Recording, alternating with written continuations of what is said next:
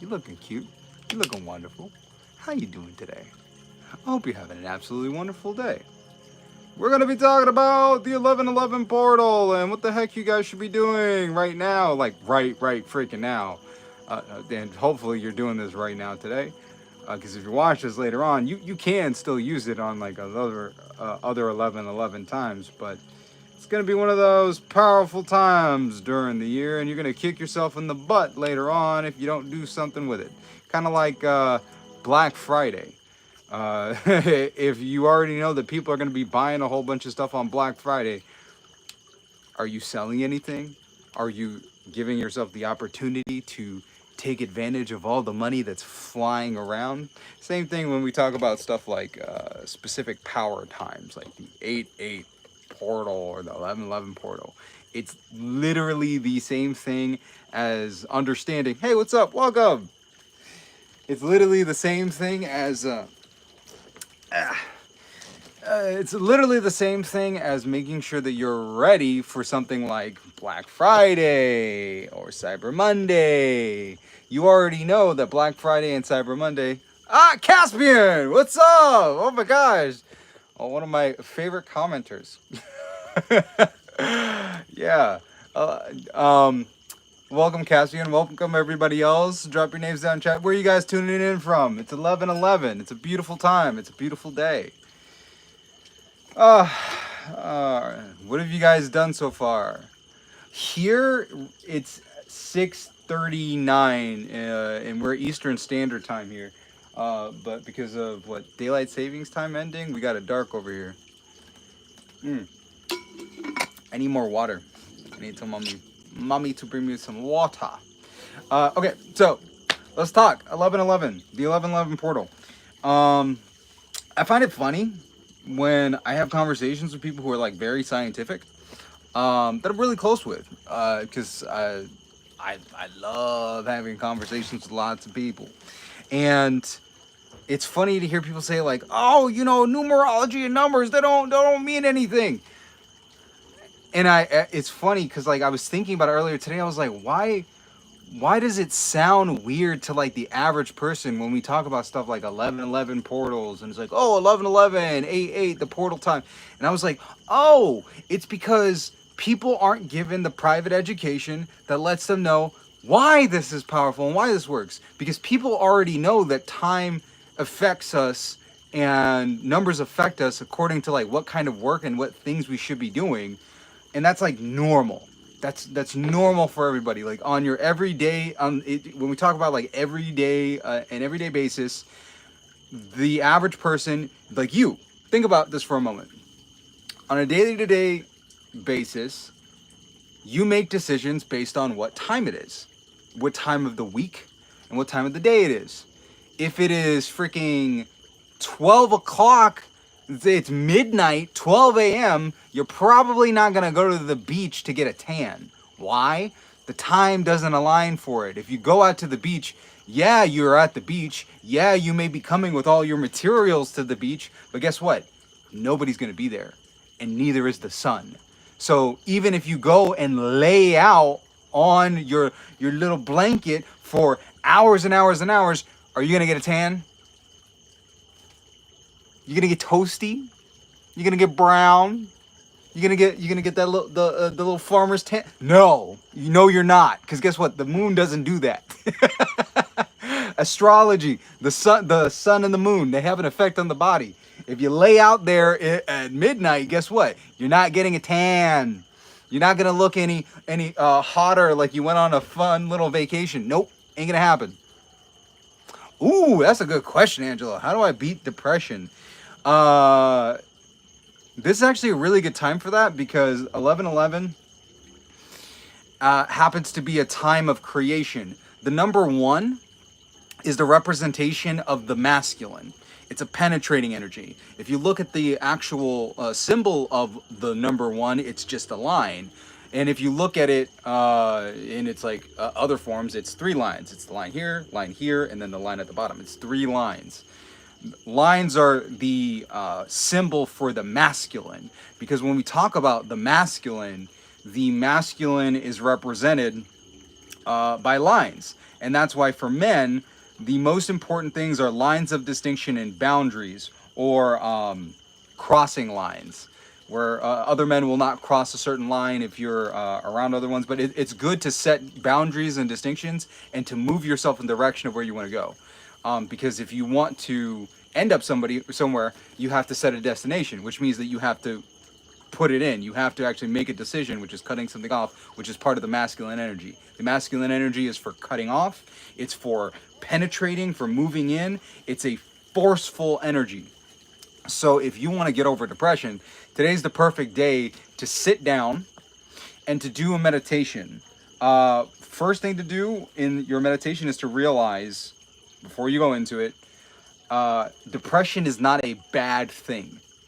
Depression is actually an energetic state, and if you define it differently, you'll get a different result out of it. So depression is closer to compression, or what you're actually doing. I love this. I got this from Bashar, which, if you haven't listened to him, it's absolutely amazing.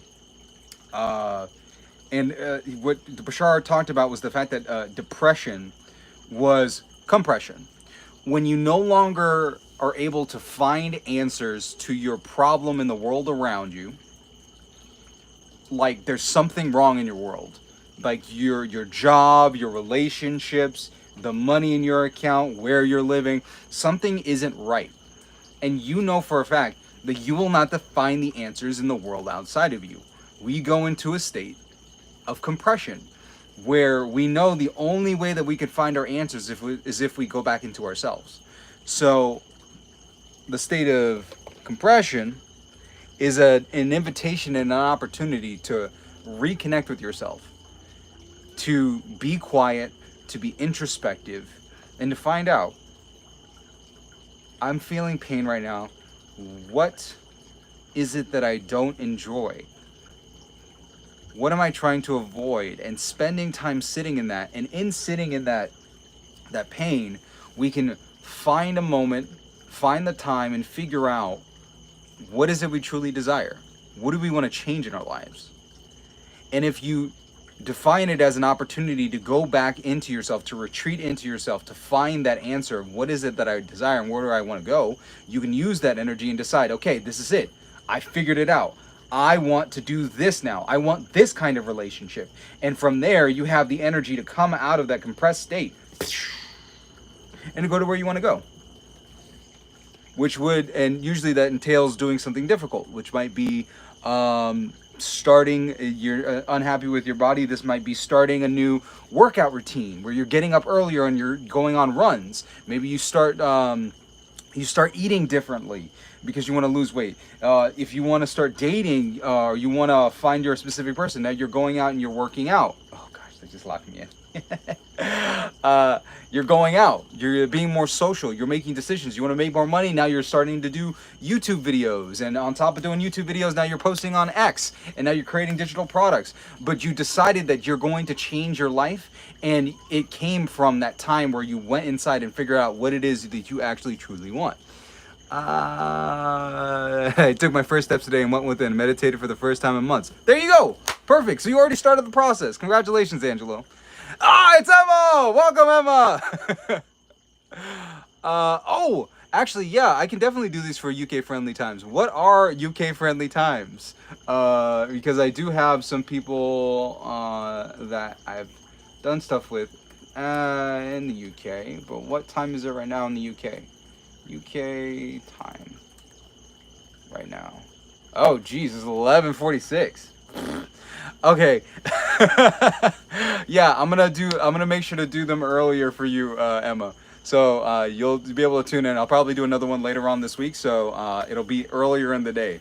So probably earlier in the evening for you. I'll probably do one closer to like 6 o'clock your time, so it's a little bit easier. So keep an eye out. I'll make an announcement and I'll make a post about it and schedule it for you. All right, Emma? Good night. Okay, so yeah, that's the thing for depression. If you want to battle depression, the way that you battle it is that you don't fight it. You use it as an opportunity. You retreat within. Don't fight the depression, the compression. Retreat within. find the resources and the things that you desire, and then come out guns blazing, going out into the world to go after what you truly want. Because that's what it's supposed to be. If you don't define it as a negative thing, it will not be a negative experience. It'll be an enjoyable experience, and you can come out the experience more powerful. Naturally, that's what we're supposed to do. When something is supposed to grow, it has to go through a metamorphosis and a process of change. There was a really good story about what happens to a, if I'm not mistaken, I think it's either a hawk or a bald eagle. When they get to a certain age, their talons become dull and their beak isn't as sharp. So they go into a state of being reclused, and they'll go into the mountains. And what they'll do is they actually have to pull out their claws and smash their beak. They have to break their beak against rocks in the mountain so that they sharpen their beak and regrow sharp claws. And until they go through that process of retreating and deconstructing and literally tearing themselves apart, breaking themselves, once they break themselves, they're able to go back and hunt and live the next portion of their life. If they don't go through that process of breaking themselves down, they die. So like the hawk and the bald eagle, you get the opportunity to do the same thing. You don't die. You get the opportunity to go into your state of breaking down so you can come back stronger and better.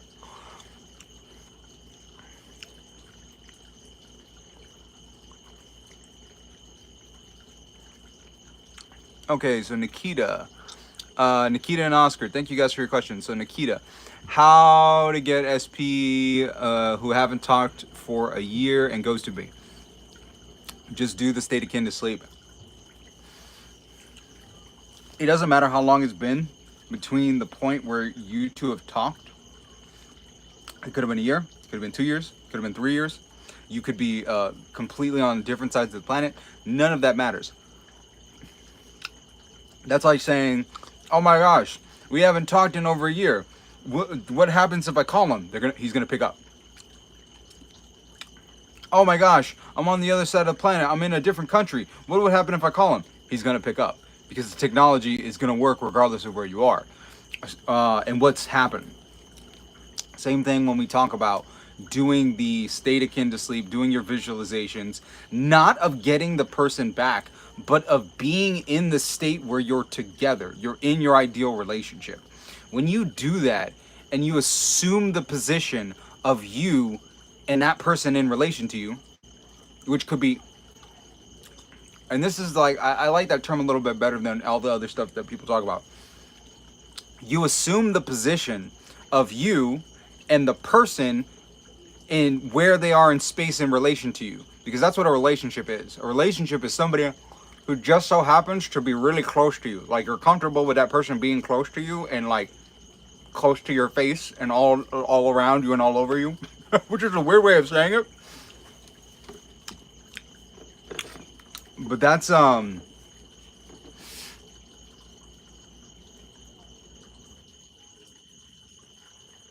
what we want.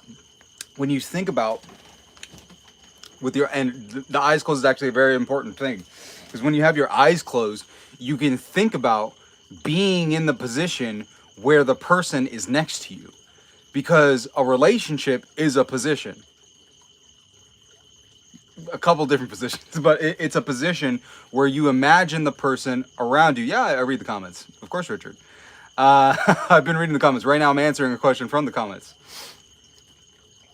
So if you want, you got to recognize that what you want is to be in the position where your SP is with you.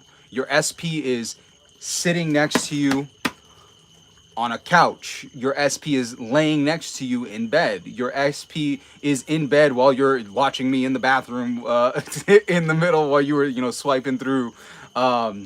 You were swiping through shorts, and then an eye popped up, and you're like, "Oh, hey, I'm gonna watch this." What's up, Kyle? Hey, man. you want to be in the position where you know that they're close by, or they're going to be close by. Like, you have a good relationship, and if you text them, the person's going to come back. So when you recognize that, if you imagine it, you get yourself into the feeling like that person is in your space or around you, or can come into your space if you just send them a message or give them a phone call, and you guys will meet up. Either you're going to go over there to their place, or they're going to come over to your place. That's the position that we ultimately want. If you just imagine that, like, that's all you really need to do. If you just imagine that, like, hey, we're together, that person's sitting next to me, my hand's on their thigh, or I'm laying on their lap, or they're laying on my chest or whatever. If you imagine that, and you do that in a state, this what's Neville Goddard referred to as the state akin to sleep, or hypnagogia, or the theta wave state, where you still the body to the point where you begin to start drifting off. Once you get to that point, you're able to put more of your attention into the dream space, your imagination. When you do that, you feel inside like the person's actually there. And when you do that, the person will feel it. And if you do it enough times, the person will feel like that again and again and again. And if they're not having a conversation with you, they have no other reason to be thinking about this. And for them, it's just, oh my gosh, why do I keep thinking about this person? Oh man, I need to reach out to them. Because that's ultimately what happens. If you can't get somebody out of your head, and you've been thinking about them for days and days and weeks, eventually you're going to reach out to them. You're going to check them out on Instagram. You're going to send them a message. You're going to text them. You're going to do whatever. Why? Because you need to figure out why you're thinking about them. So if you use that, it works really, really well. Okay. So what's up, Kyle? And Andy. Yeah, you're funny. Okay, Oscar. Okay, I'm going to answer everybody else's questions. It sounds like an intense wet dream. Yeah, well, I mean, it can be.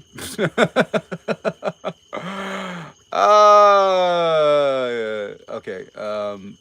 Vento, I see your stuff. Double D, what's up? Oh, damn, dude. I'm glad you saw that I was live and you jumped in. Glad you're here. Okay, so yeah, glad you're here, Double D. Double D you. Okay. Where was I? Somebody else asked a question. So Oscar, so all your recent video, a lot of your videos talk about manifesting your SP, and it seems like these are things talking about exes or people you've met before. What about manifesting a person you've never met? Okay, so this is actually a really good one. The reason why I've done most of like the X stuff and all that is because that just so happens to be like the most pressing issues for people. Because when somebody hasn't met their ideal person yet, a lot of the times they're not necessarily as motivated to find a solution for it, because maybe you're like okay with being alone. So for the people who want to manifest somebody that they haven't met before, I just haven't met you yet.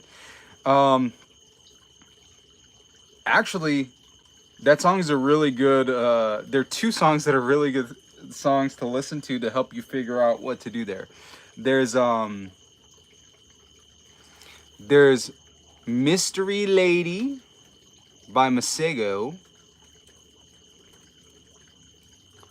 But don't listen to the original version. I'm not a fan of the original version with Don Tolliver. Listen to the Mystery Lady, I think it's the Masego mix version. Because the dude freaking remixed his song, and the remix was way better than the original, like 1,000 times better. Masego, Mystery Lady remix. Sego's remix, that's what it's called. Mystery Lady, Sego's remix. I love this freaking song so freaking much.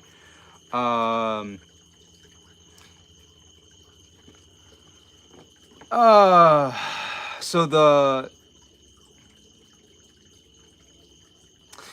if you listen to the song, what Masego says in the song is like, and the chorus is really funny. Thinking I could make this many songs about a lady when I haven't met her, but she's heavy. I haven't listened to the song in a while. Thinking I can make this many songs about a lady when I haven't met her, but she's on me heavy on my cerebellum. If she say me love me, am I wrong? Am I crazy? Am I overzealous? But I know the feeling and I'm never wrong. Which is, if you listen to the lyrics of certain songs, especially like love songs, they will quite literally give you a master class in how to manifest relationships. So thinking I could make this many songs about a lady when I haven't met her, but she's heavy on me, on my cerebellum. If I say I love her, am I wrong? Am I crazy? Am I overzealous? But I know the feeling and I'm never wrong. That's actually the process of manifesting your person when you don't know who your ideal person is. It's literally to be in the fantasy of what your ideal relationship would be like. I remember Bob Proctor talked about a similar process where if you want an ideal relationship, what Bob Proctor told people to do is like, see yourself in the relationship. Like when you're sitting down in the kitchen or at the dining room table, imagine that your person's in the kitchen.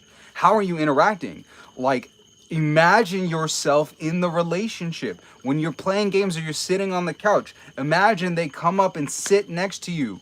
And the whole point of it is not necessarily to get the image of a specific person, but to get the feeling that's associated with having that person next to you.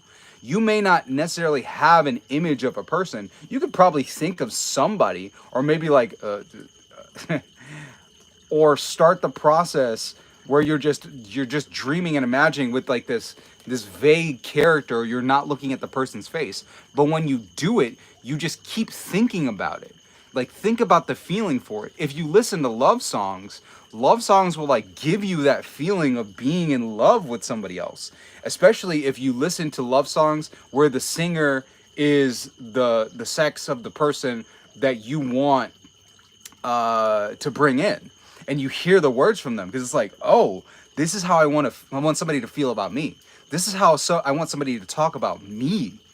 Like, this is good stuff. Or listening to the same gender singer talk about somebody else, and you're like, I want to feel that way about somebody else, and you're singing that song. When you sing music about a person or about that ideal relationship or that feeling of being in love, it's very easy to get into that feeling.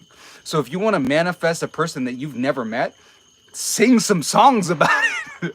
So for me, mine, I love Masego's Mystery Lady, the Sego mix. It's so freaking good. It's one of my favorite ones. That one, and the other song that I really like a lot is Blind Man by Blind Man.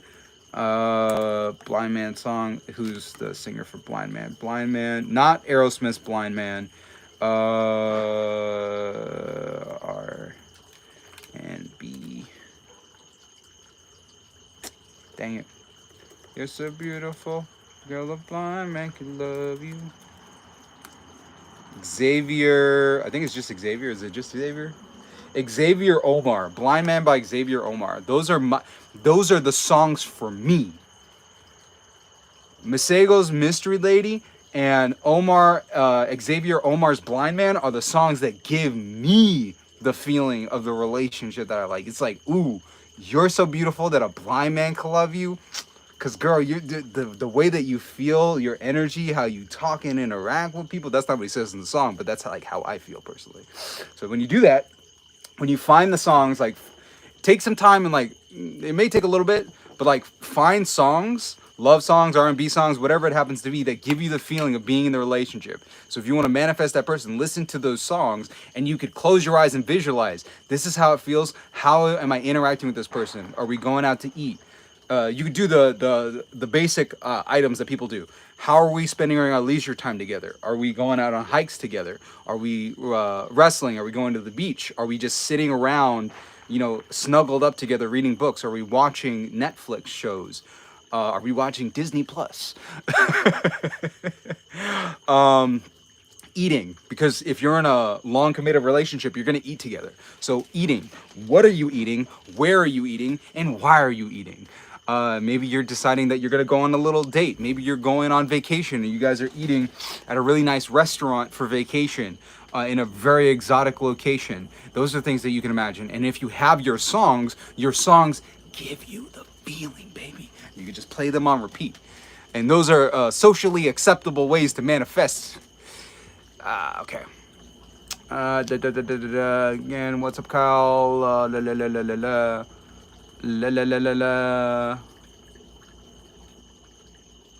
Can you find me a pog whisper? You can find subliminals for that kind of stuff if you want that. But seek ye first the kingdom of God and his righteousness, and all things shall be added unto you. Yes, that is correct. For that specific biblical quote, the important thing for anything, whether it's biblical quotes or stuff related to the law, is that you need to make sure to read the definitions that are related to that, like in the actual text documents themselves, so that you fully understand what people mean when they say and use those words. So, seek ye first the kingdom of God. If you look at other passages related to where the kingdom of God is, the kingdom of God or the kingdom of heaven is within you. Where is that within you? It's what they're actually referring to is your imagination, your consciousness within the mind. So when we say seek ye first the kingdom of God, seek what it is that you desire in your imagination, that part of you, that eternal part of you that exists within you, but is separate from you. Like, it's not necessarily the physical body, but it's still a part of you, and you have your ability to do it, to like change it. And if you're using the imagination, the kingdom of heaven, you're seeing things within the kingdom of heaven as though they are already done, which is faith, which is the belief in things that are unseen as though they are seen. When you see those things in your imagination and you act righteously, which means that you're not acting against other people, you're using the golden rule, which means that you're not cutting yourself off from the divine. All the things get added to you. Everything that you imagine in your imagination, the things that you desire, will happen if you're working in that way. Hello, Elisa. Welcome. Glad you're tuning in from San Bernardino, California. Oh, wow. I got a lot of comments. I might need an exorcism. Oh, oof. Yeah, that's, seriously, it, they got, if you need an exorcism, go get one. No, I mean, it's not necessarily, if you use these processes improperly, you can use them to manifest things that you don't want, or you don't like, or against other people.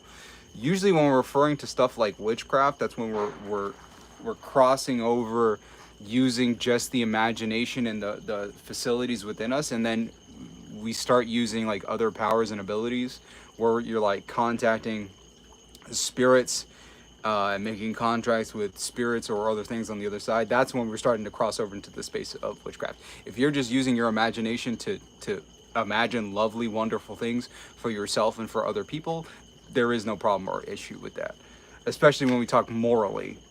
Because when we talk about morally, it's actually like higher law that exists within us. We don't want to get to the point where we're messing with other people or hurting other people, which you could do physically or spiritually.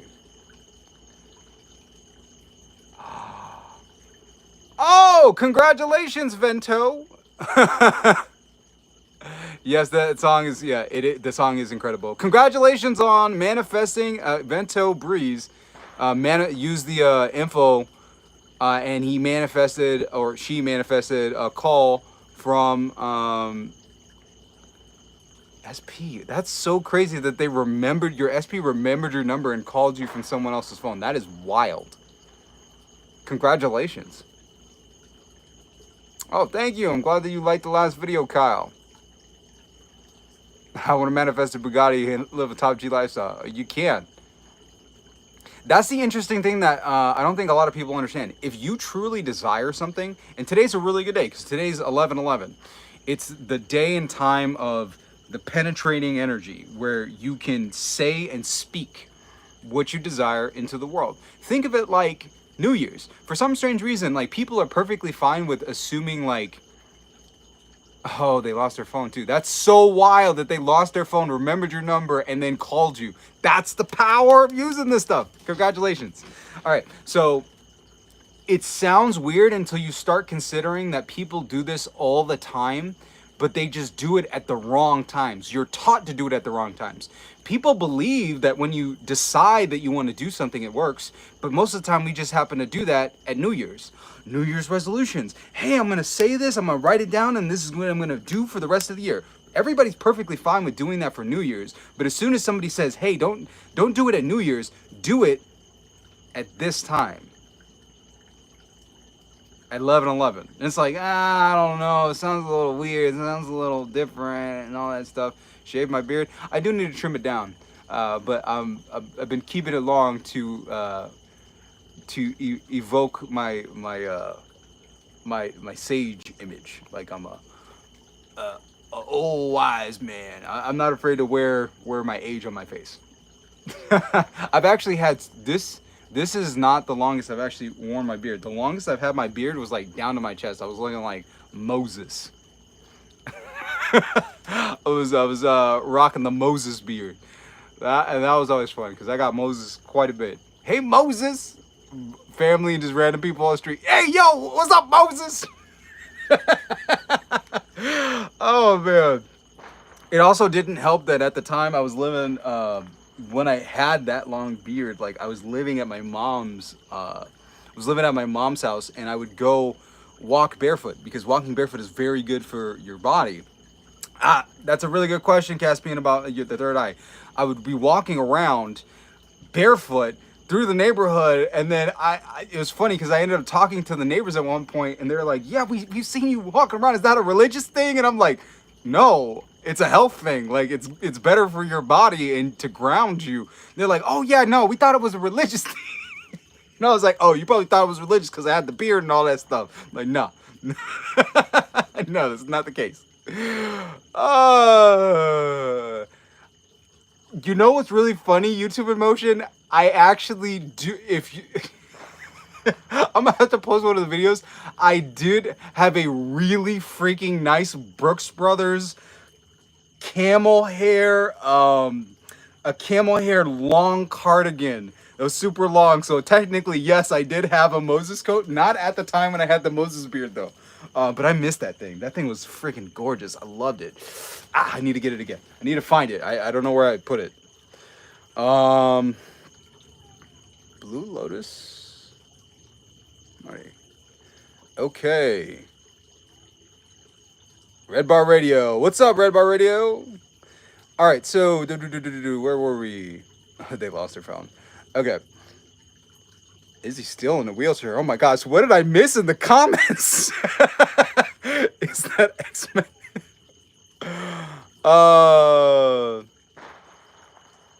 Oh, that's so cool. Bro, Mystery Lady is the song that brought me and my partner SP together during our first trip. That's so wonderful and beautiful. I really do love that song. How did you almost injure yourself to a song? I'm very interested in like finding more about that. Sobriety is very important when you're in the process of manifesting. That's a very good question, Kyle. Some people will talk about using substances and stuff to help manifesting. There can be some benefit to the process of using like plant medicines. I do not recommend it as a continual process because one of the things that's very important is learning how to control the focus of your mind, to control your own concentration, and to have the ability to create and generate the emotions and feelings all on your own.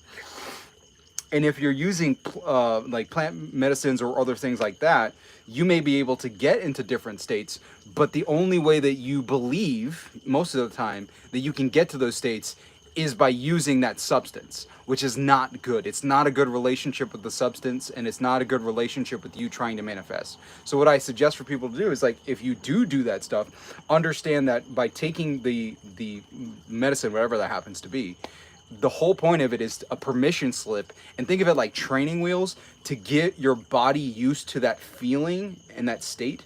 And once you do that, any hypnotist can tell you that you can regenerate that same feeling at any given time.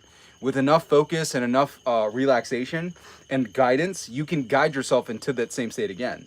So the interesting thing is, Danny Trejo, you know, the guy with all the tattoos who plays Machete, and all that stuff. That big guy, he actually talked about it when he was in prison. Because guess what? There was one person who was in prison who was helping people get high through hypnosis. And what he did, and that person happened to be Charles Manson. So Charles Manson was hypnotizing Danny Trejo, and you can look this up. He has interviews where he talks about it, where he was talking about being in prison with Charles Manson and how he would hypnotize, you know, prisoners, him and other people, to get the feeling of, you know, being on, you know, the stuff where you tie it around your arm, that kind of stuff. And it's like, no, like they would have the full experience. Or if they were on, you know, the happy grass. I don't know what I could say on live, so I'll stay vague. But if you're on you talk about the devil's lettuce, he would help people get into those states too. So it's so funny to hear him talk about that. But that's what you can do as a hypnotist, because and one of the things that Danny talked about was that there was one guy who he tried to do the hypnosis on, and like the dude was like, it's not working, nothing's happening. And it's like, well, have you tried the drug before? Have you done it? And then the guy's like, no, I haven't. And I was like, well, that's why you can't go into the state. Your body doesn't know what it feels like. And because your body doesn't know the experience of what it feels like, hypnosis can't get you there. Because it takes you crossing that threshold. So by crossing the threshold and taking a medicine, you now have gained the ability to go back into it. It just takes a lot of concentration and focus. So if you use it like that, it's actually very powerful in the process of manifesting.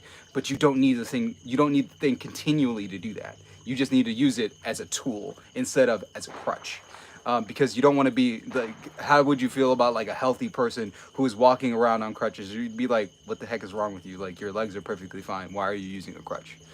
Same thing for manifesting. Don't use crutches.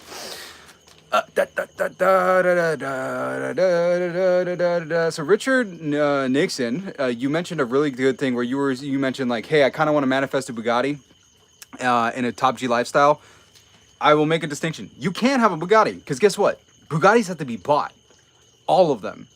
Bugattis are really cool. They're like, oh yeah, Bugattis, they're like 10 million. You know, they're super amazing cars. But guess what? Somebody has to buy them. Every Bugatti that was produced has been bought by somebody. If you decide, not a kind of thing, like, I'm going to buy a Bugatti. Once you decide that, and you stick with it, you can buy one. Because someone has to buy one. And if you make the decision that that someone can be you, it can be. You just need to make the decision and do everything that's possible to get there, which includes imagining it, getting close to Bugattis, getting around Bugattis. There's going to be a lot of energy, a lot of capital. It's going to be expensive, as in expensive with your attention, your focus, your energy, because you're going to have to focus on doing a lot of things again and again and again and again and again. If you know how to make money, you're going to need to do the same plays for making money again and again and again. If you know how to make $1,000, you run the $1,000 play again and again and again until you get up to $10,000, $20,000. Once you're at $20,000, you can end up scaling up your systems and whatever stuff you're doing to make more money. But the whole point is, like, if you want to do it, it is possible.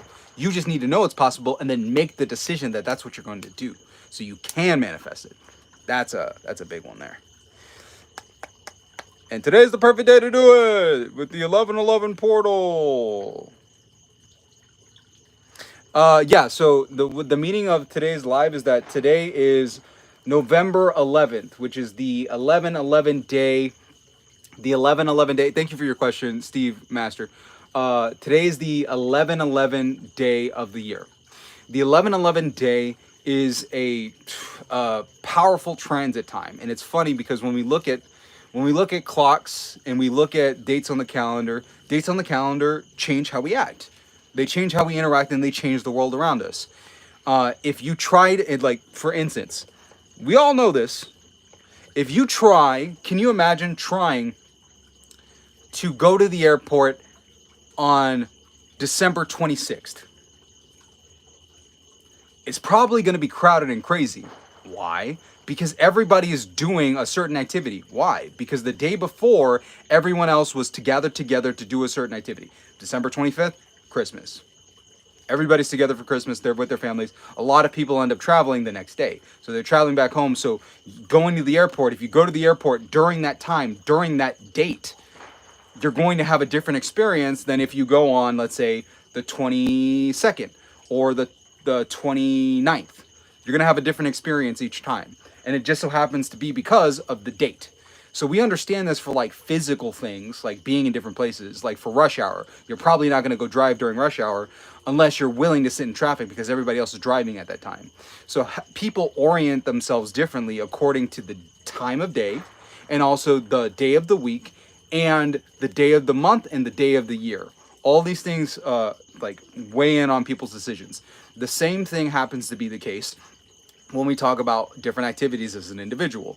So for 11/11, it's a portal time where you're going to have more of this penetrating 11, this penetrating 1 energy. So you can use this to make decisions, to launch things, to start projects. Because 1 energy is the energy of initiation, the energy of creation. 11 times are great times for expression, for being very emotional and getting people emotionally involved with things. That stuff is like super duper powerful. So on today, because today is 11/11, it is a portal, and where you cross through a threshold of the portal, you move into a new world. And you can decide to go through a portal and just end up in the same world and not make any decisions. But if you stand today and make a decision that you want your life to be different and you write things down, you focus on them, you meditate on them, today is a day where it's basically like punching in the coordinates punching in the coordinates on the Millennium Falcon and then hitting the hyperdrive and shooting off into the distance.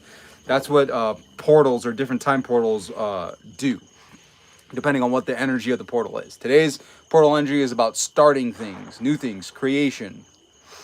Caspian asked a really good question. Oh my gosh, so many questions.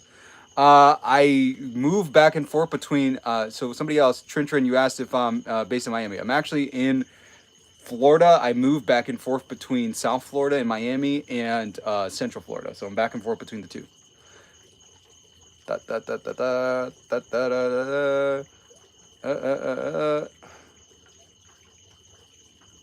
Hey Ryan, still working on so we actually, Caspian asked a really good question about activating the third eye.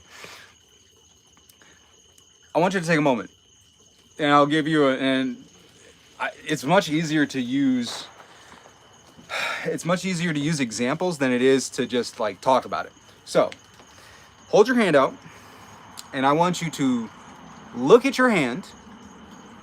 If you're holding the phone in your right hand, you can look at your left hand. I want you to look at your hand. And I want you to close your eyes and you'll see the after image of your hand. And I want you to imagine and see an apple. Now, I want you to turn this apple into a Granny Smith apple, those green apples. So I want you to see a green apple in your hand. Let me ask you a question. If your eyes are closed, how are you looking at a freaking apple? Where is this apple? Where? Where is this apple? Congratulations. This is what we refer to as the third eye. It is the facility of the imagination. The act of using something where we can use language or the attention or focus, and out of nothing, out of darkness, with eyes closed, you can see something in the space around you where there isn't. You take the essence of a thought, an idea, and you can use that idea, the sound of the word Granny Smith apple, green apple, by hearing those words. When those vibrations hit your ear, For some reason, light was reconstructed in the darkness of space inside of your whatever that was, the theater of your imagination. You looked in that imaginary hand, and through the act of thinking and focus, an apple appeared. This didn't take time. The apple didn't need to grow. There was no seed. There was no tree. There was merely the thought, green apple, and there was the apple. That is an experience of using the third eye, what we refer to as the third eye. And that's why it was called the third eye, because we have the two eyes, the left eye, the right eye, but for some strange reason, everybody had the ability to close their eyes and see things. Well, not everybody, most people do. And this is where we get into activating the third eye. Now, when you look at the apple in your hand, how bright is the apple? Can you look, if you bring the apple again to your imaginary hand and bring it up to your face, can you see the depth of the apple? Because when we talk about the idea or concept of imagining things, we're not always talking about the same thing. You can think of the concept of the apple, but the apple may be floating in space, or it may be like a nebulous concept, like you're seeing apples, or like the general form of an apple, but it's not like solid. It's not like staying in place. It doesn't seem like it has depth. When we talk about activating the third eye, what we're doing is we're removing the attention and the energy, the same energy that's used to move your hands, the same energy that's used to make you clap or talk. We're taking that energy away from the physical space, away from here. We're stilling the body, and then you're pouring that attention, that energy, into the idea of the apple. And the more attention that you put into the apple, and you think apple, apple, apple, and you move the apple in your hand, seeing the shine of the apple in relation to the light, feeling the texture of the apple, maybe bringing it up to your nose and smelling it, or taking a bite. When you're doing that, you're activating the third eye. You're adding more and more detail and tones of reality. That's what Neville referred to as tones of reality. The tones of reality into the concept of the apple. And if you continue to pour more and more of that energy and more of your focus into that, and you get your body into the state of stillness, you can get to the point where it feels like there is actually an apple there in your hand, in your imaginary hand, and you could feel it and toss it up. And if you get sufficiently relaxed enough, you can get to the point where you fall asleep and you're now in a lucid dream holding an apple, and it's solidly real. Your whole attention is taken away from the physical body in this space, and now you're completely in the space where you're there holding a freaking apple.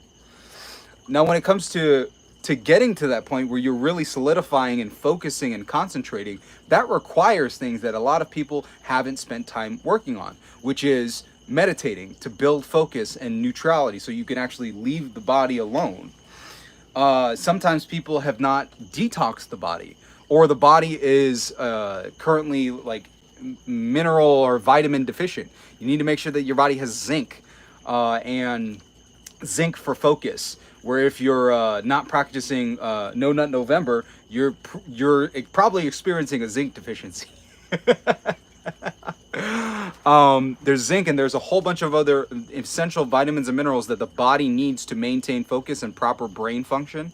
And when you practice things like meditation, detox, retention, when you add all these things together, you have more energy available so that you can pour it into the imagining of the apple itself. And that does take time, that does take effort, it does take work, but when you do that, you'll find that you can make the object or the concept very real, and see it actually in 3D in space with you, which is pretty cool. Your live is great. I appreciate the information. Oh, no problem, Caspian. I'm glad I was able to do that. Makes sense why I've been eating apples lately. Yeah, you're vibrating in relation to apples. You're fully locked in. You're like locked in on the apple frequency. All right, so wow, thank you so much for the answer. My vision isn't exactly clear, which is actually funny because that's the case for a lot of people. It's even the case for me. It takes a lot of focus and energy to actually get to the point where your stuff is clear. The apple to become clear, the struggle is usually because it's the lack of concentration and practice. The not having the meditation, not having enough sleep is another one that does make a difference with it. Of course, the lives are always saved, so you can go back. All the two other lives I had, they're live. They're on the channel. You can check them out. They're on there. Um, there is for men, retention. If you're gonna just like disregard everything else I say, if you're gonna only take one piece of advice, practice semen retention. No fap, that stuff. You practice that 2 weeks to 30 days. If you go beyond to 60 days, oh my gosh. Oh my gosh. Your life will transform. Part of the reason why people struggle with manifestation and focusing is because they're chronically depleted. The energy that comes from the lower regions of the body is very powerful and potent. There's a reason why people go to clubs and like are constantly in the process of like trying to find a partner, both for men and women, all the time. For men, a lot, it's like, I need it. Where guys can't, like for some men, they can't even imagine or fathom not going one day without feeling that feeling. Yeah, Sexual Transmutation by Napoleon Hill. Chapter 12, if I'm not mistaken, from the book Think and Grow Rich, which is, let me double check to make sure that I'm right on that. Chapter 12, Think and Grow Rich, baby. No, that's the subconscious mind. I think it's chapter 13. Oh, was it chapter 11? Was that right? What's the index? Think and Grow Rich. It's chapter 11. That's what I thought it was the first time. Chapter 11. If you read chapter 11 and Think and Grow Rich, chapter 11 is the mystery of transmutation. It's the taking of that energy. And it's funny because it's the same process that's taught in the Bible, although it's taught in the Bible in symbolic language. Revelations 2. In Revelations 2, we're talking about the chakra system.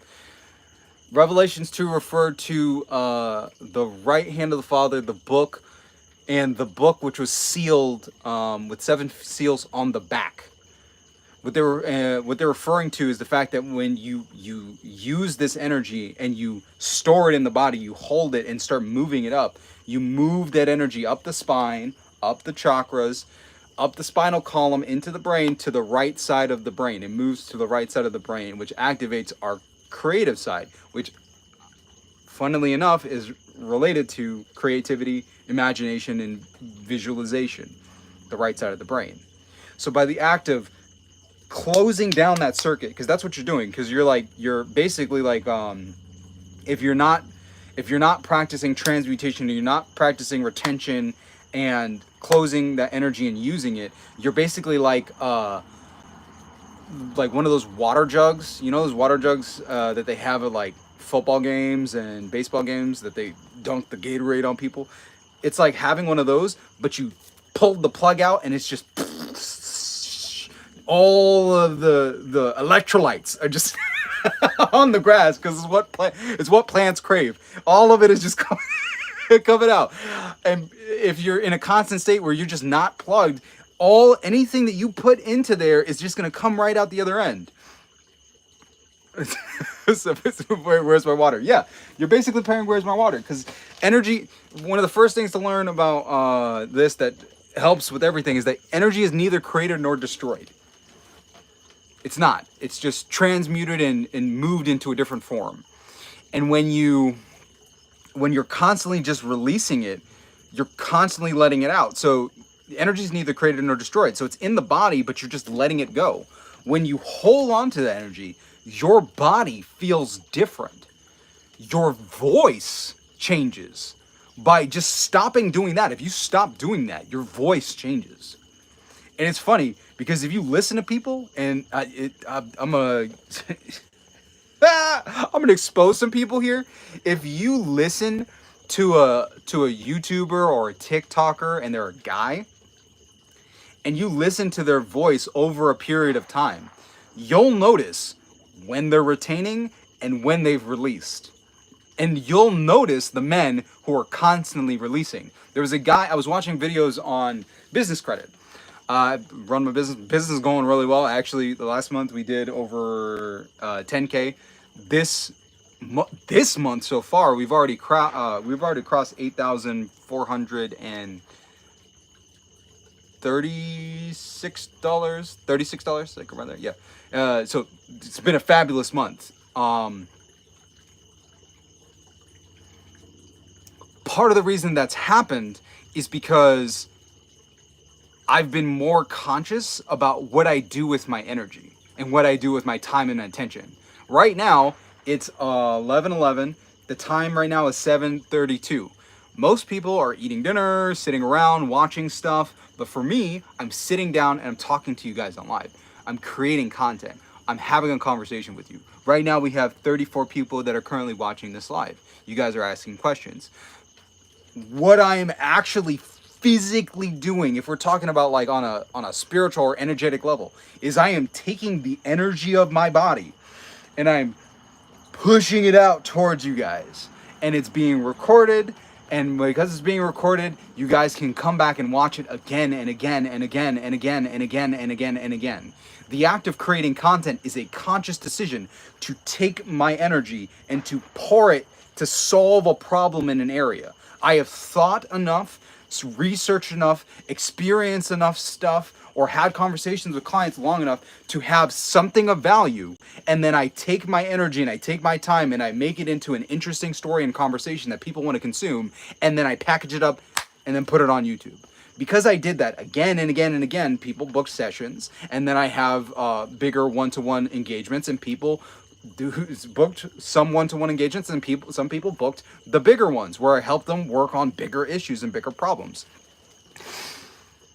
That all happened because I was more conscious with what I was using my energy for and what I was using my time for. So if you want anything in your life, a relationship, oh gosh, when we talk about relationships are very, very deeply related to energy. If you want to be in a relationship, relationships require a lot of time and energy. Even if you end up dating somebody, and you don't, oh, UK, yeah, it's probably like what, 12 o'clock over there now, 12:30. Oh man, Carisha, oh man, I'll make sure to do some of these lives a little bit earlier for my my UK followers, people, because I got people over in Germany, got people in Ireland, all over. So I'll make sure to do some earlier ones for you guys. That's more UK friendly times.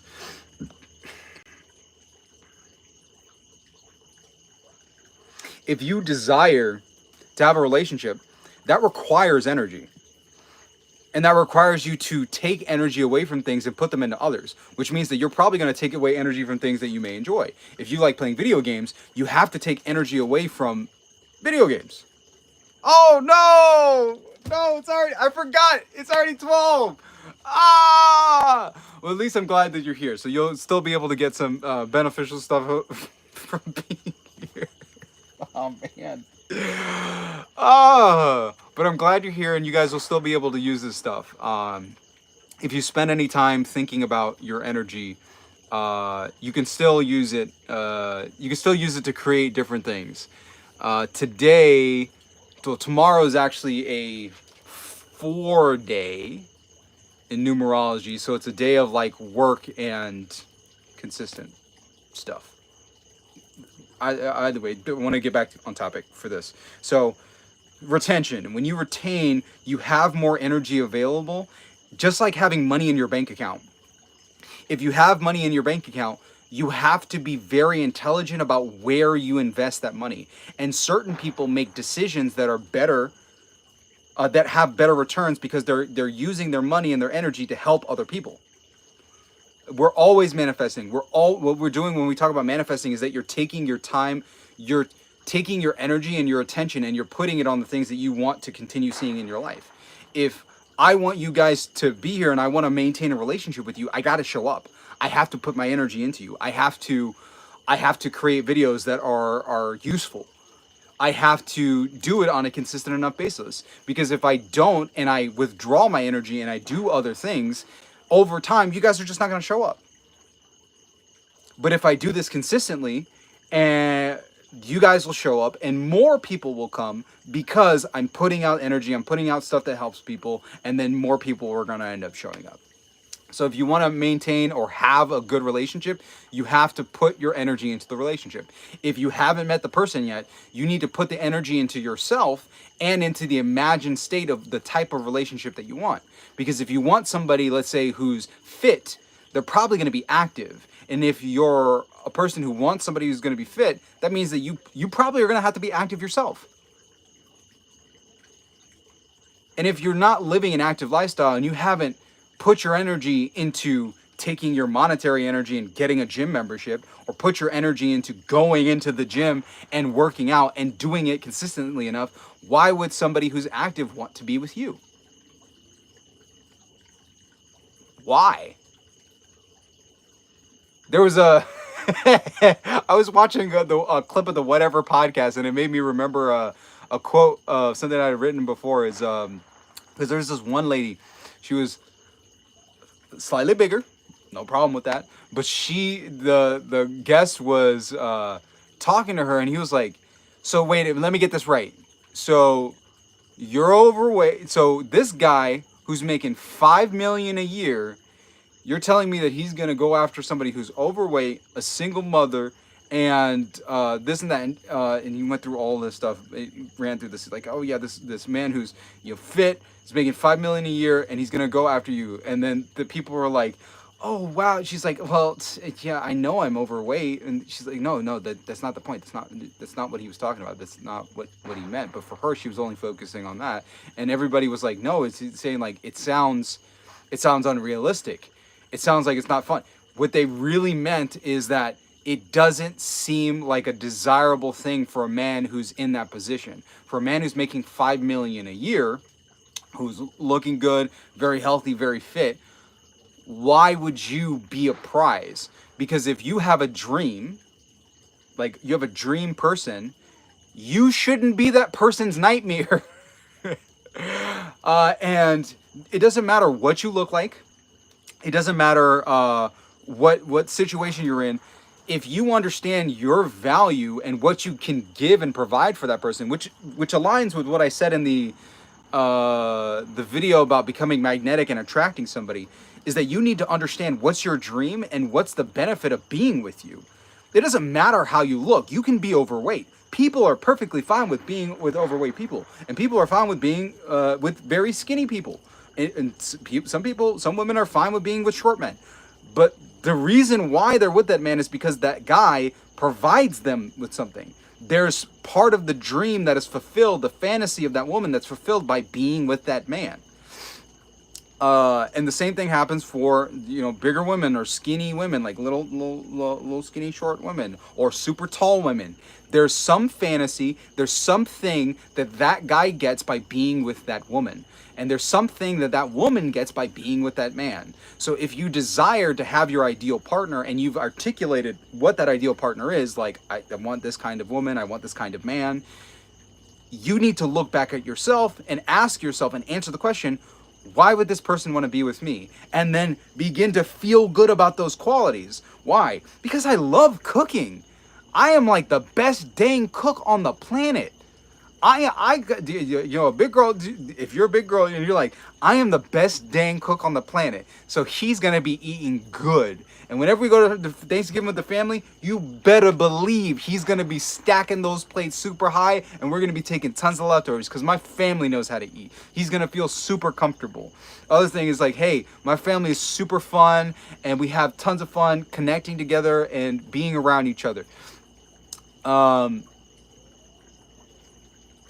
And there's a warmth and connection that we have when we have our family nights and fun together, and he gets to be a part of that community and that fun where we get to play games together. We maybe play Scrabble, Dungeons and Dragons, Taboo, and we just laugh and have so much fun together. That's something that's a benefit of being with you. If he's not with you, he doesn't get access to those things. So somebody who's your ideal partner would want that kind of stuff if you want to have a social relationship. So take some, yeah, bring it. Thank you. Oh, thank you. Thanks. You have the cookie? Yeah. Panera bread. Mango smoothie. Mommy bought it for me. Ooh, I wonder what cookies you bought. I told her to bring me a cookie. Oh gosh, a big moth. It's okay, you're fine. Hi, Daddy. Hi, Daddy. Hi, baby. Hi. I'm good. It means some Syrahs. That's fine. I wanted you to have your steak before Sophia drank all of it. Oh, that means you drink a lot of it. Hey, everybody. This is little Sophia here. She gets to come. Is this the first time you've been on live?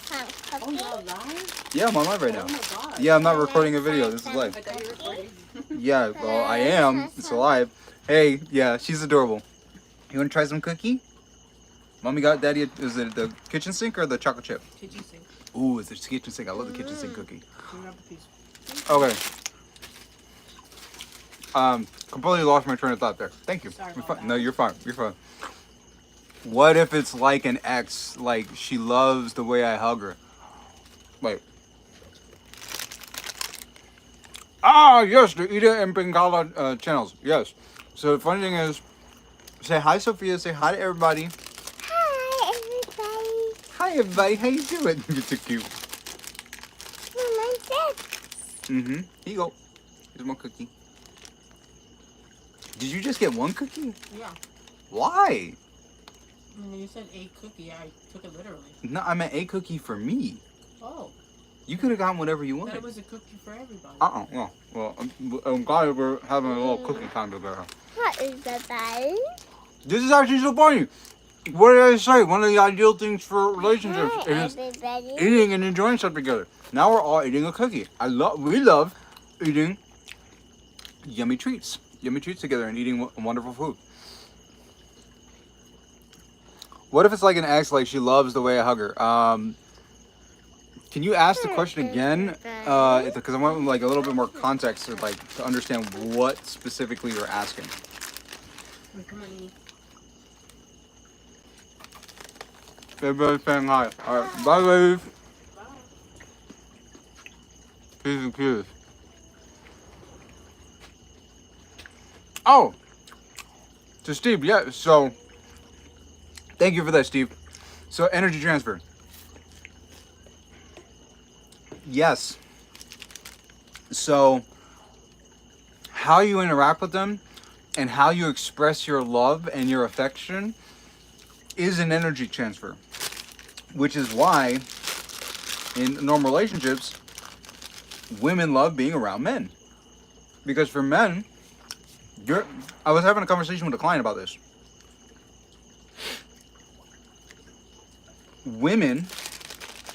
Men are not, and ladies, you please feel free to please, ladies, confirm this in the comments as I talk about it. Women do not know the value that they provide to women just by being men and being around them. Your presence puts women at ease. What men are not aware of is that women are very attuned to energy and emotions and what's going on around them. They're social creatures, so they're always hypervigilant about what's going on in the space around them. So women have to be hypervigilant to keep themselves protected in the world around them. So most of the time, what they will do is they'll be scared doing stuff like going out at night, or walking to their car, or going to the bathroom alone, or drinking and leaving a drink behind. They have to be hyper vigilant about all these things, like, hey, where did I park? Or walking out. You're walking from the club to the car. There are all these things that they have to be hyper vigilant about.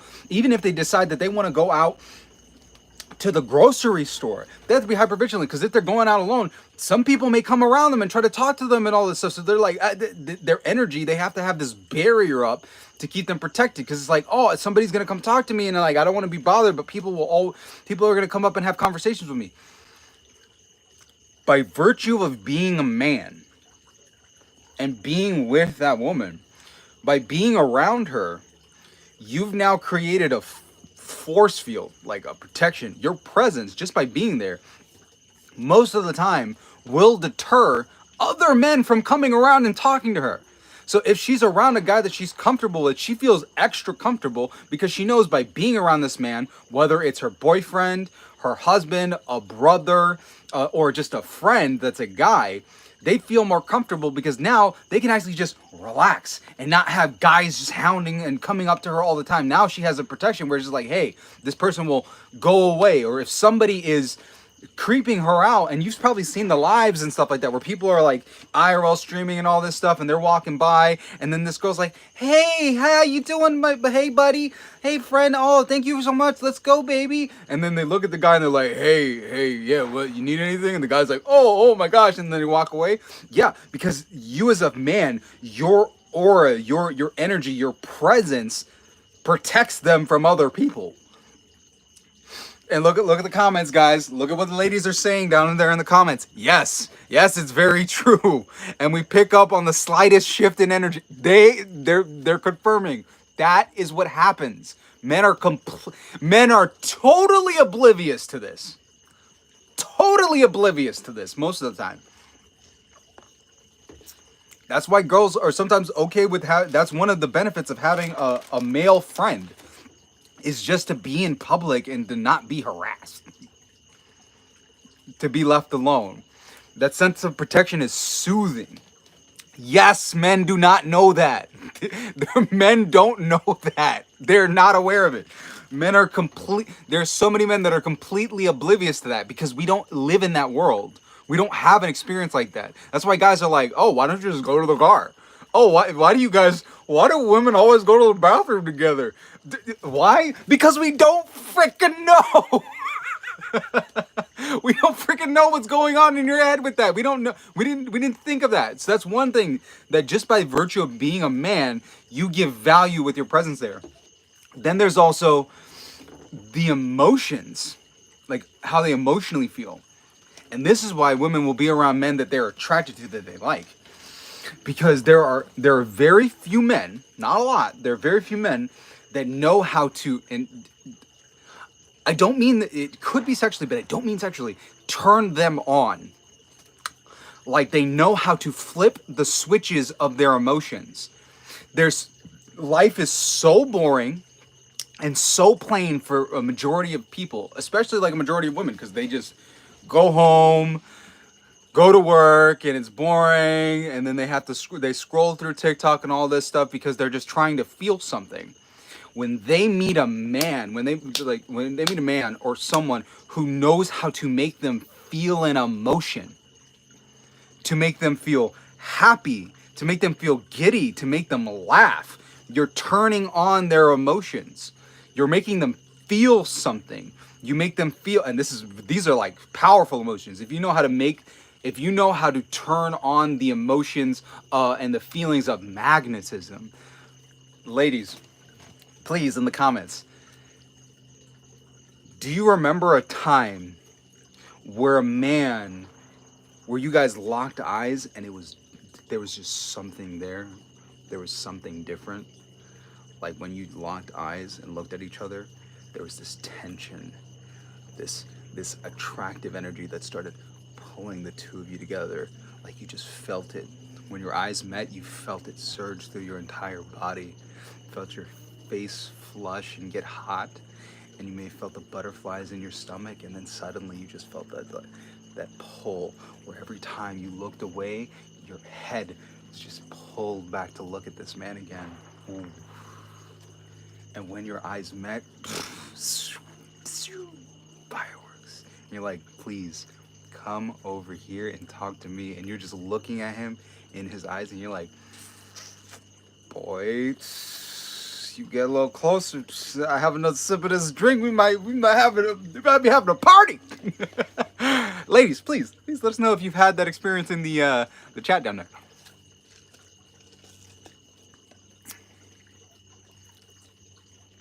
We were the Angel. Thank you. She's like, my ex. Immediately when I start talking about it, my ex. No one else ever. If you know how to do that, because men can learn how to do it. If you learn how to do it, oh my God. Angels like my ex, no one ever. We were the only people who existed in that moment. If you know how to do that, literally, you can make the entire world around you melt away. And it's just you and the other person.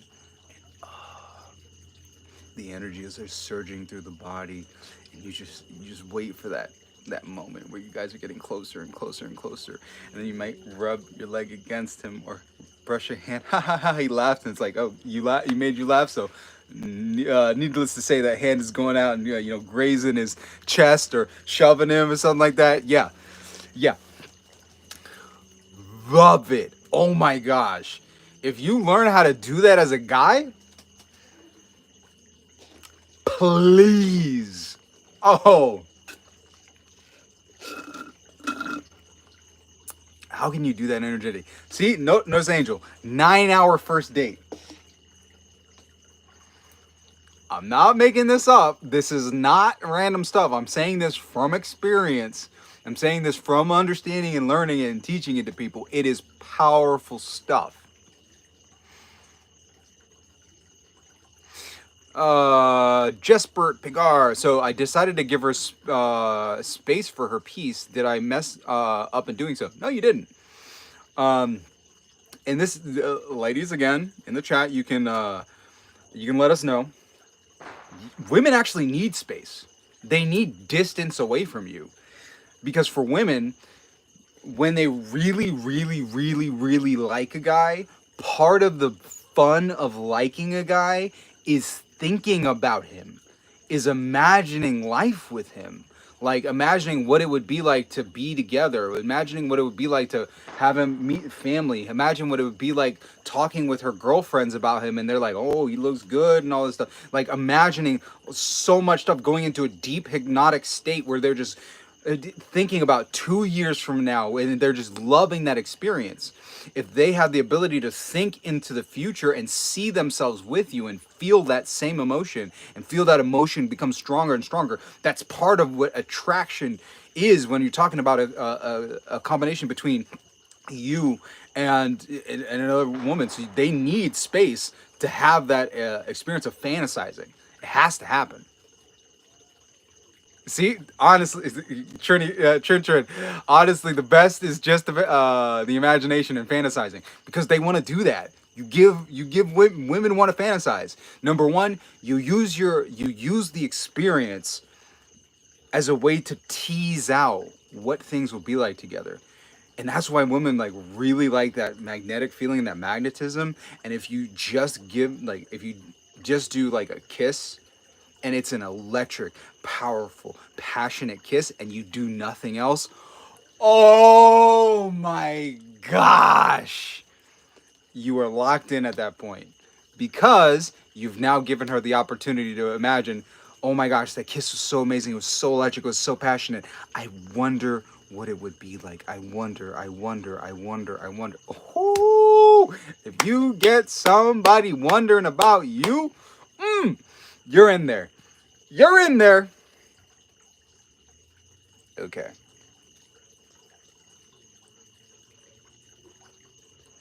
Oh, you don't need to make 100K to hire me as a personal coach. If you look in the community thing, I literally just made a post today where I invited people to join the community. So like, I'm gonna be doing one-to-one Q&As that are a little bit more in depth, where you guys will actually be able to be on live with me and ask me questions and have a whole interaction. That's available. So if you go to like the community post, I made a community post. There's a link for it. If you want to join the group, I'm doing a soft launch 11/11 deal today that I'm closing out in 3 hours. I'm closing out in 3 hours. Is just to let people into the group, into the community. I didn't even check. Hold up. Did anybody join yet? So if you want at least part of that experience, you can get that inside the community. Please feel free to join. Love to have you guys there. And currently, for today's deal, it's going to be the lowest price The actual lowest price that's available, it's only going to be $26 today, $26 per month. And if you don't like it, I offer a free refund. I don't really care. It's fine. But yeah, when you do that stuff, it's really powerful. When I launched the company, not the company, when I launched the community officially on the 15th, I'm closing it out tonight, and then I'm launching the community officially on the 15th, and at that point, it's going to be $35 per month. Unless you book the one-to-one sessions, the people who book the one-to-one sessions, they're getting into the community. They have either lifetime access or 2 months free if you get, depending on which like one-to-one session you book. Which are like in all of the link for it is in all of the videos, so you'll see it in the description if you want to check that stuff out. But not trying to sell you here. It's there if you want it and you want to join. I'd love to have you guys in there. What do we do if it's difficult for someone to make eye contact? I knew someone who was shy. You make it anyway. Part of the reason why, it depends on whether it's a guy or a girl. For guys, the difficulty of holding eye contact is directly tied to the amount of energy in the body, which is where we go into retention. If you are not practicing retention, you will have difficulty with holding powerful eye contact because it requires energy. The act of connecting right eye to right eye is a very powerful thing. It's an energy transfer. Once you do that, you feel it.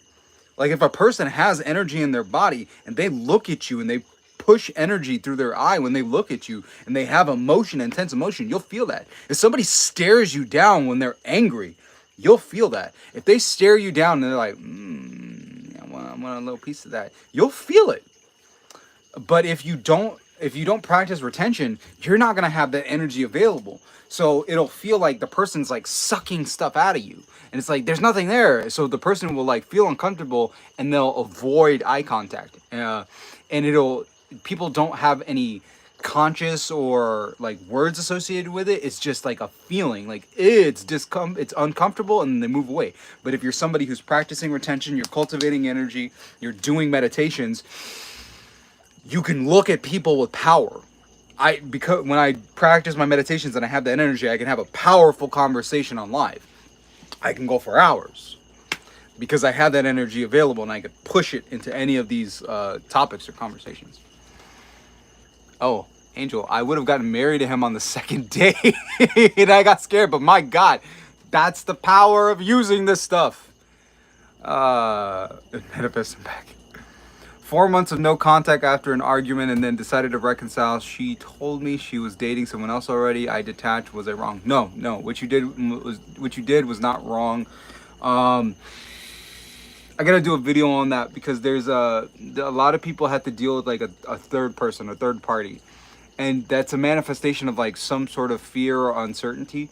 And the way to get rid of, the way to deal with a third party actually seems counterintuitive, because if you compete and you try to take the person away, you've now violated spiritual law, and now you will have to pay the price and move into the position that the other person was in, which means that they probably really, really like that person, and what you'll experience.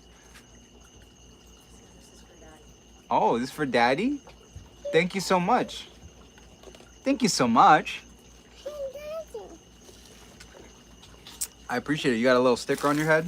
Yeah. Little sticker head? Can you bring me some more water, baby?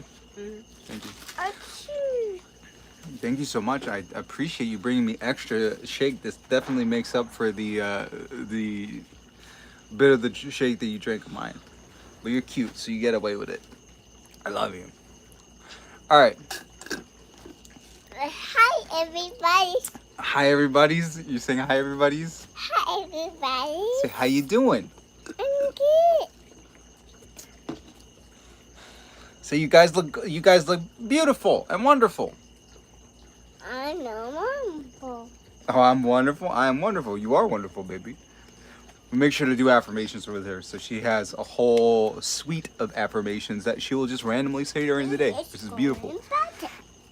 What's Javier, that's how my wife and I were when we first met. I was working and she was just following me around. I invited her to a show.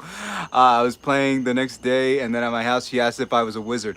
Yeah, because women love that energy. Men love doing it. Women love receiving it. But babe, but you just mention on here real quick. You can say it out loud. How was our first kiss? Oh, it was okay. It was okay. No, it was life-changing. It was life-changing. Well, yeah. We kissed. Oh, astrologically, it was astrologically relevant, because Because it was the day of the eclipse, the solar eclipse. it was the day of the solar eclipse. That's when we had our first kiss. How did the first kiss feel?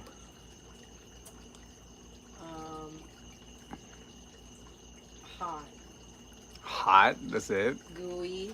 Hot, gooey, electric. That was what we talked about. Electric. That's That was what- their next word. Yeah, that's what we said whenever we talked about it. It felt electric. It was electrifying. Oh my gosh. And then you couldn't stop thinking about it afterwards. Right. So I kept contacting them. Yes, you did. Again and again and again until we met up later on the night. Yes. So I know from experience how powerful it is to do a really cool energy work.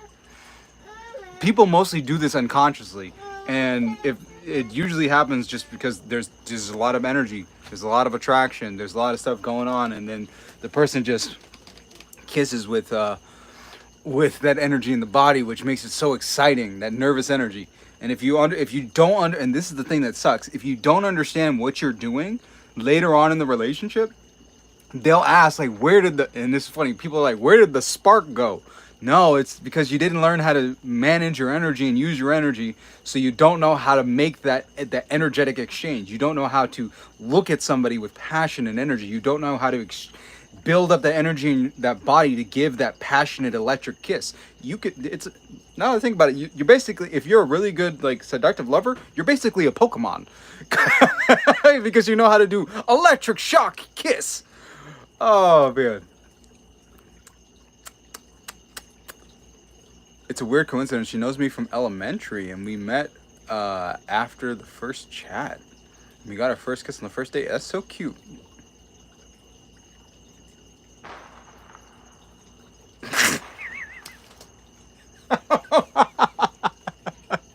Z. That's funny. Yeah. Such as weather and wide reflect a deeper glimpse into his troubled past as a potato thief in Texas. Oh no, I've been found out, guys. Ugh. It was like a wildfire. Yes, Z. You're 100% correct. Yes, people, and that's also a thing that happens when you practice NoFap, is that you not only have the energy available, but you're also not watching corn.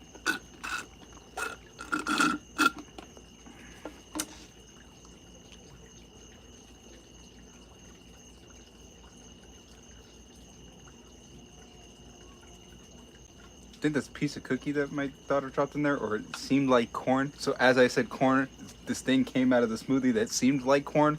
Very funny. Where was I? Corn. When you watch that, what people do not understand is that guilt and shame. Oh yeah, I gotta make a video on that. Shame is probably one of the biggest barriers to powerful relationships and powerful one-to-one connections. People who watch that stuff, people who indulge in the practice, because you can decide to stop the practice. When people decide to indulge in the practice, me not being somebody who's like above it, I've experienced it before, which means that I know the difference. I understand the power and the difference of it. Is that there's a lot of shame that's associated with it. You feel very shameful. That's why you do it in the darkness, in locked doors, away from other people, because it doesn't feel good. Like if somebody knew about it, it doesn't feel good. That's why they have all the memes of like, hey, delete my history and all this stuff, because it's shameful. And that shame stays inside of the body. You may get the momentary release, but that momentary release is followed quickly by disgust. Like, oh my gosh, what am I doing? And oddly enough, that is not the only thing that brings up that feeling of shame and disgust.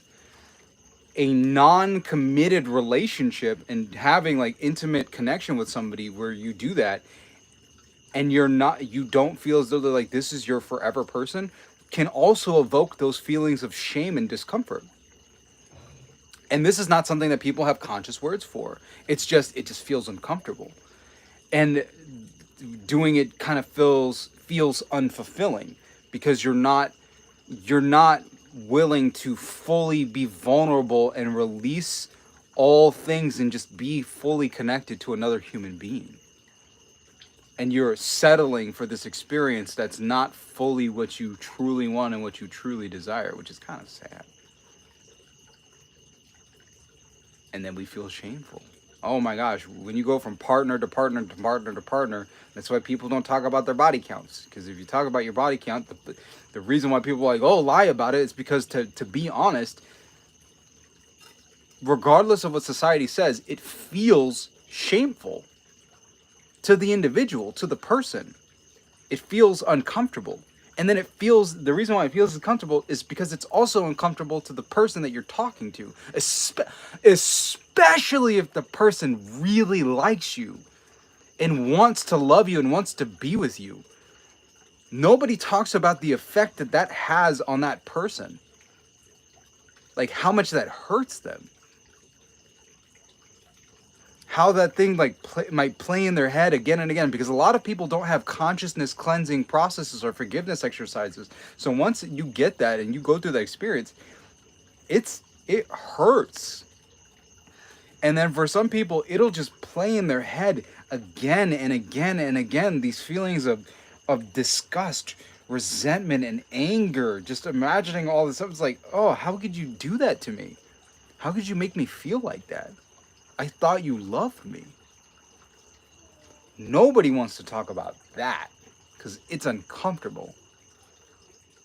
And part of the discomfort is not only that that person did that, it's that once you recognize casual relationships create that feeling, you understand that you've done that to all of your partners. If you're 100% honest, you've done that to all of your partners. And every partner that you've had that you decided that you didn't want to have a fulfilling, like, long-term relationship with, now that person carries around that feeling too and makes their ideal person feel that way. And it's like, all I wanted was just to not be lonely. All I wanted was just somebody to care about me. In this cold, hard world, I just wanted to feel somebody soft and warm. I wanted somebody to be happy with me and to be satisfied with me, even if it was just for a little bit.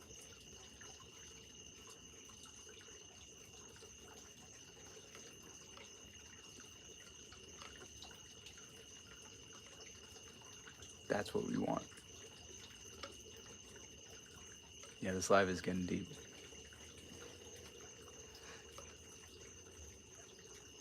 I remember when I first recognized that, I was like, wow.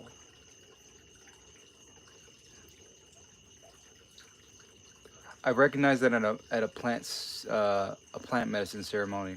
We were doing ceremonial cacao and some stuff for a friend's birthday, and taking it. And at the time, I was battling with a lot of stuff in terms of relationships, and I was trying to understand. And like the thing that I wanted, I was like, I want to let go whatever needs to be let go so that I can have my ideal relationship. I just want to be loved.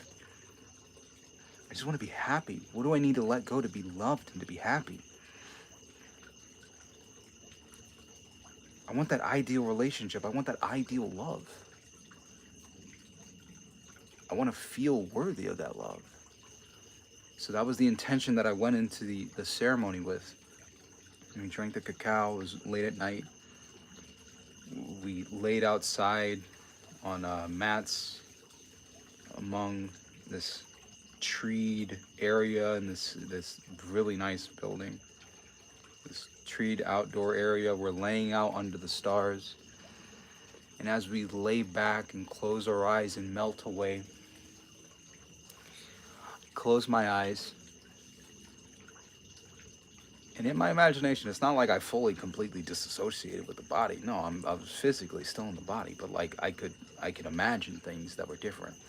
And I zoomed out of my body, zoomed out of myself, and I began to see, like, yeah. Thank you for the marriage advice. You'll be a fabulous husband, to say the least. I zoomed out, and I started looking as if I was like Neo watching Code. Like I could see through the structures and the buildings, and I was zooming out over the city, zooming out over Miami. And I could see people, like all these people, and I was thinking of the fact that people were all in their houses. It was late at night. It was probably at that time, probably around like 12 or 1 a.m. at that point. So most people were at home, in bed, either alone or with someone.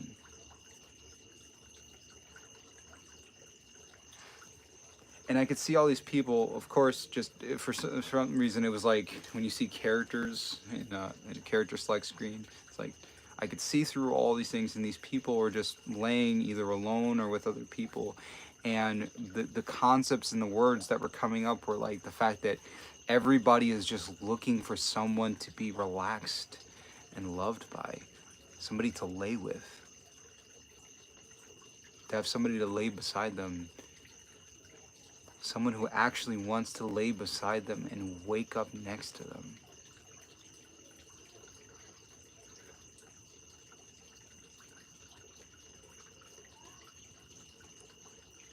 And I saw all these people, and it hurt when I heard the phrase of the statement that went through my mind, which was, people settle for being good enough for the night. You're not good for me, but you're good enough for tonight, so I don't have to sleep alone.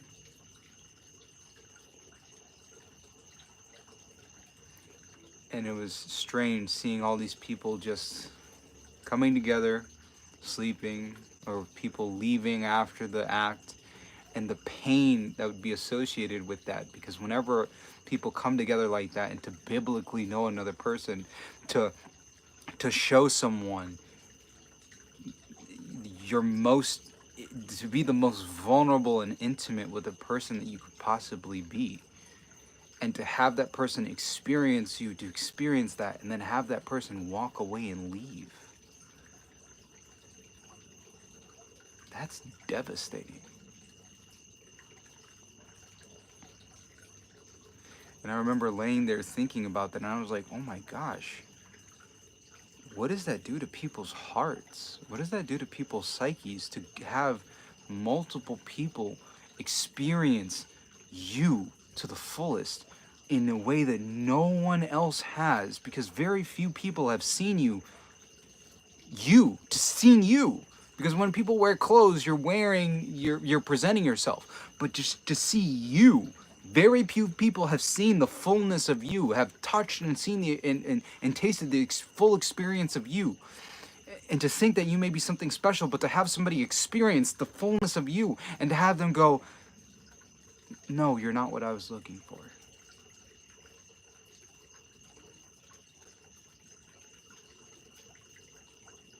Close, but not quite.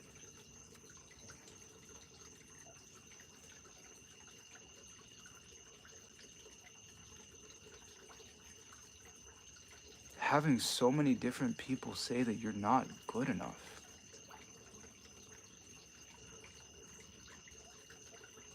What does that do?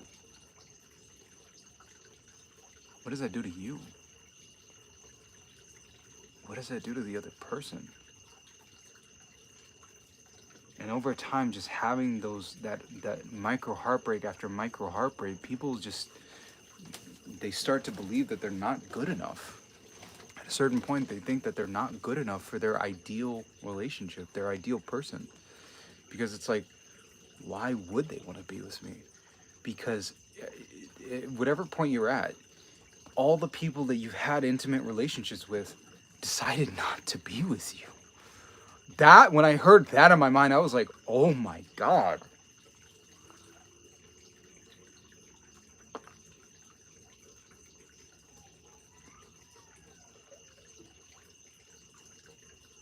They got to see the most intimate parts of you and then decided that you weren't good enough for them. Or that they weren't good enough for you. And they left. And you're left feeling lesser, like you're less. That's not just women, that's men and women. Because the bad thing that happens is, like, after that happens a few times for men, then it's like, am I good enough?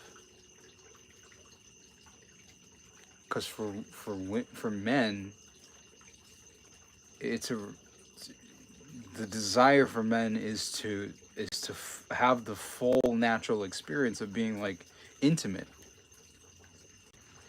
And why do men, and it's funny because, like, the words are funny, like protection from what? Safe doing it? What do you mean safe? The natural way is unsafe. Why is it unsafe? That's how it's supposed to, if you're here, that means that somebody did something that they would deem unsafe. No, that's how it's supposed to happen. It's what's supposed to happen. And if people, to the detriment to the ego of men is not having a woman who's willing to accept that, to accept you, to accept carrying your child. Like, you're not good enough.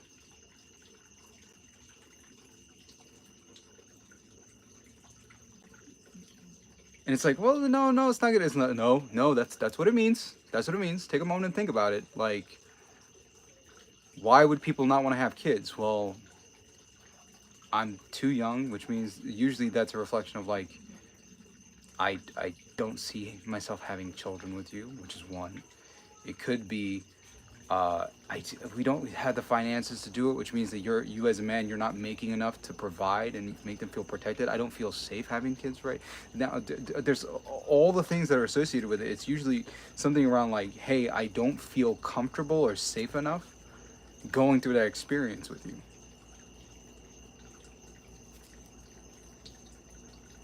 Or you're not the one that I want to have a child with. Oh! You're good enough for your performance, but you're not good enough to stick around.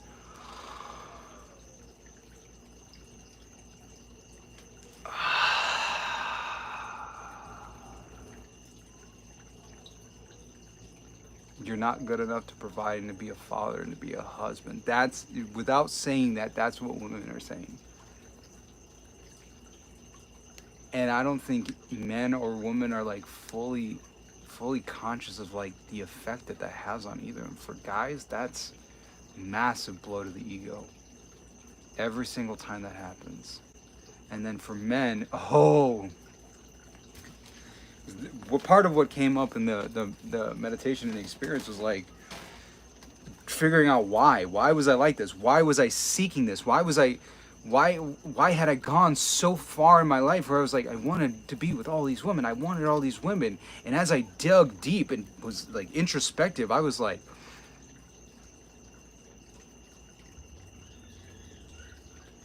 I don't think I'm good enough for love.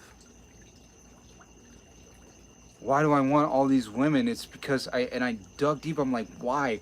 Why do I have this thing? And then I thought back to my mom and my grandmother and my grandmothers, and I realized what happened and, like, how deeply, like, it hurt me. So for me,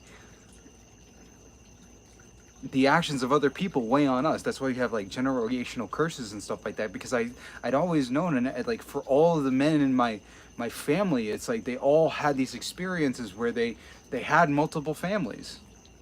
They would be with one woman and then get with another woman, and I was like, I knew, because that's all my mom and my grandmother told me, like, you're going to be like them, you're just like them, you're just like them. They kept reinforcing that in me, and I'm like, why do you keep saying that? Why it never occurred to me.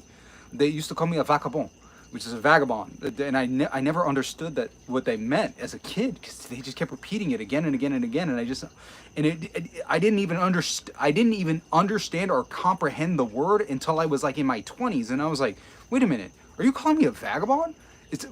And then I realized it, and I was like, wait a minute, and I started piecing stuff together, and I was like, you guys literally programmed me like this. And I started thinking about it, and I was like, my mom was a career woman, and her being a career woman was a reflection of what happened with my grandmother.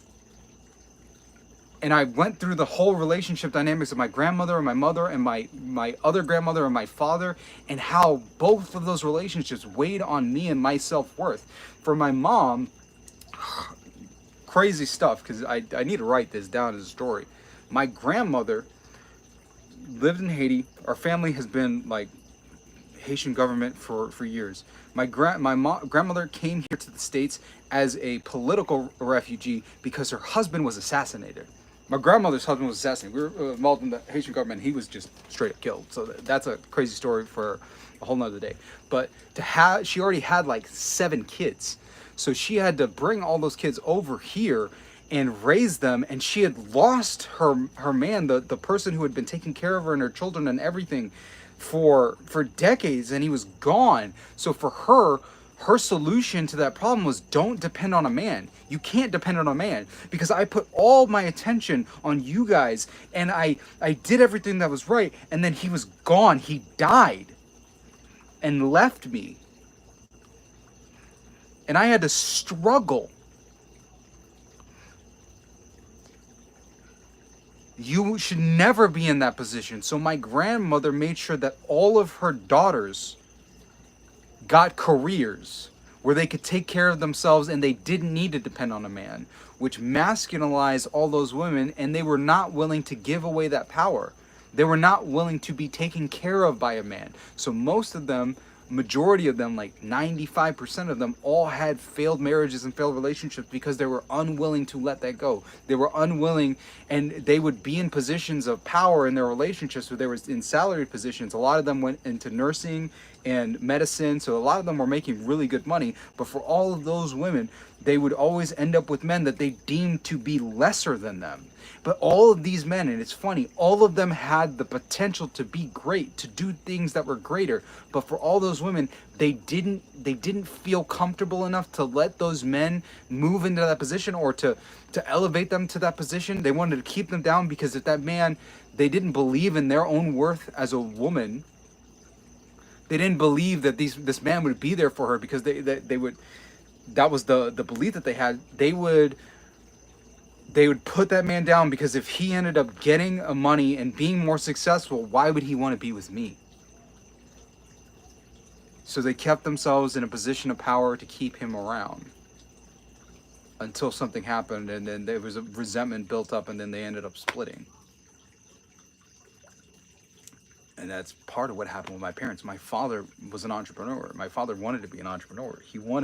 My father desired to provide for her to be at home and all that stuff. But my mom didn't see it or didn't understand it. So being an entrepreneur just didn't make sense for her. It was a dream. It was a pipe dream. It was this. It was that. It was that. It was this. You can't do that. It's not going to happen. It's not going to work. It's not going to work. And just get a job. Just get a job. And all that happened until the split. My dad ended up cheating on my mom, got her pregnant, went away, and started raising his family. They ended up getting married. They're still married to this day. My dad started his businesses. Some of his best years, my dad was bringing in $500,000 a year. Mom didn't let him go into that position. because of that, there was that split, there was that resentment. I don't think I've actually ever really dived too deep into that with them, but I understand that that dynamic between my mom and my dad. So my mom, because she needed to take care of everything, was the career woman. I didn't have access to my mom the way I wanted. She was there, she provided.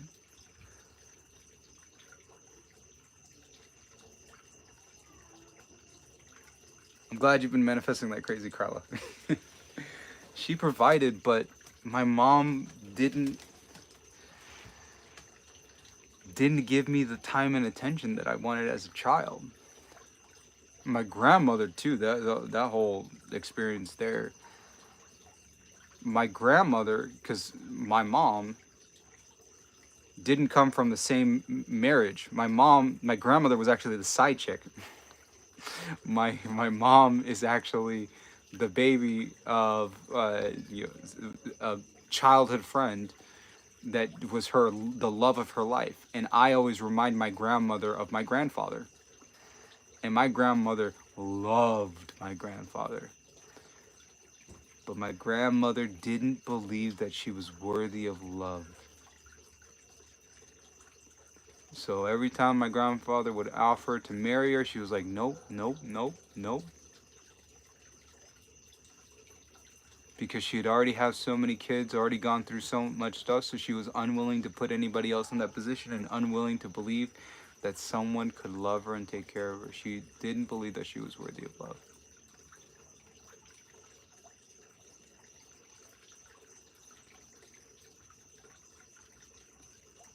My mom, I didn't have the attention from my mom because my mom was working. I didn't get the attention and love from my mom. My dad was given up by his mother. His mom and dad, his dad left for the military, and at the time, my grandmother was part of a family. It was a wealthier family, who were white. So it's not like they were gonna take back they were gonna take in her with a black baby.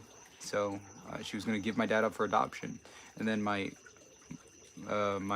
grandfather's sister, dad's aunt, said no, give me the baby, and my aunt raised my dad, which was very confusing for me going up there for her funeral, because they were like, yeah, this is your grandma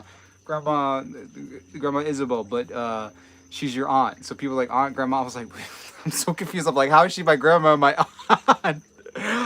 And it was super confusing. But once I understood what happened with my dad, I could understand why my dad was a womanizer, why my dad wanted to be with other women. I could fully understand that, because when you are not loved by the one woman who gives birth to you, if you do not receive that love from her, how could you believe that you are worthy of love from anyone else?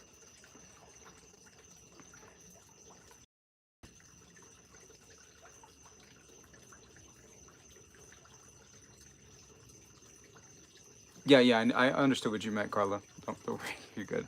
Thank you for clarifying. I knew you meant logged on. It's so funny because right now I'm looking at the community. The community has 11 people, one person online, and one admin. So it's 11 on the screen.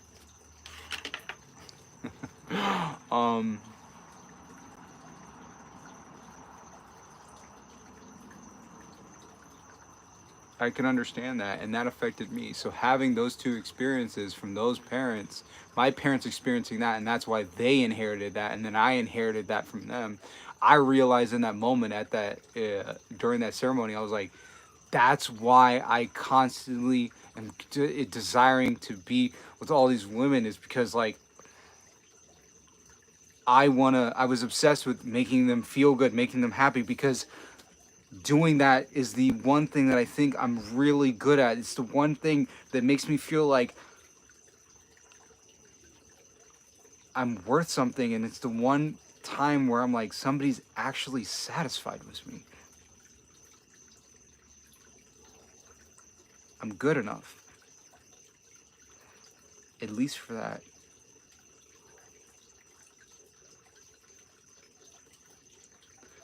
Once that hit me, I was like, oh.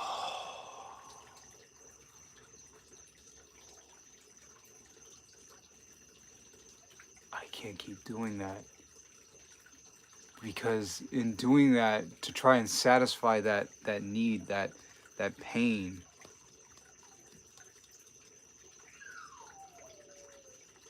all I was doing was just hurting another woman.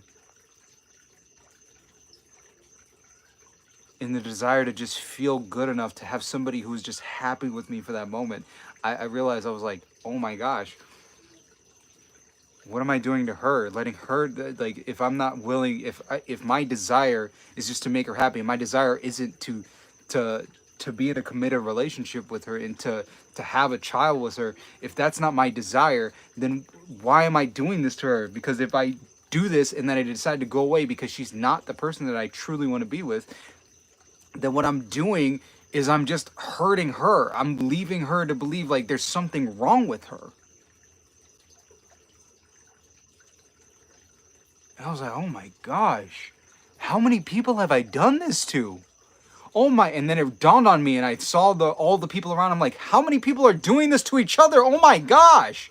People are just going around trying to feel something, to feel like they're good enough, to feel happy, and to feel satisfied, to feel the warmth of another human being. And in the process of doing that, just hurting each other.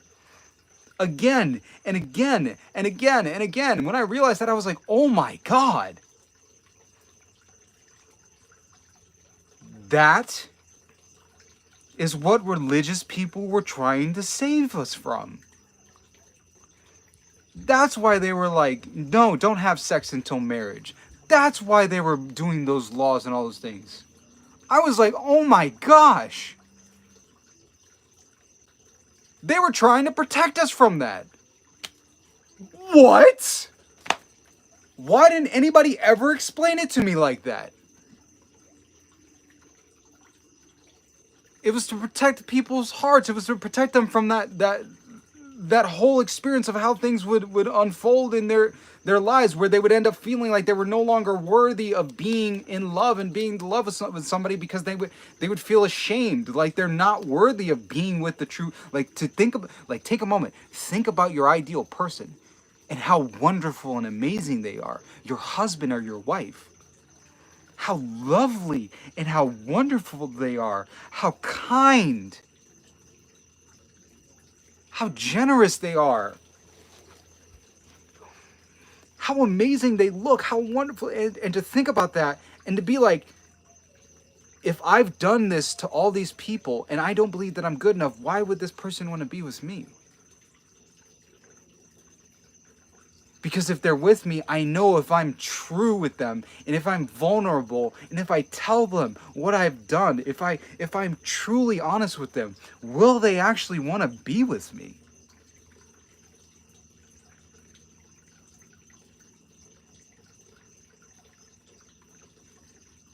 They were trying to protect us from that shame, those feelings because that shame and all that stuff, those are the feelings of unworthiness that hold us from that relationship.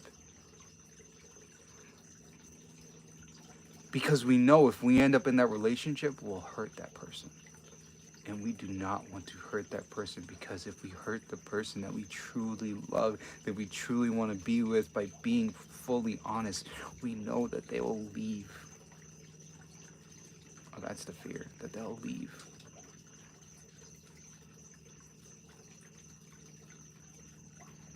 So we keep them away and we push them away, and we just settle for whoever's willing to lay next to us that night, so that we don't feel lonely.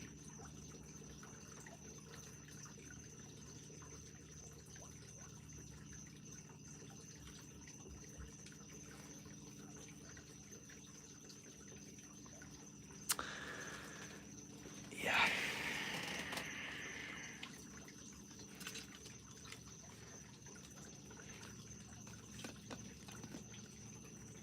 Plant medicine is serious, because it'll have you having revelations like that. I was like, oof.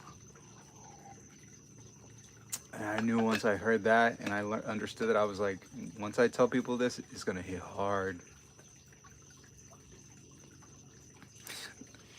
Joa, so the posts on Reddit, they actually got deleted, and my account got suspended. So anytime that I've tried to repost it on Reddit, whatever account that I'm on gets automatically like flagged and banned. So the only place that I have it is currently inside of the community.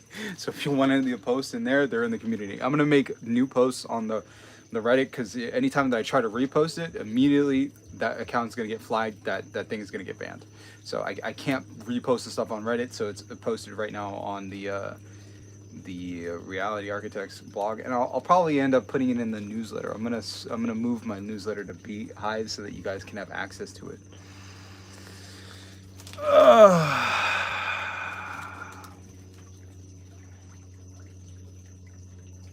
Yeah. I knew I was gonna get a platform at some point to talk about that, because that was there. Those kinds of things and those kind of revelations are things that I've gotten for years, since I was a kid. I've understood stuff like that. But like having those deep, profound moments where I'm like, oh my god, and then the pain of having to just hold on to that nugget. I'm like, I need to share this with somebody, please, because this is like too good. And then wanting to explain it to people. I'm like, oh, they're just gonna see me rant and rave and all this stuff. Like, no, I have to write. I have to write to share this stuff. And eventually ended up starting the YouTube channel. So now I have the platform to talk about this. My NBTI. What is NBTI? Is that like the INFJ stuff? What's MBTI? BTI. Yeah, it's a personality test. I am the debater. I am an ENTP. I'm an ENTP. So smart, curious thinkers. So I'm like devil's advocate. Thank you, Michael. What's your question? What's Michael's question? I can imagine my partner well, but I don't recall her voice. Does that mess up my manifestation? Not necessarily. The thing that's important is just capturing the feeling. Can you remember how things feel around the person? If you don't remember her voice, this is actually, to be honest, it's probably the easiest. This is probably the easiest time in history to manifest other people, because we have electronic devices that record. So if you have your person on social media, or you know any of their social media profiles or accounts, if you can get and listen to their voice on video, that helps out a lot. Because low key, like voice is very, very, very powerful. Especially if you know, and this is where like intimacy comes in. If you understand and know how somebody feels or how somebody sounds, like intimately, that has a very profound impact on your consciousness and very easy to remember. One of the things that helped me with manifesting, my SP, was that I know how particular parts of her feel. Like I remember how they feel. She's at a particular height.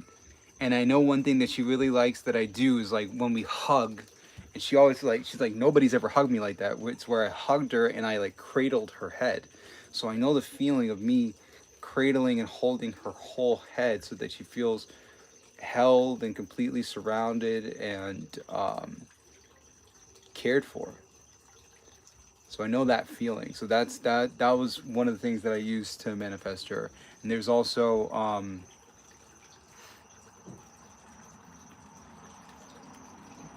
her hips, how her hips feel in particular, and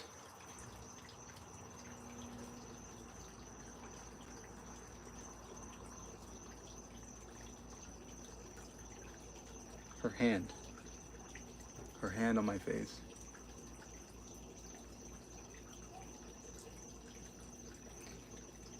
I don't know what it was, but I just remember there's just certain moments where we were in her parents' house, in the townhouse that they had in South Florida, when we had been living with them there.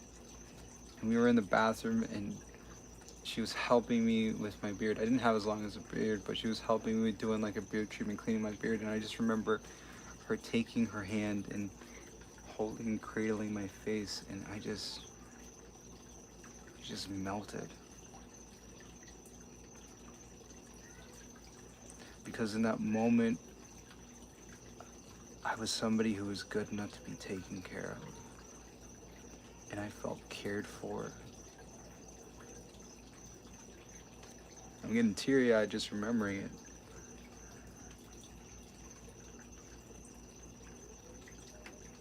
I felt cared for. Yeah. And that's all it takes, is just having those moments, having those feelings, like the touch on the face. Like if you could think about a moment that with your ideal person, which just had a lot of emotional impact, where it's just like they touched you in a certain way, they hugged you, how it felt laying in their lap, or just something that they did. If you can remember that moment, you don't need to hear their voice, you just remember that moment and how they feel or how they smell. Oh my gosh, if you can remember how they smell. The reason why that's so powerful is because it cannot be replicated unless you're around them or something like that.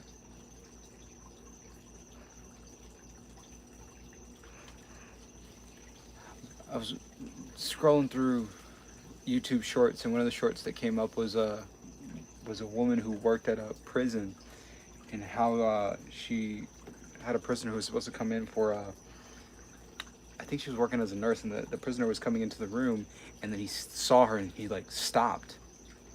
He had a shocked look on his face, and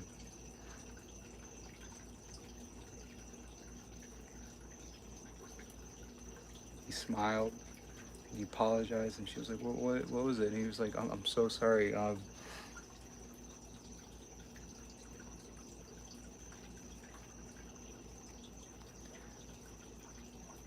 You're wearing the same perfume that my wife wore.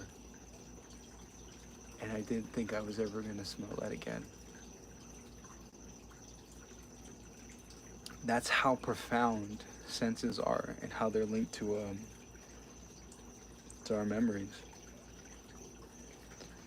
Like there's certain things, certain tastes, certain touches, being touched in certain places, and they don't have to be like sexual. They could just be intimate, like small intimate moments, like that touch on the face. Thinking about that, I got teary-eyed. There's certain scents that bring me back to moments. So like that stuff's like powerful. Oh yes, it was explosive. I'm glad that you did it. Ho'oponopono was powerful. If you keep practicing living in the house shows up. All stuff shows up. What can you do when you feel like you don't have control? Ho'oponopono and tapping. Because you're always in control. You just may be creating the illusion where you feel like you're out of control, but you're always in control. The thing that we need to do in those instances is like rest and relax. So doing stuff like meditation helps out immensely, because you get to disconnect from whatever's going on in your world around you, and you can settle into yourself and realize that once you're centered in yourself, everything else just kind of like slows down and stops, because it doesn't matter. So Ho'oponopono, tapping, and just sitting down and doing different kinds of meditations. If you want a really good meditation, just disconnect and relax. I suggest trying the Abraham Hicks meditations. Abraham Hicks, they have 4 different meditations for general well-being, relationships, financial abundance, and health. So if you have any areas that you want to work on those meditations, each of them, only watch the ones that are about 15 minutes, because that's how long the actual meditation is supposed to be. It's just a guided meditation. You just pop it on, listen to it, and then relax, and it helps out a lot. If you get really good at it, you'll get into a very deep, profound states. I'm somebody who's spent a lot of time meditating, and I mean a lot of time practicing a lot of different meditations. And there are days where I've been able to get meditations to the point where I was doing meditations for like 4 or 5 hours straight. So like, I know how deep meditations feel like. And you can get very far with just like the Abraham Hicks 15-minute meditation. I'll tell you that much right now. What was my first big manifestation? That's a good question. What was my first big manifestation? Conscious or unconscious? That's a better thing, is to ask that. Which first manifestation do you guys want? The first conscious meditation, the first big conscious meditation that I did, or the first big just meditation, not meditation, first big manifestation that I did? So first big conscious one, or just first big manifestation where looking back I was like, oh, I did that. One that I knew I was doing it, or one that was like, hey, I did it and I wasn't sure, I didn't know how I did it. Because I have one for both.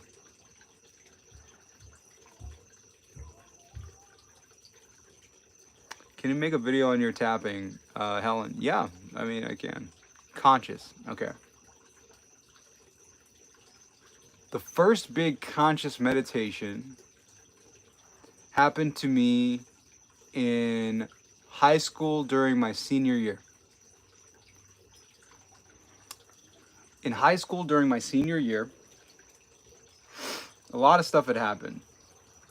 And life had been going crazy. I really just wanted to be, around my father, in the presence of my father. My dad, he got married, remarried with my stepmom, so they'd been together. They had, my two sisters. I have 4 little sisters. One's my full sister, 2 half sisters with my dad and my stepmom, 1 half sister with my mom and my stepdad. Now, most of my life after my parents split, I lived with my mom and saw her go through all of her boyfriends after my dad. Some of them were great, and I really wish that things had worked out like that. Other ones I was like, what are you doing? And one of the one you're doing just so happened to be my stepfather, which I'm not even going to get into that. It's going to be a completely different story, but it fits in the whole thing that I was talking about earlier with relationships and having men that you keep in lower positions. So I'm living with my mom and my stepdad and my sister in our apartment. I think at that point, yeah, we had my little sister. My other little sister was probably around 6 or 7 at the time. My other sister's in middle school, getting ready to start going to high school. And I think my step-grandmother was living with us. We'd gotten rid of my grandma because my grandma had been too difficult. So my grandma went to go live in a condo. This is too much backstory. Anyway, what happens is what's up, baby? It's your water. It's good. It's good. It's good. I was just checking if you need a refill. No, I'm good. Thank you so much, baby. I appreciate it.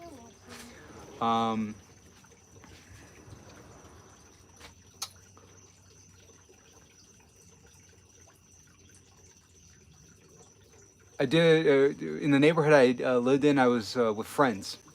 I had a bunch of really good friends in the neighborhood, and what we the secret passages in the house.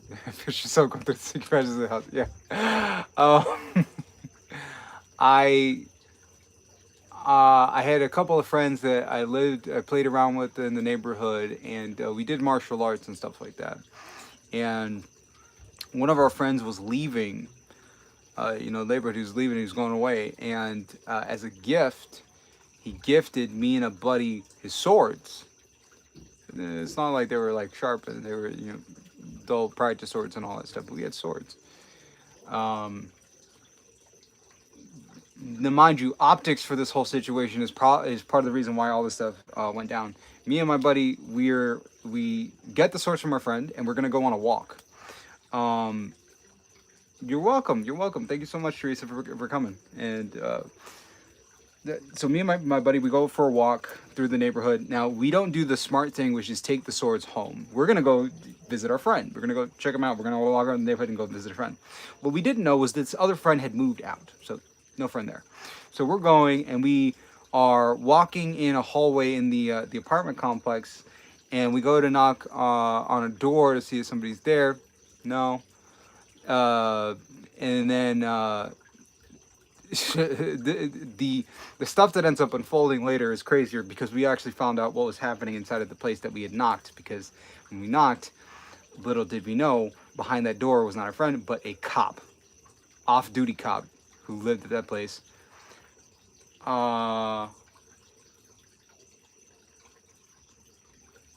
And for his optics, from his point of view, he was seeing two black men knocking at his door with swords. So he had his pistol at the door pointed at us. Anyway, we have no clue of this because we knock, no answer. So we just leave. We're starting to walk. We're leaving. We're walking between the buildings. And I'm not wearing my glasses, but in the distance, we just see a person just walking towards us in the distance. And the guy's like, "Hey!" And we're like, "What?" Because this guy, there's just some random person in the distance screaming at us, and we can't see them. So we're like, "What the fuck?" So we run. It was a cop. So we ran between the buildings, and then this other cop pulls up in a car. They stop. They're holding us at gunpoint, and it's like, oh, it does not. It's it is not good. So trying to explain to them the whole situation is like, dude, what do you?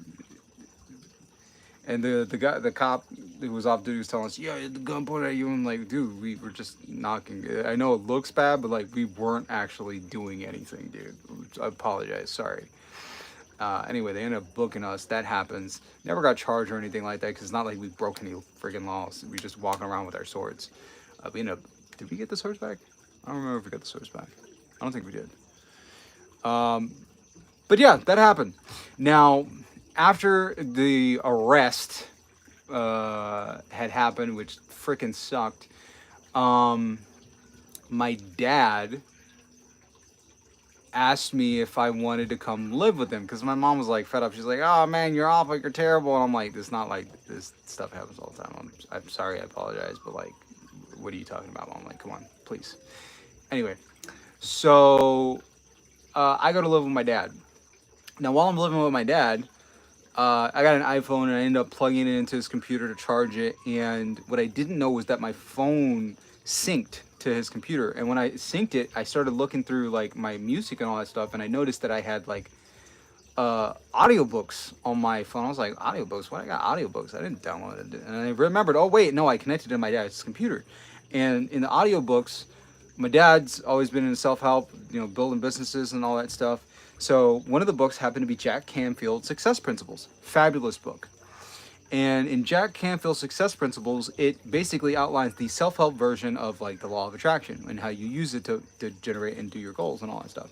So I wrote out my goals of what I wanted because now I'm living the last part of like my senior year at my dad's house now with my family there in this beautiful, lovely experience with my stepmom working, my stepmom being a stay-at-home mom, my dad running his business there, and it's just a beautiful home environment with like a full family unit. So I'm like, this is how a household is supposed to feel. This feels comfortable. This feels safe. This feels like a place to grow. I loved it. And in that environment and in that space, I decided like, okay, I want to go away to college, so let's test out this, stuff, this Law of Attraction stuff, because I had started studying the Jack Canfield Success Principles, and The Secret. So I wrote out what I wanted, which was to get into every single school that I applied to. And every morning, what I would do is I would get up earlier in the day, probably like around like 5 or 6 a.m. It would be dark outside like this. I would lace up my shoes and I would go on a walk. Put in my headphones. Wired headphones back then, no no AirPods, no wireless. Pop in my headphones and I would go for a run and I'd be playing Jack Canfield's Success Principles. And the phrases that I would I would remember again and again was like, I get into every school. And as I would run, I would be imagining and seeing each and every single acceptance letter from each university. I would see the university's name on the top. You're accepted. You're approved. You're accepted. And I would read each one, and I would feel the joy and the excitement of getting all of those acceptance letters. And I would do this day in and day out, just day in and day out, again and again and again and again. Go on my run. And sure enough, after I sent out all my applications, I got 1 acceptance letter. I'm like, oh, this feels good. 2, got accepted. 3, got accepted. This is so cool. 4, got accepted. I got it accepted into every single university I applied to. Every one. Every single one. That was my first act of conscious manifestation, was saying that I wanted to get into every single university I applied to, and I got accepted into every single one. From that point on, I was like, oh, this is how it works. Let me just do it for other stuff. And then I remembered back to all the other things that I had done. When I had manifested relationships, because I manifested a lot when I was in high school. When I manifested relationships with the people that I wanted, I used the same principles. I imagined the stuff. I saw it. I was using manifestation without knowing that I was using manifestation, and it worked. It's pretty cool. But that was my first conscious manifestation. Actually, now that I think about it, that was paired with the unconscious manifestation too, with something that seemed bad. Getting arrested seemed bad. It's not like I got charged for anybody, but I got arrested. But because I got arrested, I got to experience what being in a 2-parent household was like. I felt that warmth, that love, and that support. I wanted to be in that experience. I wanted that. I desired it. And I got it. So unconsciously, I don't think that I wrote that down, but I knew that that was something that I wanted. I wanted that love. I wanted that protection. I wanted to have the mom there at home tending to them, even if she was, there. How she even helped me out, that she was there taking care of stuff. I just felt like it was a fully functioning household, and I was like, this is, yeah, this is what I need. And then from that point, in that place, in that safe garden, I was able to plant the seeds of what I desired, which were to get into all those universities. Oh, but that was my first conscious manifestation. My dad is actually involved. It's funny now I think about it. My dad is involved in a couple of different of like my really big manifestations. Because one of the things that I remembered was like, I remembered not just the opening of the letters, I also imagined how happy and joyful and excited my father was for each of them that came in. And sure enough, when the big one came in for University of Miami, my dad was super excited, jumping up in the living room. Woo, yeah, because it was exciting. I used my dad too for my manifestation for like making big amounts of money. My first $100,000 was an imaginal act that I did regarding my dad. How can you fix/heal deep-seated emotional patterns and limiting beliefs? If you have a high degree of self-awareness and take a lot of time with yourself, you can piece this together by doing stuff like, if you want to know the politically correct and the safe stuff to say, I would say do the tapping. And just continue to do it, because the tapping gets rid of emotional patterns and emotional things from the body and the space. And just through the act of going through that, it helps out a lot. Ho'oponopono is very powerful if done properly, but it's going to be a continual process where you're like, yes, I need to get rid of this. I need to let this go. Blah, blah, blah, blah, blah. Letting it go. Whenever any emotion or feeling comes up, because it's data that's inside of the system, inside of your hard drive. Consider all this stuff your hard drive. When it comes up in your hard drive, when it pops up, think of any emotion or intrusive thought as a pop-up. It's letting you know, hey, I'm here inside of the computer.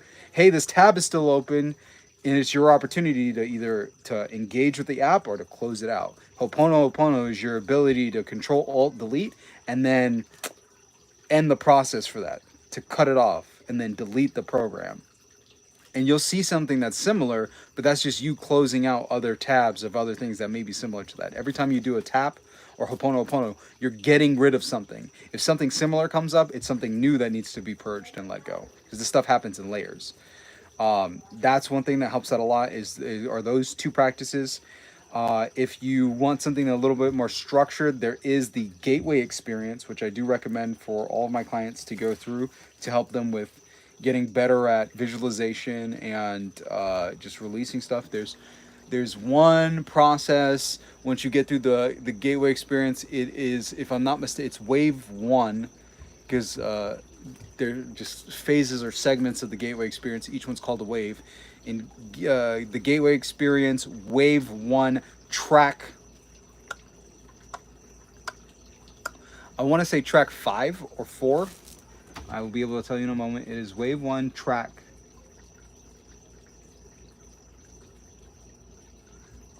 1, 2, 3, 4. I was correct. 4. Okay. Wave 1, track 4. Wave 1, track 4 is release and recharge, which gives you the opportunity to release. It gives you a process to release those emotions. If you want to get rid of deep-seated emotional patterns, you just need some sort of process that you can repeat to let that stuff go. So there are imaginal acts like Ho'oponopono, the gateway experience, the release and recharge, which is wave 1, track 4. But you have to go through the other tracks to get to that point to understand what's going on. Ho'oponopono, and if you want like somebody to help you out, go through hypnosis, hypnotic sessions, shamanic experiences help out with that. Like for instance, the whole stuff that I talked about, that came from a shamanic plant medicine experience. And that's something that helps out a lot there. Because when you have shamanic experiences, it's basically like a crash course. A crash course in emotional releases. Oh, man. Yeah, so that stuff will have like a profound impact on you. The other thing that works really well is just doing guided meditation with somebody. I do sessions with people, and if you want help one-to-one, if you go to any of the videos, there's a link to book a one-to-one session. If you're interested in that. And I go through with people and actually walk them through a guided meditation to release some of these deep-seated energy patterns or limiting beliefs. But to be honest, you don't necessarily need to do it with me. You can just find the tools and do it yourself. I just make it available for people who don't want to go through the search of finding this stuff. But I'll probably make videos on here to help some people out with those processes too.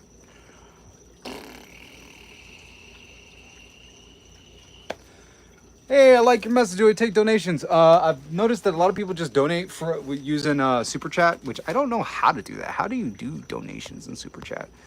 There's probably some sort of option here in the live to do Super Chats for donations. So if you want to do that, it should be somewhere around there. So you can donate that way. I appreciate it. Let's go. I really don't know the process for doing it. I just received them and I'm like, oh, they're great, awesome. David Gahayim, Kabbalah 1. I actually don't follow his stuff. I'll actually have to check it out. The people that I do listen to and I follow in terms of like content that's produced, number one, I do like and listen to Elmer O'Locker Jr., who's I talked about in one of my videos. I love Elmer's stuff. Neville Goddard, so I listen to Neville Goddard's lectures and I read his books. That was actually what I was going to plan on doing here, is just talk to you guys about some of the points out of Neville Goddard's books, but we've just kind of been talking this whole time. A lot of the people that I study are people who are dead. Like I read a lot of dead people. Which is weird because like when you think about books, like Neville Goddard's dead. Reading a book is like is low-key like a seance. Like you're communing with the dead, because you're hearing the voice, you're hearing the words of a long since departed person in your head. You're communing with them and learning the way that they thought. It's like having a conversation with them. It's wild. But most of the stuff that I've consumed is usually from people who are long since passed. So Neville Goddard, William Walker Atkinson, who is the guy behind the arcane teachings, and if I'm not mistaken, I think they believe he was also the person who wrote the Kabbalion, the Three Initiates version of the Kabbalion as well, and a few other mystical esoteric works. Manly P. Hall, the guy behind the Secret Teachings of All Ages, although his voice is kind of strange. I do like some people with strange voices. They've got a special place in my heart. Manly P. Hall, no relation. He has a funny voice. They do have some recordings of him. You could find them on YouTube. Very dense, very long, kind of like mine, which is probably part of the reason why my stuff is so long. Terrence McKenna. Oh my gosh, Terrence McKenna and Alan Watts. Love their stuff. Terrence McKenna's really good.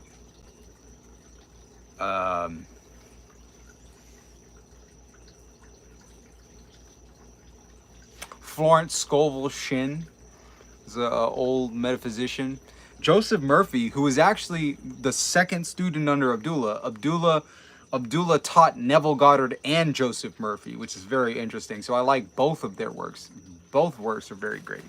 But I do prefer like older works because the information isn't as I want to say like tainted or made to be more modern. So like when I read that stuff, I get really good ideas and really good concepts, and then I can bring them and present them again, because a lot of their language, a lot of the concepts are really good, but they no longer match directly one-to-one with our context, because there are a lot of things that didn't exist during that time. Like I love Neville Goddard's work, but the reason why I personally spend a lot of time talking about forgiveness and forgiveness exercises and cleansing of consciousness and karma clearing, all those and like tapping exercises, is quite literally because we need it. All the stuff that happened back then for Neville Goddard, people were not dealing with as much stuff as we are now. Like having access to like seeing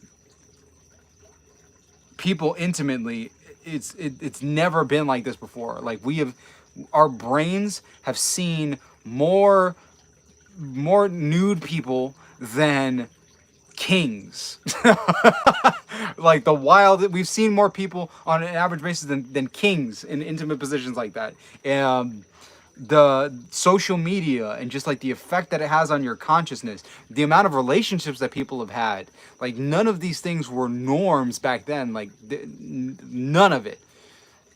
Divorce wasn't as big of a thing, because Neville Goddard was writing and lecturing in like the 30s, 40s, and the 50s, and no fault divorce wasn't a thing until like 1969.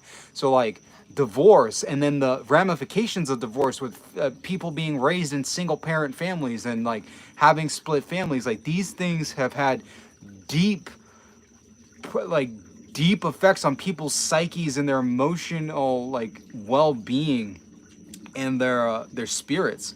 And Neville Goddard's content is wonderful and amazing, but if people don't spend the time to like address those issues, they're gonna struggle. And that's why I think a lot of people struggle with applying a lot of this manifestation stuff, is because they haven't done any of the inner purifying and cleansing work to help them get rid of these deep-seated patterns.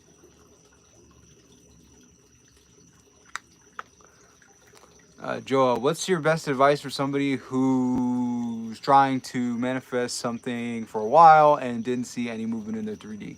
Number one, stop looking at the world around you. If you continue to look at the world around you, you're going to continue to put your attention and your energy in it. Neville Goddard wrote about it's a very dark thing. In the Bible, there's a biblical quote about two doves. The quote is about healing. If I'm not mistaken, I think it was about healing a leper. And the process and ritual that the priest had given and prescribed for that was to do a sacrifice that involved two doves. And the two doves were meant to represent the two forms of consciousness, the two states of consciousness. And what the priest did was kill one dove, drain it of its blood, and dip the other dove into the blood to heal the person.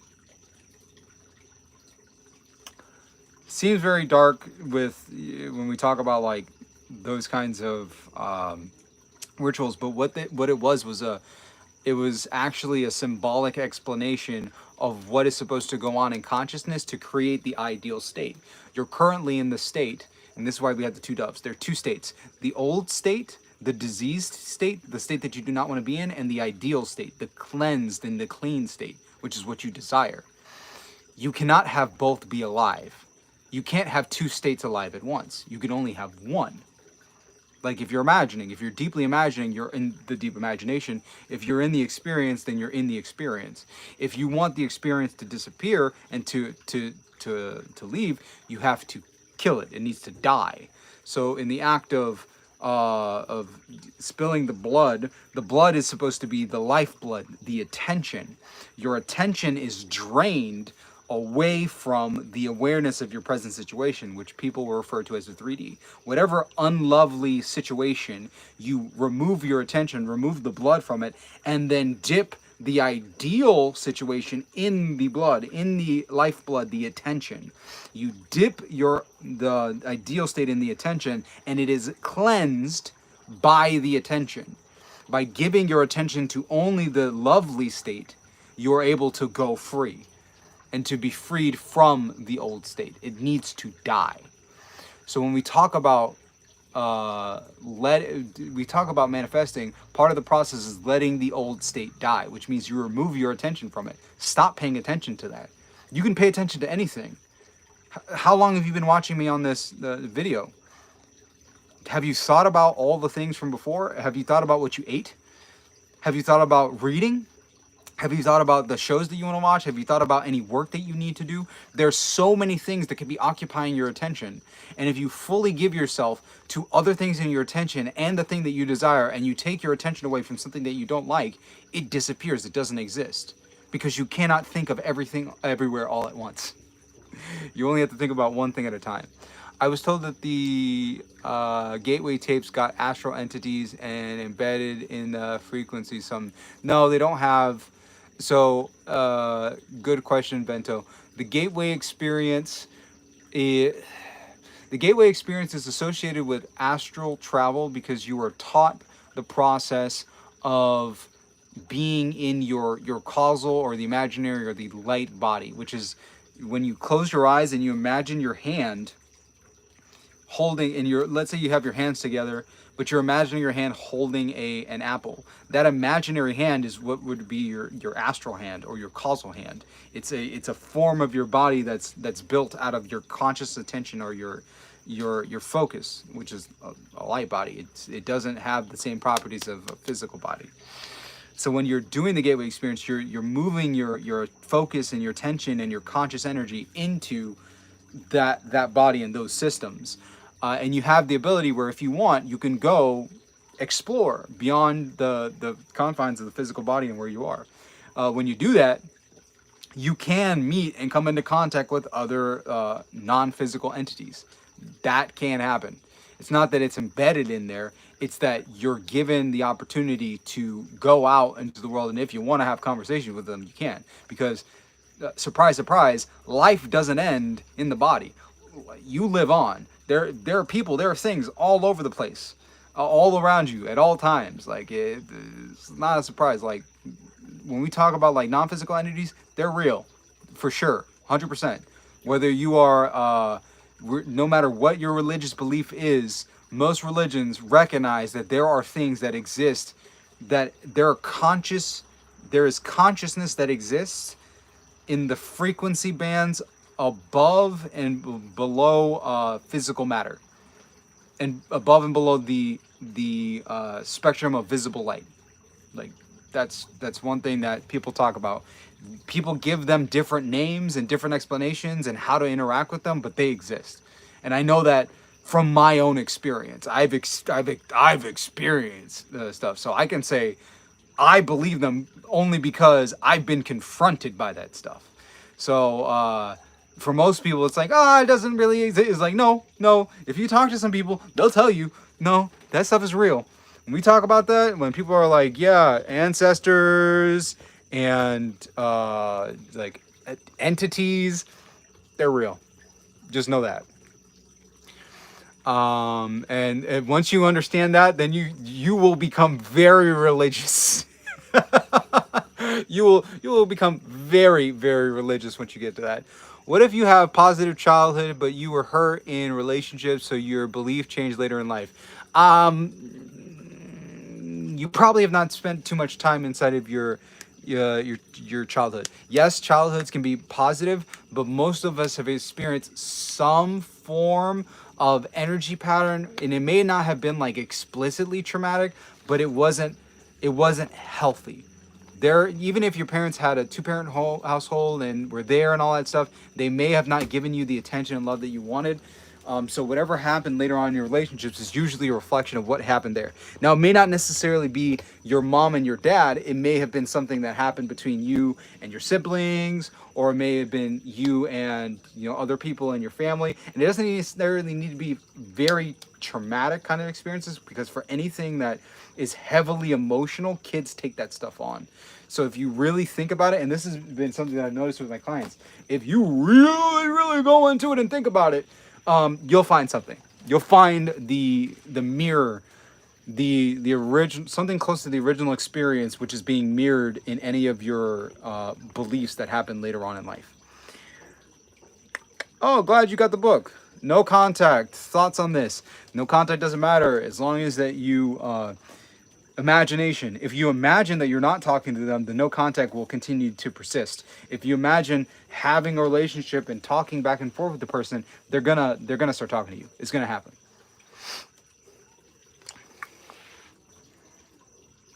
Yeah. Your feeling was right about me being in Terrence and Joyer. I love Terrence. Love Terrence. Is it okay if my SP didn't reach out to me today? Yeah, it doesn't matter if your SP didn't reach out to you today. I believe in belief and ADHD, even though I put forgiveness and scripting and love into the day. I did what I could. Yeah, no. Like, do you talk to your mom every day? Do you talk to your dad every day? Does that mean that you don't love them? Does that mean you don't want to be around them? No, probably not. If you have a good relationship with them. Just because somebody doesn't talk to you one day doesn't mean that they don't care about you or they didn't think about you. Oh, hey, XSS Best, what's up? What's up? Yes, spirits. I usually just say non-physical entities, because once I start using like the other vocabulary that we talk, that other people talk about, it's like it gets real creepy and real scary, because people are like, what? Because when you start talking about, yeah, demons are real, angels are real, ancestors are real, genies or jinns, they're real, spirits, they're real. They have a whole bunch of different names for them. Non-physical consciousness, non-physical, all of them are real. There are entities that exist that do not have physical bodies. Some of them are positive and they want the best for you. Other ones are negative and they do not have your best interest at heart. And other ones are just very curious, because it's like, what is this thing? What do you do? What's going on here? Kind of like you might get curious about like an animal on the side of the road. They might be like, oh, big hug, big kiss, big hug, big hug. I love you so much. I love you so much. Okay, we're ready for bed. Are you going to bed? What is this, a little pool? No. See you later. See you later, my love. It's a poop. It's a poop? You're funny. Come, baby. Oh, okay. Come. Have a great rest of your life. Just 4 minutes. 4 minutes. Can that type of stuff help you manifesting? What are you referring to, Trin? Because I've been talking a lot, so I don't know what you were referring about it to. You've been getting nuggets in your in your bids, your path back to your heart. That's been transformative and empowering. Would you mind sharing with us the actual love story in full, if that's all right, couples? Oh gosh. I mean, the love story has been all over the place. Sometimes the love story has been like passionate, loving, and wonderful, and other times it's like, no, this is a nightmare. We've gone the gamut. It's been both. Our story has been both a horror story and a love story. It's been funny. Okay, so my phone might die, So let me see how much of the story. Baloney, but God exists. Yes, yes, God exists, 100%. But the definition of what God is, that's what people do not fully agree on. Yes, 100%. God exists, 100%. But what we deem to be God is all over the place with people. Like if you listen to Neville Goddard, I'm of the Neville Goddard ilk. Neville Goddard straight up said, God is your wonderful human imagination. God is the formless awareness. That is literally what is taught in, that is literally what is taught in the Kabbalah, in Hebrew, in the Bible. That's what they actually are teaching. If you know the symbols and the explanations in the original languages, that's what they're teaching. Even God, even if you listen, if you literally just listen and read the Bible, then you'd be like, oh wait, oh, that makes a lot of sense. Like, what did God say his name was when you were on oh, you missed what I was saying. No, you're good. I was we're going into yeah, oh man, it's a long one. XSS best. Oh, this live gets very deep. We got very, very deep into super like deep emotions. So we're happy now, but boy, if you go back to like the middle, people who are at that point can let you know in the chat. It was like, whew, it was heavy. It was some good stuff. Oh, thank you, I appreciate it. This is the best. Love story. Let me actually go and grab the charger real quick so we don't die here. And I'll go and explain to you guys the love story, but while I do that, I'll just answer other questions. Yep, spirits, that stuff, real, 100%. Looking for something? The charger. For your phone? Yeah, the black one. Exactly, you have to stop perceiving rejection. Yep, you do. Isn't most of the described by Carl Jung as thought forms of the collective consciousness? Was that? No. I'm just gonna plug it into. Oh, yes, I do. All right. Wait. No. Where's my bag? I got the thingy in my bag. The connector that I can connect to my Mac. Hold up, guys. Here trying to find my charger stuff. You running around, Mama, like a little silly? You're so silly. So silly. She's on a beanbag. So be back. Yep. Okay. Charger acquired.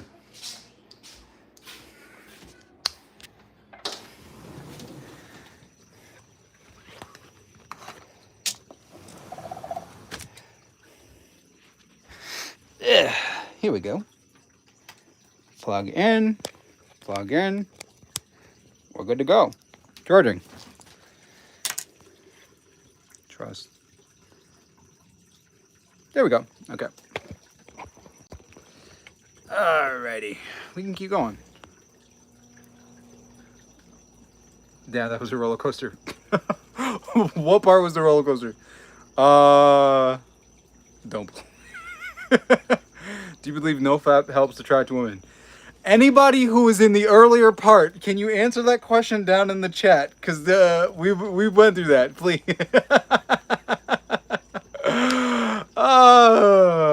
We went through a whole explanation for that. Yes.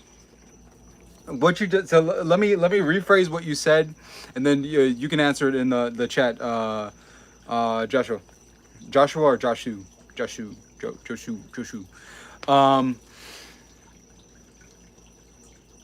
If I hold this energy, this energy that compels me to do things, to go after people, this physical energy is stored up in my body and begins to build as this powerful, attractive, magnetic energy, if this energy is existing inside of my body, and where the existence and presence of energy brings the existence of magnetism, magnets, if you have a strong electric current, it creates a powerful magnetic field.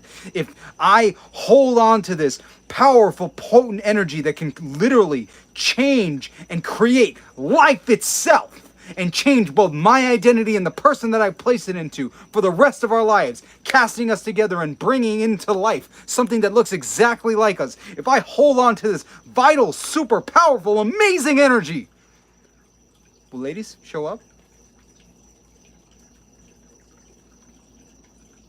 Yeah. Yeah, they will. That was a good question. Yeah. That's what the question is. If I hold on to this vital energy that literally creates humans, the same substance of existence, of life, the same thing, the genetic code that brings forth life, that can create another creator, another artist, and activate inside of a, and this is the crazy thing, the key, the seed that when planted inside of the womb of a woman that you love and care about, turns on this mechanism, this powerful organic machine that turns her body into both an incubator that brings about and builds a literal human being, turning a woman into a bodybuilder.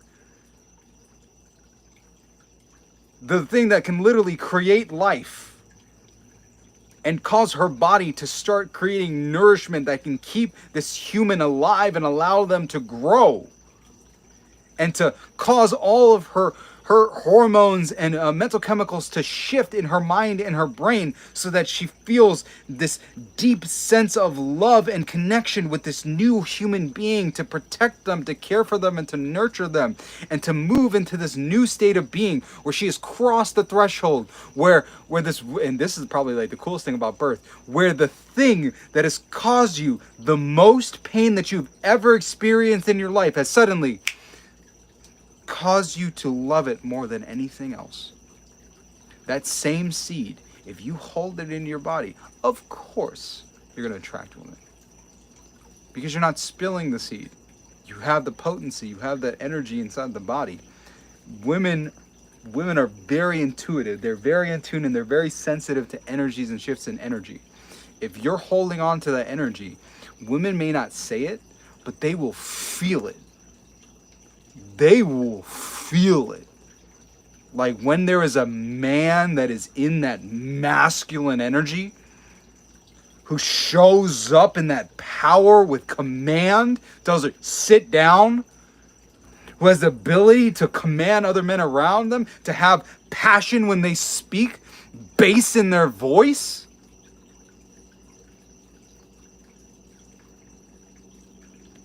They'll melt. Because it's so rare. It's so funny, like watching like the dating videos and stuff like that, where people are like, I can't imagine going 2 days without it, or like a week. I'm just like, what? Most people are constantly and consistently drained. So for women, most of the time they're just surrounded by empty shells of men. So when a man shows up with that potent energy inside of them, they feel it. Have you ever been in a room or in a place where when somebody walked in, you felt their presence when they walked in? Let me know in the chat if you've ever had that experience where somebody walked into the space and you could just feel them, and you saw all the heads turn to look at this man. You didn't have to say anything, but just his presence and the way his being, the way he stood. See, look at the ladies in the chat, Joshua. Look at what they're saying. Yup. I can definitely feel it. And tells a woman. Women can tell. They can feel it. They're saying it in the chat. It's the most attractive thing. That's the only thing that people can use. When we use language, when we talk about I'm attracted to you or I like you, those are just like, those are symbols and ways of explaining what's going on inside of the body. If you do this stuff, They may or may not have the explanation, the words for it. They may not even have a reason for it. You may not look great, but you have this energy. They're going to be drawn to you because you're different. All of the men that walk around as empty husks with smiles and super high voices because they're just constantly draining themselves. When you're a man who can come in the room and speak with potency, and you do not need anything from them, and they don't feel that pull, that needy pull where it's just like, I want your validation or I want a body, and they're like, I want to touch you. If you don't have that kind of energy and you're just there in that masculine and you're like, I don't need you, women feel that and like, who is this guy? Who is this guy? Who is he? Because it's attractive, baby. Attractive. Yeah, because I've heard a lot of different perspectives on that. I know it's definitely beneficial and needed for men to retain, but I think climaxing is very beneficial for women and also manifesting. Yes, it is. Especially if it is with somebody that you care about and that you love. Because what we were talking about earlier, if it's not with somebody that you want to have that committed relationship and that togetherness with, you may feel it, but then afterwards it's like, that was great, that was wonderful, but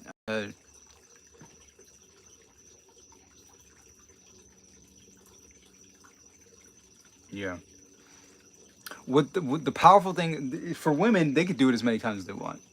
Because there is no, as far as I know, I don't know if there's any vital loss in the process of like having that experience of climaxing as a woman. For guys, once you do it, you're losing the seed of life. And for guys, the reason why most of them can't manifest or focus is because they're just constantly drained. That's like trying to go and buy a car, but you always spend all the money as soon as it hits your account. And you're overdrafting your account. For a lot of guys, they're like very overdrafted. So of course you're gonna feel tired, drained, and not be able to focus. You gotta let the money deposit in your account until you have a lot of money, and then you'll walk around like a big baller. I didn't mean it like that.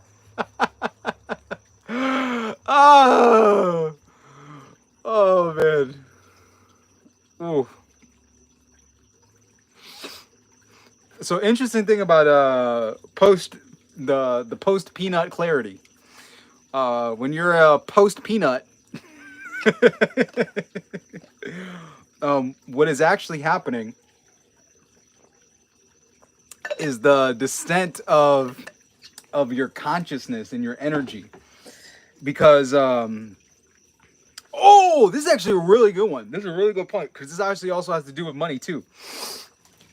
If you do not recognize or understand how to deal with a large excess of energy, it will feel uncomfortable. Everybody says that they want to have more money and all this other stuff, but it's like, do you understand the responsibility that comes with having that energy? It's also like having a gun. When you have a gun and it's loaded, you have a responsibility to use that properly because you can hurt and injure people. You have to use it properly. When it comes to money, it's a very similar thing. When you have money, that's energy. There's power that's associated with that. There's a vibration associated with that. And for a lot of people, they don't understand. And this is really good that I'm moving my hands back and forth because it's a close approximation of the energy. It's like a vibrating, pulsating thing. When you have a lot of money, you can feel the energy and the pulsation because now you have a lot of energy that you may have not had before. And now that you have this energy at your disposal, it's like, what do I do with it? Like take a moment right now. If you had $50,000 right now, how would you feel? Because most people are like, oh, I feel great. No, it's like, no. Literally, if $50,000 hit your account right now, what would your nervous system feel like?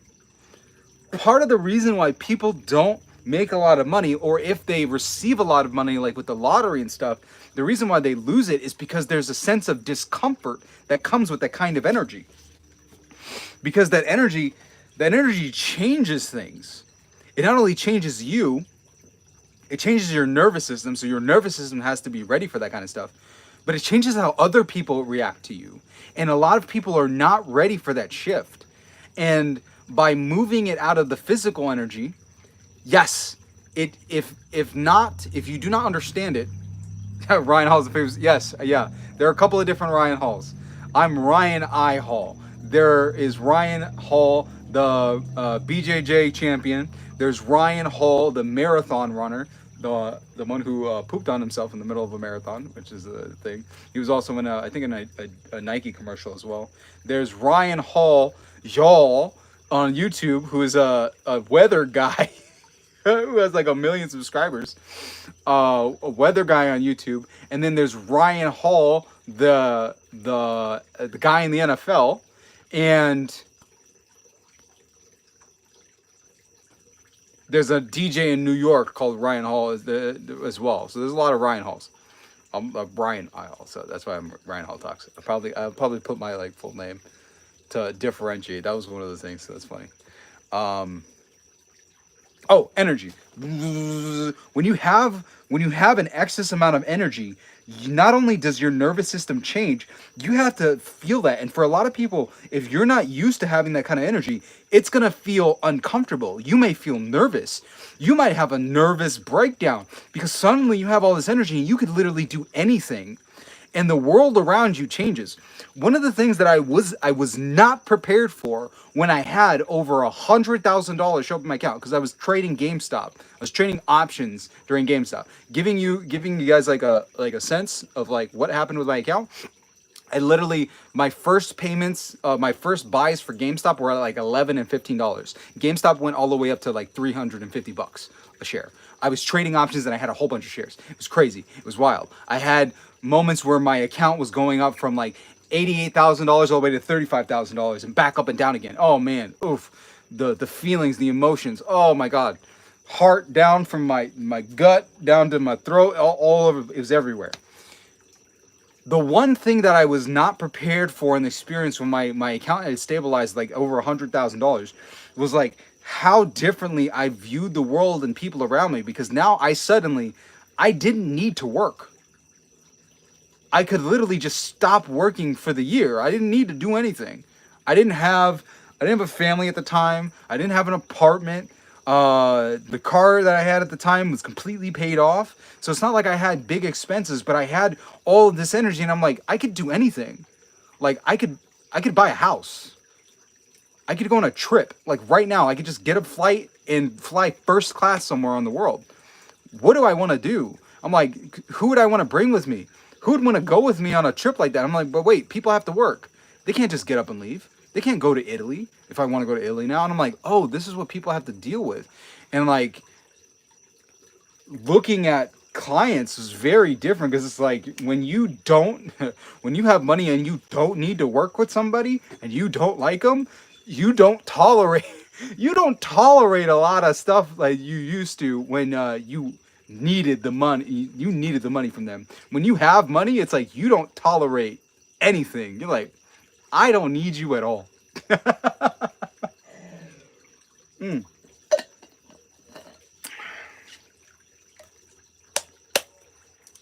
Powerful stuff there. But my nervous system wasn't ready for that.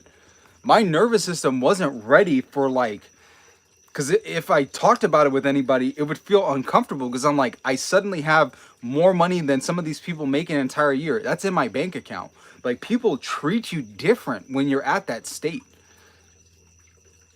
And not a lot of people are like ready for that kind of thing. Like how people treat you, how they interact with you, how women interact with you, how your family interacts with you. Like they don't think the same. Like even your parents may act differently around you when you have that kind of cash and that kind of money. 'Cause it's like, and you could, even if they don't say anything, you could feel the energy shift and the perspective shift when you're at that state, especially if you're doing better, if you're doing as perceived better than some people. It's wild and crazy to say the least. If you're not ready for that kind of stuff, it's heavy on your personal life, on yourself, on your nervous system. So you got to get ready for that kind of stuff. And that's why I think it's extremely important for people to actually meditate and to do the visualizations, because what you're actually doing is you're preparing your nervous system to be ready for the shock, because it's quite literally a shock. It's high voltage energy. You need to be willing to hold that energy, because it's, if you want to be a millionaire, you have to be willing to deal with stress and high energy and uncertainty. Millionaires and people who make a lot of money are in constant like high energy situations. And you have to be okay with sitting in those situations and sitting in that energy and being comfortable and dealing with that. And dealing with people depending on you, or dealing and needing to make big transfers and all that stuff.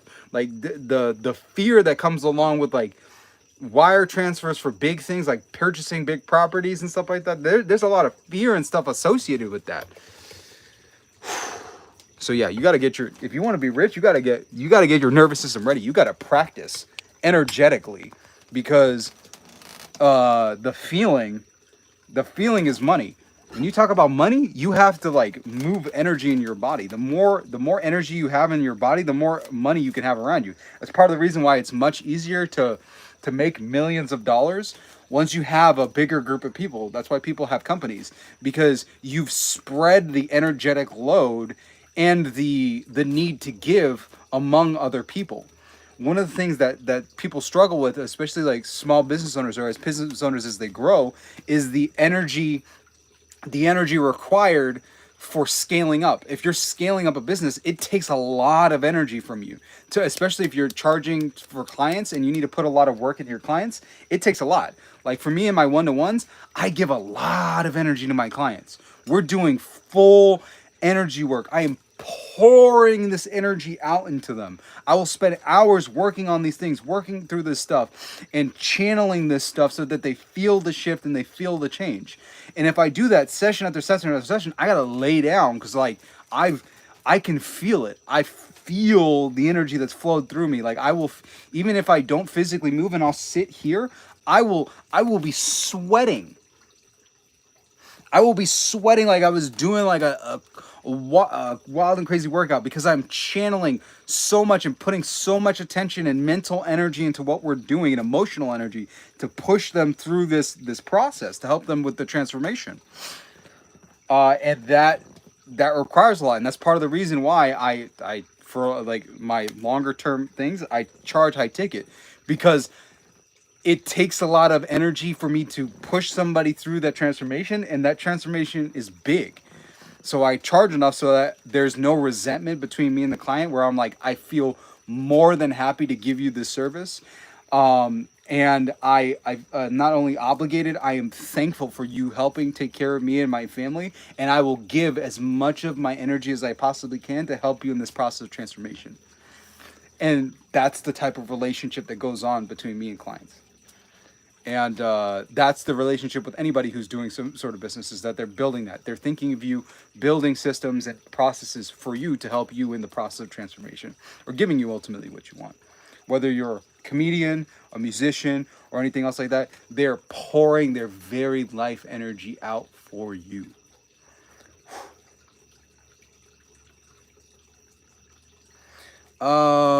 With a post on Facebook about my fave animal. It was awesome, but out of the blue. Something I wish you would do, and it was cool to receive, but it just throws me off kind of. I think my SP is my twin flame. Cheesy, I know, but IDK, what else could explain these things that have happened and how I feel? SP is my wife. There's a 3P, but I don't want to get a divorce. Sorry for the last.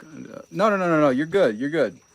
Long comments are important because you get to explain the stuff. If you want your partner, you don't have to.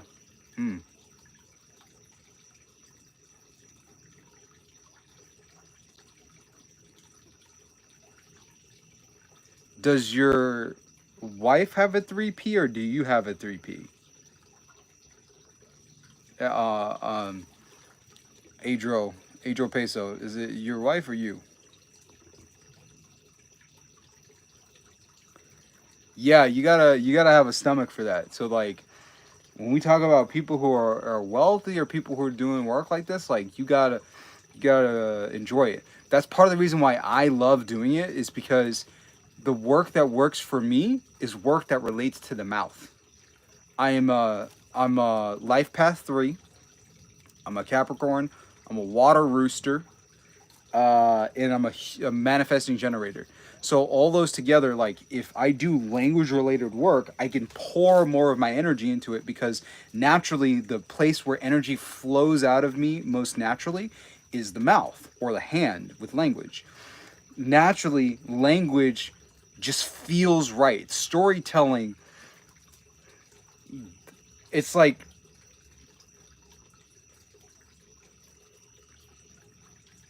for some reason I'm thinking of like the word like a tube of toothpaste. Like it's a tube of toothpaste, but it feels like really good. Or it's like minty. Or it's kind of like, actually, to be honest, doing this kind of work is kind of like doing it for me, because it's enjoyable. The act of doing it is so pleasurable for me.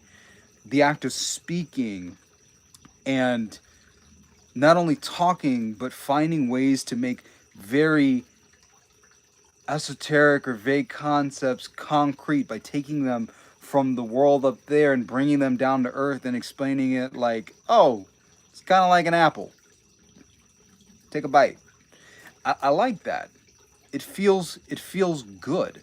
I can pour my energy and my passion into this work. That's why I've been on this live for like what? Almost 3 hours? It's like a 3 hour live. What is it? 2080? Yeah, it's over 3 hours. That's why this live is over 3 hours. Because I love it. The act of doing it just feels so good. I love giving this to you guys and having the comments and the feedback, because this is what I'm meant to do. It's part of my design. So when I flow my conscious energy and my being through the act of speaking about these topics, and it doesn't feel like 3 hours, it doesn't feel like 3 hours to me, because I'm like, I get lost in this stuff. I love it. I love it. And that's how it should feel with any work that you do, which is why I got to do a video on how to find your life purpose. Because a lot of people do stuff like tell you do the ikigai, which just requires you to do conscious thought, but it doesn't. Like people like to lie to themselves.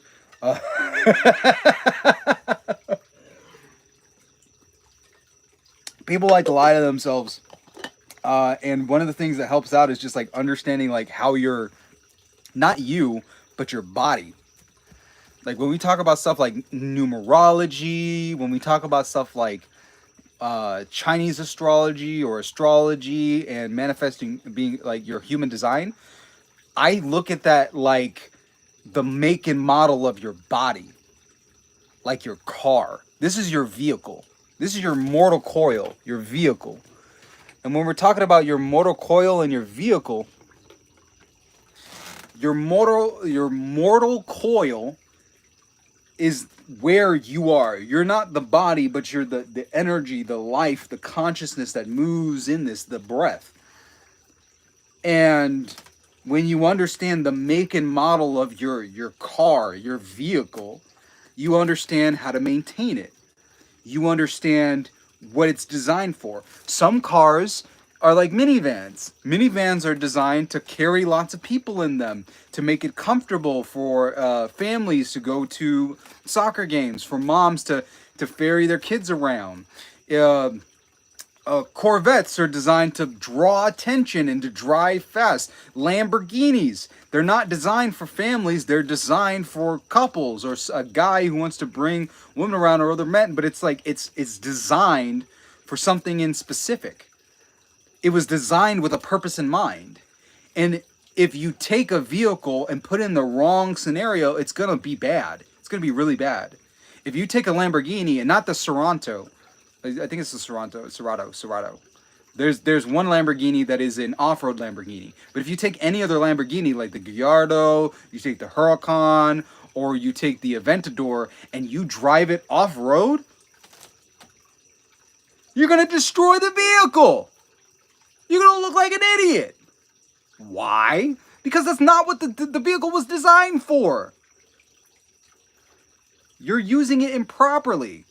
That doesn't mean that there's anything wrong with the vehicle. That doesn't mean there's anything wrong with the think I got something stabbed in my foot. That doesn't mean that there's anything wrong with the Lamborghini. You're just using it improperly. And if you use it improperly, yes, technically you could probably get it through some parts, but it's going to be destroyed. And I think that's part of the reason why a lot of people are dealing with stuff like burnout. Part of the reason why people are burnt out is because they're not using their energy system properly. Yo, I got a lot of roosters. Oh, what's up, my roosters? Roosters, woo woo. And that's what. And funnily enough, the rooster has become a staple of this channel. If you've ever watched any of the videos, so I that's part of the reason why I let them in, is because I'm a rooster, and I was like, oh, that's a funny little that's a funny little addition there. It's like, oh, my people are in the background. It's my energy. Yeah, and I think that's my belief, is like burnout and a lot of mental health issues and mental breakdowns are a reflection of people not understanding their human design, not understanding the vehicle, and then putting it into the wrong situation, like the Lamborghini in the off-road situation. But if you take a huge lifted truck like an F-25, an Ford F-150, and you take it out there, it's designed for that. It's perfect for that. It's supposed to get dirty. It's supposed to do work. It's supposed to get in the mud because it was designed for that. There's nothing wrong with either car. They're just vehicles that are designed for different purposes. But you take one of those lifted trucks and you go to a nice restaurant, you're going to look like an asshole. You pull up to the valet with that thing, people are going to be like, who is this person? Because it doesn't fit that. But you drive up in the Lamborghini, or you drive up to a really nice 5-star hotel, and you drive up there in a Rolls Royce Phantom, or something like that. And then it's like, okay, yeah, that makes sense, because it fits the purpose. So what is the purpose of your vehicle? What is your vehicle designed for? And it's not like people were given manuals. We weren't given manuals. So most people just don't know what they are. And some people are lucky enough to be in circles where they learn a little bit about themselves. Like somebody asked me about my MBTI, and what I am in that area. That's actually based on astrology too, on these systems. And if you use any of these systems to understand yourself, you can understand the type of work that you're supposed to do, when you're supposed to work, what kind of work you should be doing, and things you should be focusing on at different points during the year, because you understand your make and model. Just like with cars, if you're driving a Lamborghini, you probably shouldn't be driving that Lamborghini if you're in a region like New York or one of those cold regions up there in the Northeast. You probably shouldn't be driving it in the wintertime. Why? Because it's snowing. It's snowing, you get salt in the bottom, and then you end up rusting at the bottom of the car. So you make decisions on when you take it out, when you do it, and you adjust with the seasons. The same thing is happening with the body. If you don't understand yourself, then you're not going to be able to align. But if you understand yourself, you can make decisions that are in alignment, and you know whether or not these decisions are in alignment. The same thing happens when we talk about relationships. For most women, they already know this. That's why they ask you, what's your sign? When's your birthday? What time of day? Where were you born? Why? Because they want to understand, how do we fit together? How do our energies fit together? Not you as a person, but how do our bodies fit? The energies in our bodies.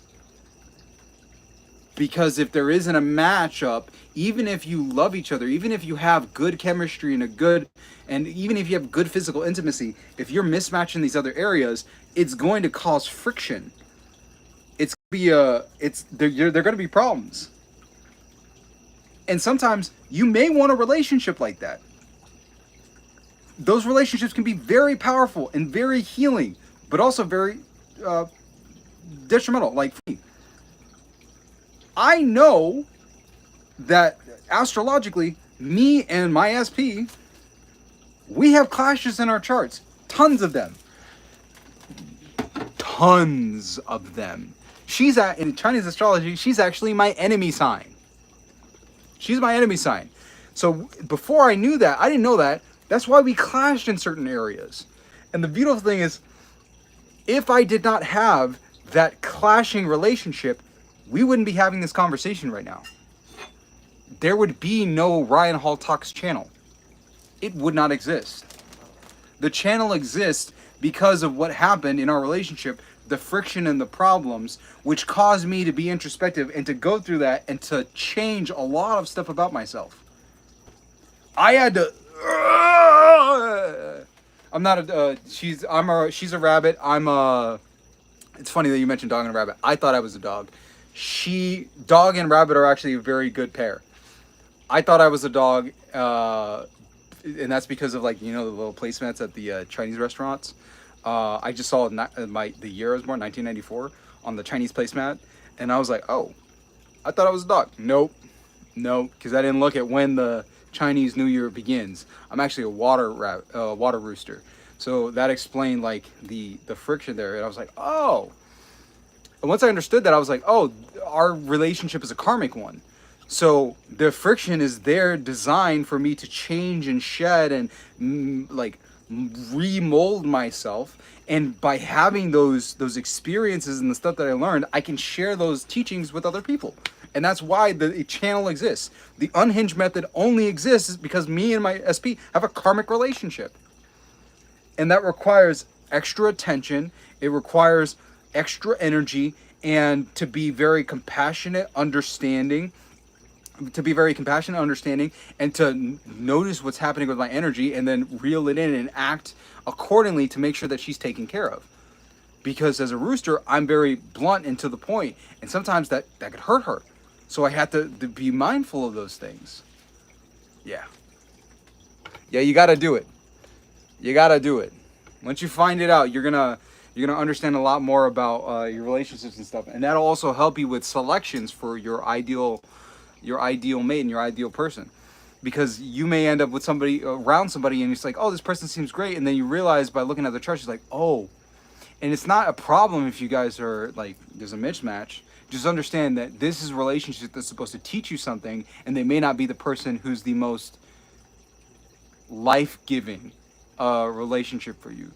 Because remember if you've ever had a relationship where you felt like very attracted, and it felt like a growth relationship where when you guys were together, you felt like you were the best version of yourself, and that you could go and be greater, you were greater as a person just by being around them. That's usually an indication that there's a lot of alignment between your charts. Libra and Taurus. Libra and Taurus means that she's air, you're okay. So that's there's a clash there between your Libra and Taurus, if I'm not mistaken. Let me double check. Because air signs match very well with fire signs. Earth signs work very well with earth signs and water signs. As a general, yeah. So that's not a problem. You just need to be aware of what that means. So that means that you more than likely have a karmic relationship together, and that means that there are going to be things that are naturally just like how she's built and how she operates that will cause friction, and you may not like them. And there are things and ways in which you are that don't gel and work well with her. And it's not like there's a problem with either of you. It's just it's a point of contention, and you guys can exist together. You just need to research like what are the things that you need to do and to keep in mind to make sure that the relationship continues, or make the decision to find somebody who's a better fit. But either way, like if you're in that relationship and you understand that it's a karmic one, use it as a catalyst for growth, which is what I do with mine, and the reason why I have this channel in the first place. I would not be here talking to you guys if I was not in that situation, if I did not go through all that stuff. She is Earth on Mirror. I don't really like water signs as partners. That's fine if you don't like water signs as partners. They're very emotional, and in general. But the thing is, when you're talking about these signs, you have to look at the person's entire chart, and how there's connections between the two of you and other parts of the chart. Like for me and my SP, even though because we have a mismatch on both, we're very close, because she's Sagittarius and I'm a Capricorn. So she's fire, I'm earth. So there's a natural clash there, and then there's a natural clash in terms of the years that we were born because she's a rabbit and I'm a rooster. So there's a lot of clashing of energies and just the natural way of being. I speak. I am very passionate. I love sharing my passion in my voice. I'm a rooster. I like caw. That's naturally how I am. That's naturally how my energy is. I speak. And for her, she gets uncomfortable sometimes with that. Because me just being naturally passionate, it's like, why are you yelling? Why are you being loud? And because she's very sensitive. She likes quiet. And when I'm like, no, I'm not. To be honest, I am not being loud. I am not being loud. You do not understand what loud is. If you've never heard me angry or loud, if I gave you angry or loud, you would know it. This is not angry or loud. I'm just being passionate. And it's like, one of the things that comes with that is the feeling of like, because I'm like, I just want to talk. I want to be passionate. But when I'm around somebody who we have the natural alignment with our charts, okay, there we go. Yeah, that's why when I like being around my earth signs and my water signs, they can take that kind of that experience and that energy and that bluntness. They like it. They enjoy it because it gives them that solid foundation. Because I'm not just a Capricorn. I'm a Capricorn stellium, which means my chart is mostly just cap, like a whole bunch of my chart. So I have a lot of earth energy. So I'm very good at keeping people very grounded.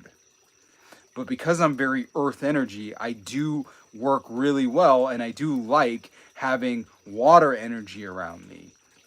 And part of what draws me and SP together is that SP in her romantic parts and how it connects happens to be a water sign. So when it comes to like physical touch and physical intimacy, we fit very well that way.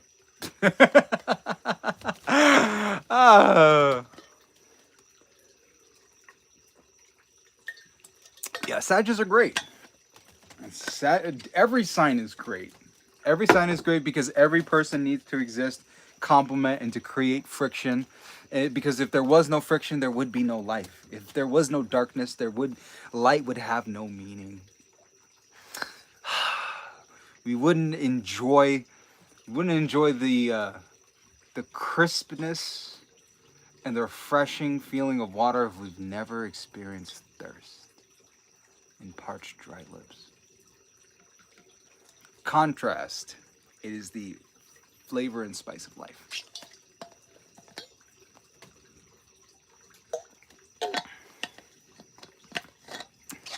I love you guys. I love this energy here.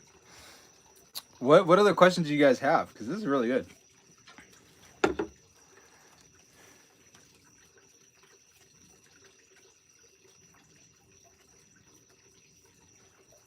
Da da da da da da da da da.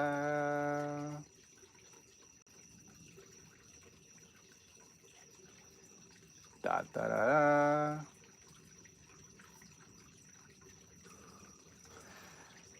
Okay, let me see if I could read other questions. You're live, but I'm in the uni. Aw. They're really getting my heart and mind. I'm glad they're really getting into your heart and mind.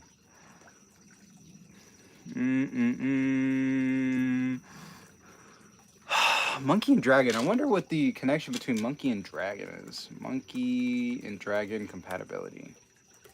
I think they're actually compatible. They're a great match. So what happens is that your Chinese zodiac, you guys are a great match together. So even though there may be smaller minor frictions between like your Western zodiac, your Chinese zodiacs, you guys are really connected. So this is something that's really interesting about the two. There's something that's very interesting about the two with the way I think about it is like this. They're all symbols. Like up there above where you guys are, we have what would look like a clock, but it's not. It's a circle. It's a circle thermometer that tells the temperature. So it as the temperature goes up, it moves closer to 120. So It's like a coil that changes according to like the temperature, so it'll move and let us know like what the temperature is. So like right now it's like almost 80 degrees on the dot. I think it's like 79 degrees here, and I'm looking at it, and that's one of the ways of being able to tell like what degree things are when we're looking at temperature dials, when we're looking at clocks, when we're looking at calendars. What we're looking at is the degree. And this is like, when I thought of this, I was like, oh, why didn't anybody ever explain it like this? When you're looking at a watch, what you're actually looking at is degrees. Your watch is actually a map. And the only reason why I thought this was I went to a cemetery. I went to a cemetery.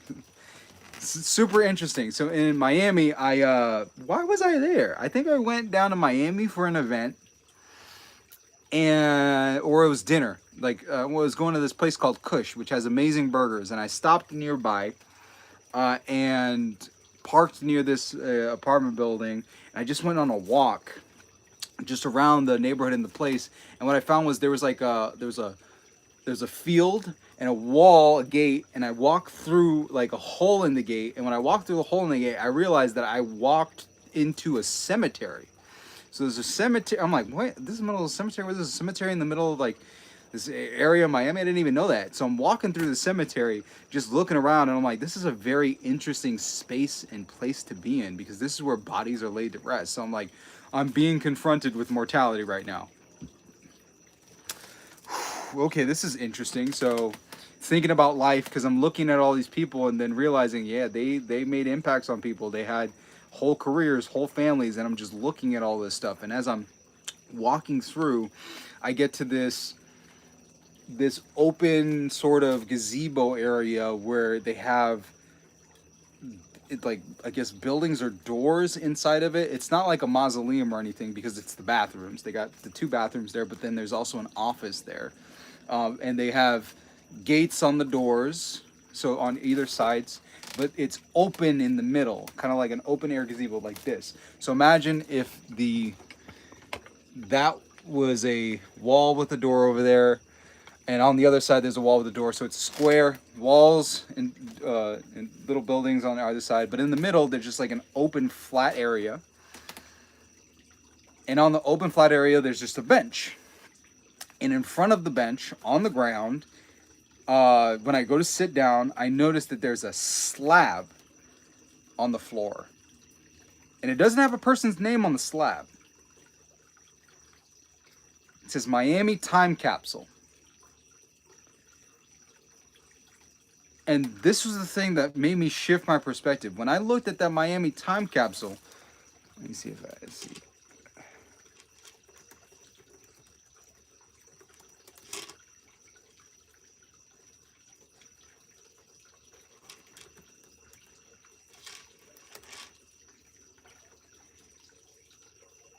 I want to read exactly what it says. The Miami Time Capsule at the cemetery, what does it say? The Miami Time Capsule said that it was buried. It had the date. It had the time. And then it had degrees.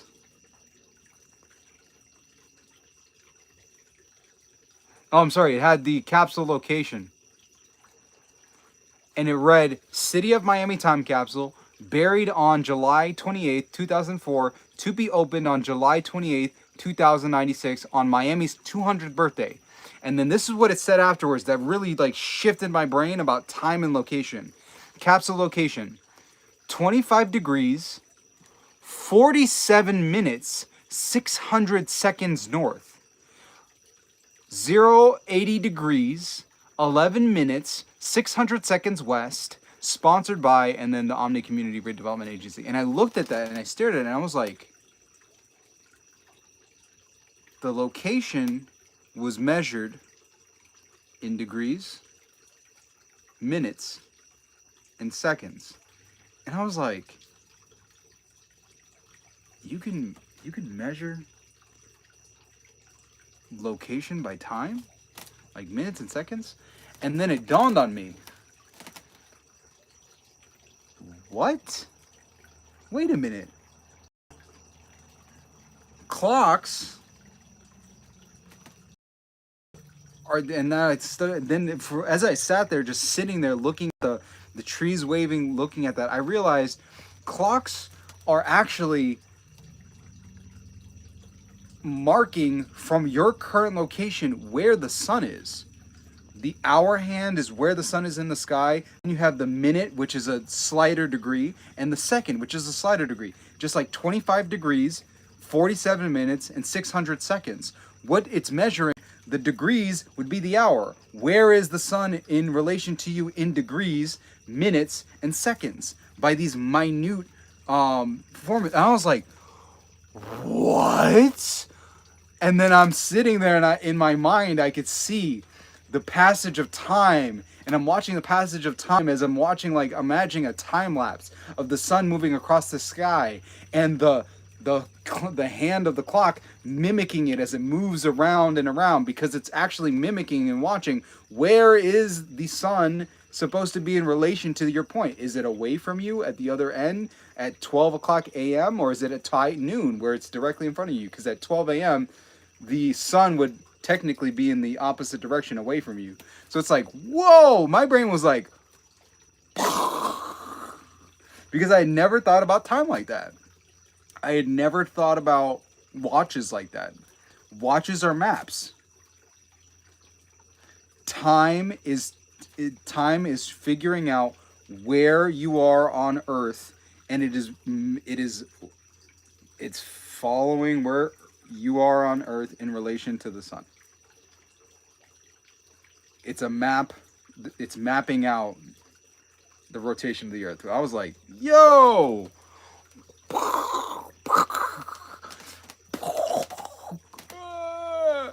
My brain.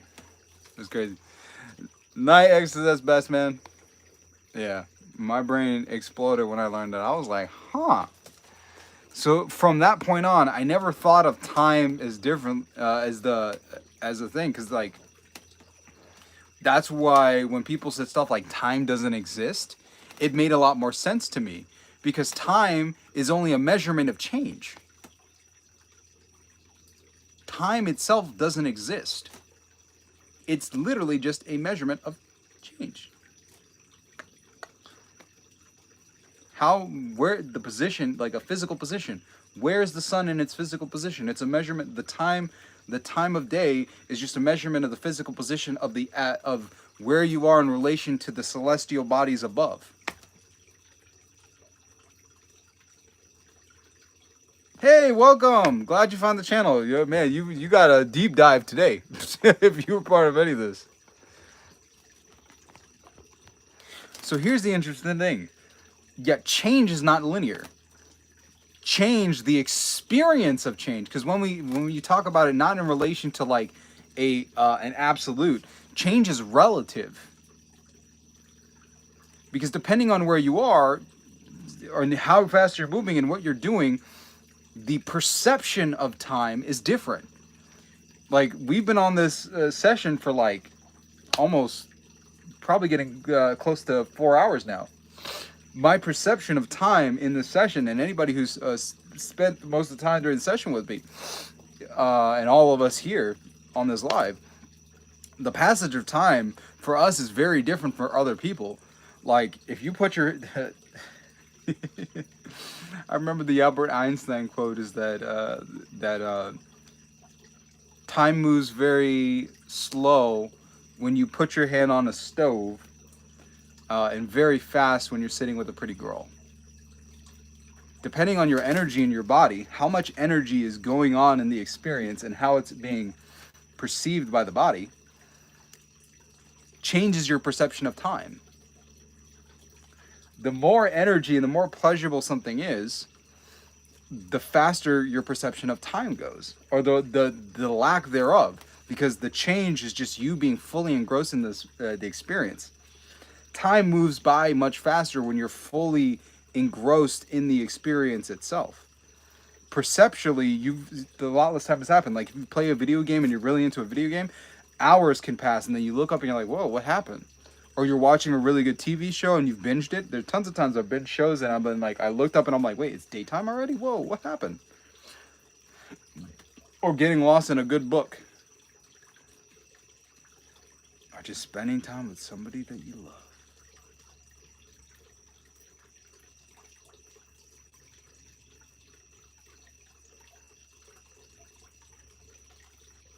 And sitting in that cemetery, because now I'm looking at a photo of it.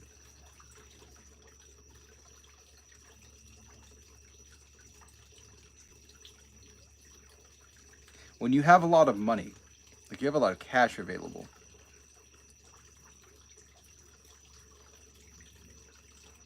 the one thing that I was not prepared for was having time, having freedom.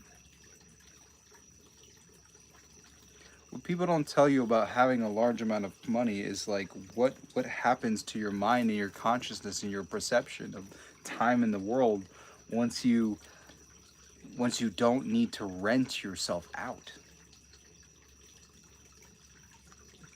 Because that's what working is. If you work a job, a 9-to-5, if you work an hourly job, a salary job, you're renting out your life.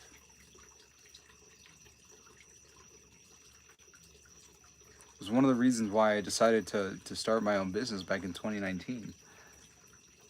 Although I also got fired. But part of the reason why was because I wanted to have an experience where I didn't need to get up.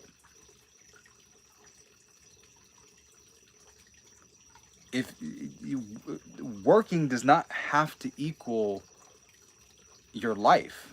And that's why,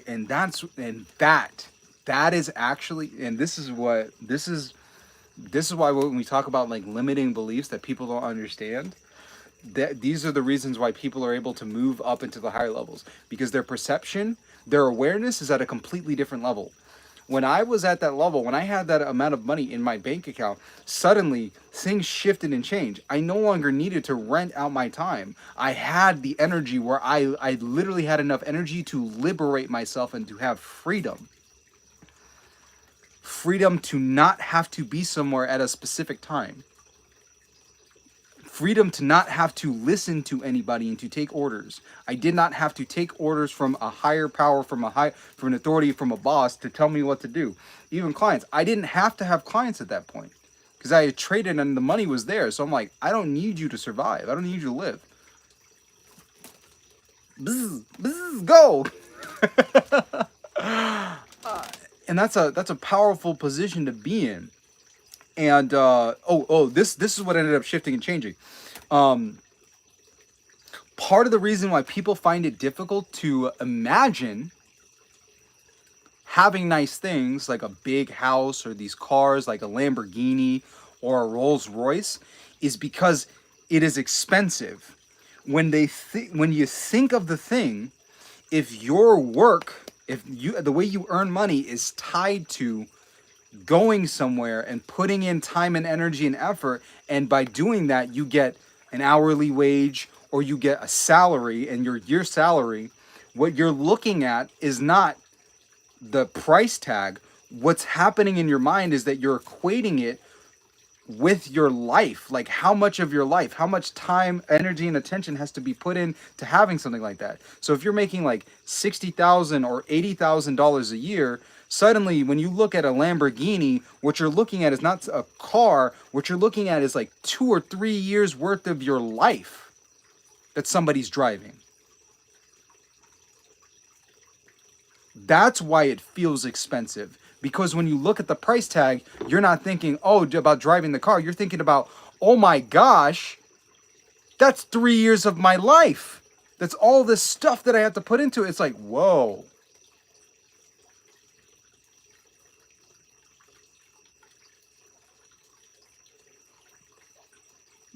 People who end up making a lot of money and who can make those purchases, they've broken that pattern. That mental pattern is broken. That's not a limiting pattern.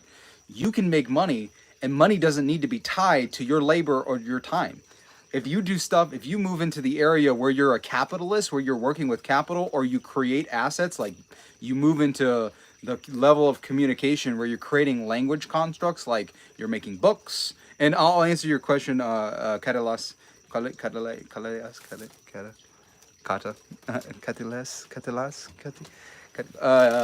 I'll answer your question in a moment. Just letting you know I saw it. If you're able to create books, if you're able to create courses, if you're able to create a product, and you are able to sell that, you've now created something physical in the space that creates a change for somebody. The reason why a movie or a song is powerful is because when somebody consumes it, they have a transformation, they have a change. If you listen to a song, like we were talking earlier about Mystery Lady by Masego, when you listen to that song makes me feel something. I feel, and the value that I get from it is a feel. Catalyse. Thank you. I appreciate you letting me know how to pronounce it. Now, once the song has been recorded and created, people can listen to that and again and again and again and again, and they get value from it. So people are willing to pay to have those feelings. They're willing to pay to go to the concert. They're willing to pay to buy the song. They're willing to listen to the song on streaming services and get ads, and that allows the artist to be paid. Because you created something that could be of service that does not require your time or your labor. So they get paid not out of their labor and their time, but out of their creativity. Part of the reason why I can make more money using the YouTube channel here and like my coaching and all this stuff, and I'm gonna be releasing like products and of course the community, is because I'm leveraging the knowledge, I'm leveraging the experience, the videos. Like for instance, like I was geeking out when I was looking at like the stats. You guys, all of you, currently have 3,982 subscribers. Wild. As a matter of fact, I actually just hit a new milestone right now. I just saw a new milestone. It says you're crushing it. You racked up 25,000 hours of watch time. 25,000 hours of watch time. To put that in perspective, y'all have watched me. How many?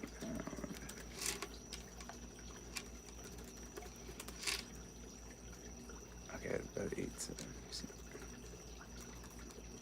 25,000 divided by 8, 760. Wow. Okay. I started this channel and I started posting on in the beginning of August. I think like August 7th or 8th. When did I post that video? In the beginning of August was when I posted the first video. August 9th. First video was on August 9th. Since August 9th, today is now November 11th. It's been August, September, October, November. About 3 months. In 3 months, you guys have watched me for 25,000 hours. I have trouble trying to wrap my brain around that number because I know the meaning of 8,760 hours. Hey, welcome from Dallas, Texas. Welcome. We got some Texas people. I got family out in Austin. Houston, actually. Houston. Not Austin. Houston. Houston, Texas. There's some family out there. Know a lot of good people out there in Texas. You're probably one of them included. I'll throw you in there. Cheers to 11/11. I'm glad this is alive as well. So, 8,760 hours. Do you guys want to take a guess what that milestone is? 8,760 hours? Take a guess in the chat. What you think that is? How many hours that is?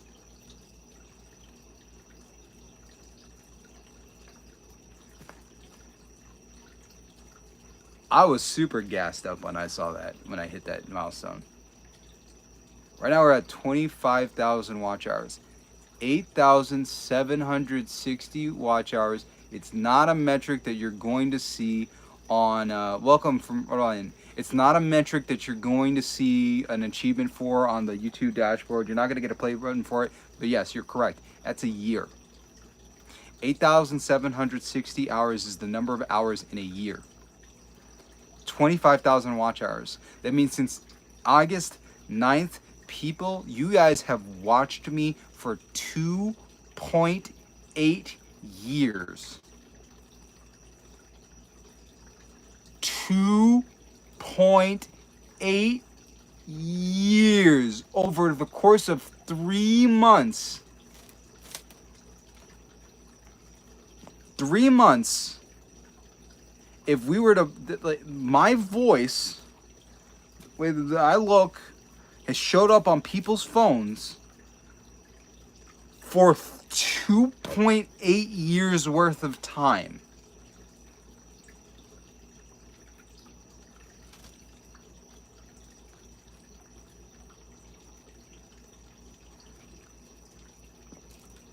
I've taught classrooms, like live classrooms with people like 50 people.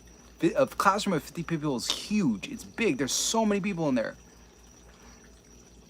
Over the past 28 days, I've had 5,000 returning viewers to come watch stuff. I've had 20,000 people watch my stuff over the last 28 days. Over the last 90 days, 79,000 people have watched me talk.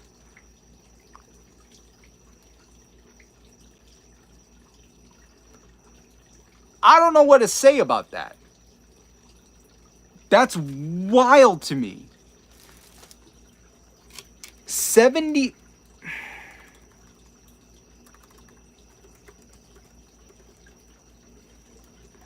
It doesn't seem big because when people are like, oh yeah, you know, viral and having hundreds of thousands of viewers and having visualizing crowds. When you go to visualize crowds, I've put on events. I put on conferences.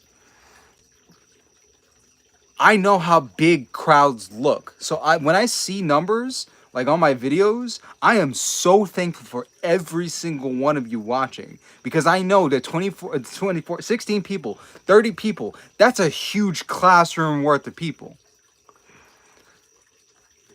When we talk about a room of 50 people, that's the size of a room of 50 people. Well, let me swap it around there. That's the classroom size of 50 people. That's a full room. That's 100 people. That's 150.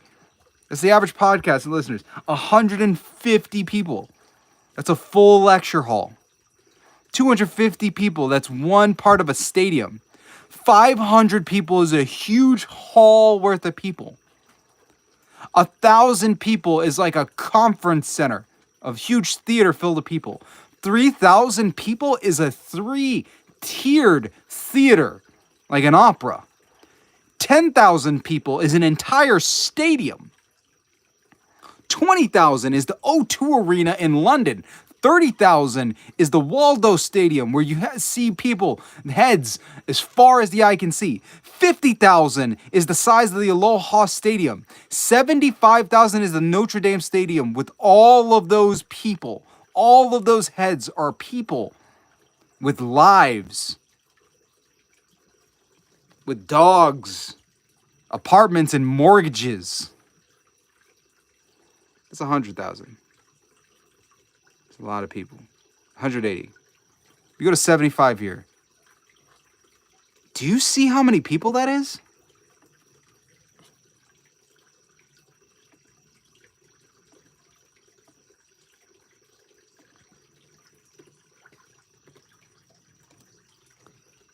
That's the number of people. That's the number of people that have watched my stuff. An extra 4,000 people on top of that. That's how many people have watched my stuff over the past 3 months. I am beyond grateful. Oh my gosh. And then some of you have decided to subscribe and watch me again?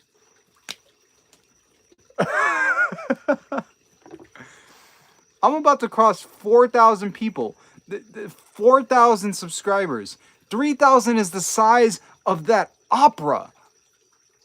I get to talk to an entire opera's worth of people. That is so freaking cool. You guys may be just like spread out across the world, with some of you in the UK, some of you in some of you guys over in Texas, some in Rhode Island, all over the place, some people in Canada. And I get to have a conversation with literally an opera's worth of people and share this stuff. It's like I get to be like Neville Goddard, talking to people in the Wilshire Ebro Theater and talking to way more people than he did talk to in the theater through the power of technology. And that is so cool. I don't even need to do anything. And once I record the videos, people get to continue to experience that. And as the power of technology, even if I don't do anything, even if I don't talk, people get value from what I talk about. And that's bananas. I love that. And once you start doing stuff like that, you can elevate yourself out of a situation where you have to work for a living. And that's where people move into being owners. People move to being investors, where you're just moving around energy. You're literally becoming a wizard. Because once you talk about retirement, when you retire, you're a wizard. All you're doing is just moving around energy. You've built up such a huge, massive energy that this energy spits out more energy. Which is what the like dividends and these payments and all that stuff is. It's excess energy. It's building energy systems. It's learning how to become an energy mancer, a money energy mancer.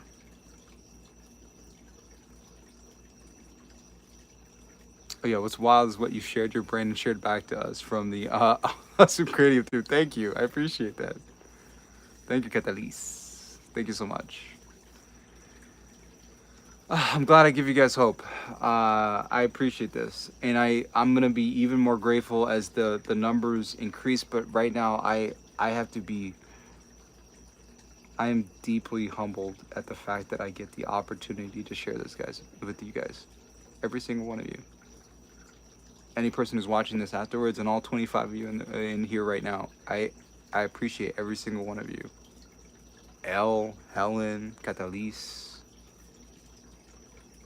Trin, if you're still here, David, all of you, thank you so much. This is me being connected with like my life purpose and what I've always known that I was supposed to do. And it's awesome to get the opportunity to make a living doing this stuff and to share this stuff with you guys. Like this is wild. This is fun. This is so enjoyable. I love it. I don't think I've ever had this much fun doing work in my life, because it doesn't feel like work. Okay, at least I gotta answer your question, but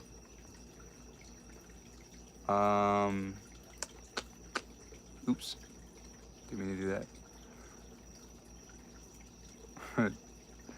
Yeah, people in Dallas.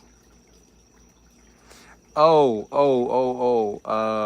asked that question? So Catalyst, your question was a really good one. What's the basic blockage for somebody who gains much but then loses it also? I can tell you this from experience, because I've made over $100,000 and lost tens of thousands of dollars rapidly. So here's what the pattern was for me. I did not...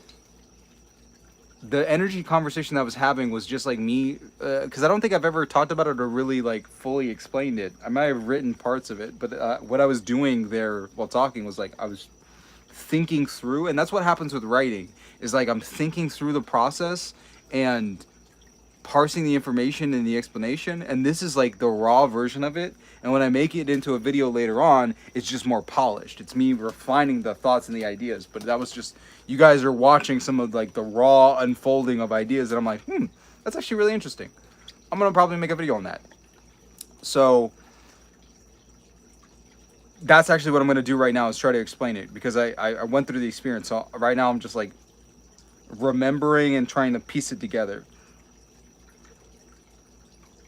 I was not ready for that energy. I did not change myself. I imagined the energy and imagined being in the space. I did not imagine myself as the person or the identity that could hold or maintain that energy. That's why for you to have, there's a difference between having $1 million and being a millionaire. They're two very different things. Because a lot of people can have $1 million flow through their experience. There are a lot more people now who are learning how to do it, but you have to learn how to embody and be a millionaire. You can be a millionaire with $0 in your bank account. But if you continue being a millionaire, you're going to end up with $1 million back in your account because you need to millionaire long enough. My problem for me, hey Kiva, hey Keys, what's up? My problem was that I did not continue being wealthy or millionairing. This was a really good thing that I talked to somebody about. So this is actually something that I wrote. That was a comment to a friend. There's a Zen concept. I love it. And I got this from Alan Watts. Alan Watts was once sitting giving a lecture, and he explained the Zen concept and how Zen people do not believe that things are just solid objects. So they do not talk about or consider that thing back there to be a tree. It is not a tree because there is no such thing as a solid tree. What is back there is the universe treeing, because a tree is not an object. A tree is a process, an ever unfolding process. It is consciousness in the universe treeing, because if you were to put a time lapse of that tree back there, what you would see is a very slow, gradual movement, heliocentric movement, as the what is it, photocentric, heliocentric, geocentric? The movement of this plant as the branches take the nutrients from the soil and it moves up the trunk and out the branches to expand into these new energies, these new sprouts of flowers and leaves. And the leaves fall, and then again it continues to expand again with new leaves coming into its place. And if you were to watch the life cycle of the tree, you would watch it moving. It's a process which has a beginning, and the process has its end, but it's an ever unfolding process. It's not a thing. It's not a solid object. Whenever you're looking at a solid object, what you're actually looking at is a process in motion. It's just moving very slow. And once I understood that, I was like, oh, it's the universe treeing. When we talk about a millionaire isn't a thing.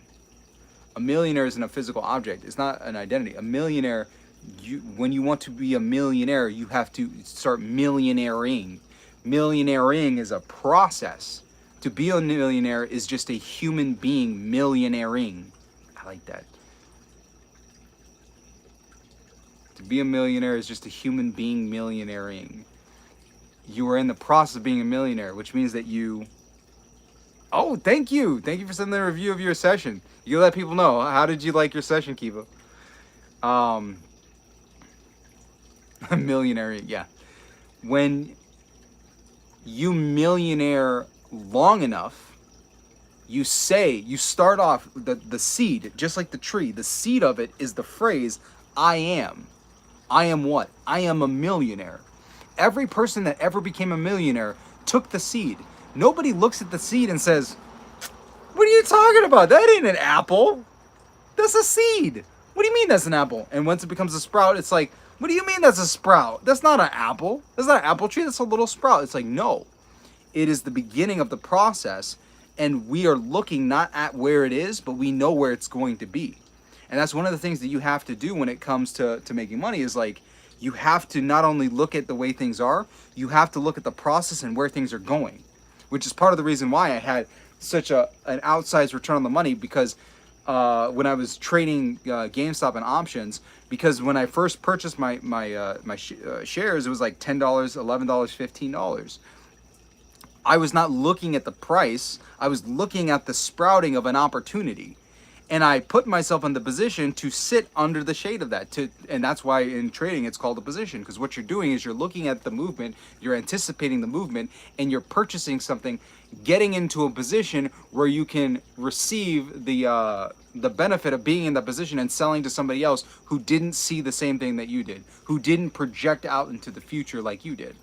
So when you're millionairing, I have a whole video. I haven't released it yet because the audio probably isn't the best. But like, I literally went on a whole rant talking about this, because when I was talking about this in the car with Stephanie, I had her recording me, and I was literally explaining as we're driving.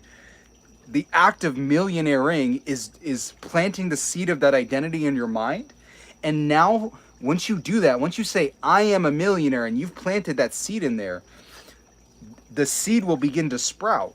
The way you look at the world becomes completely different.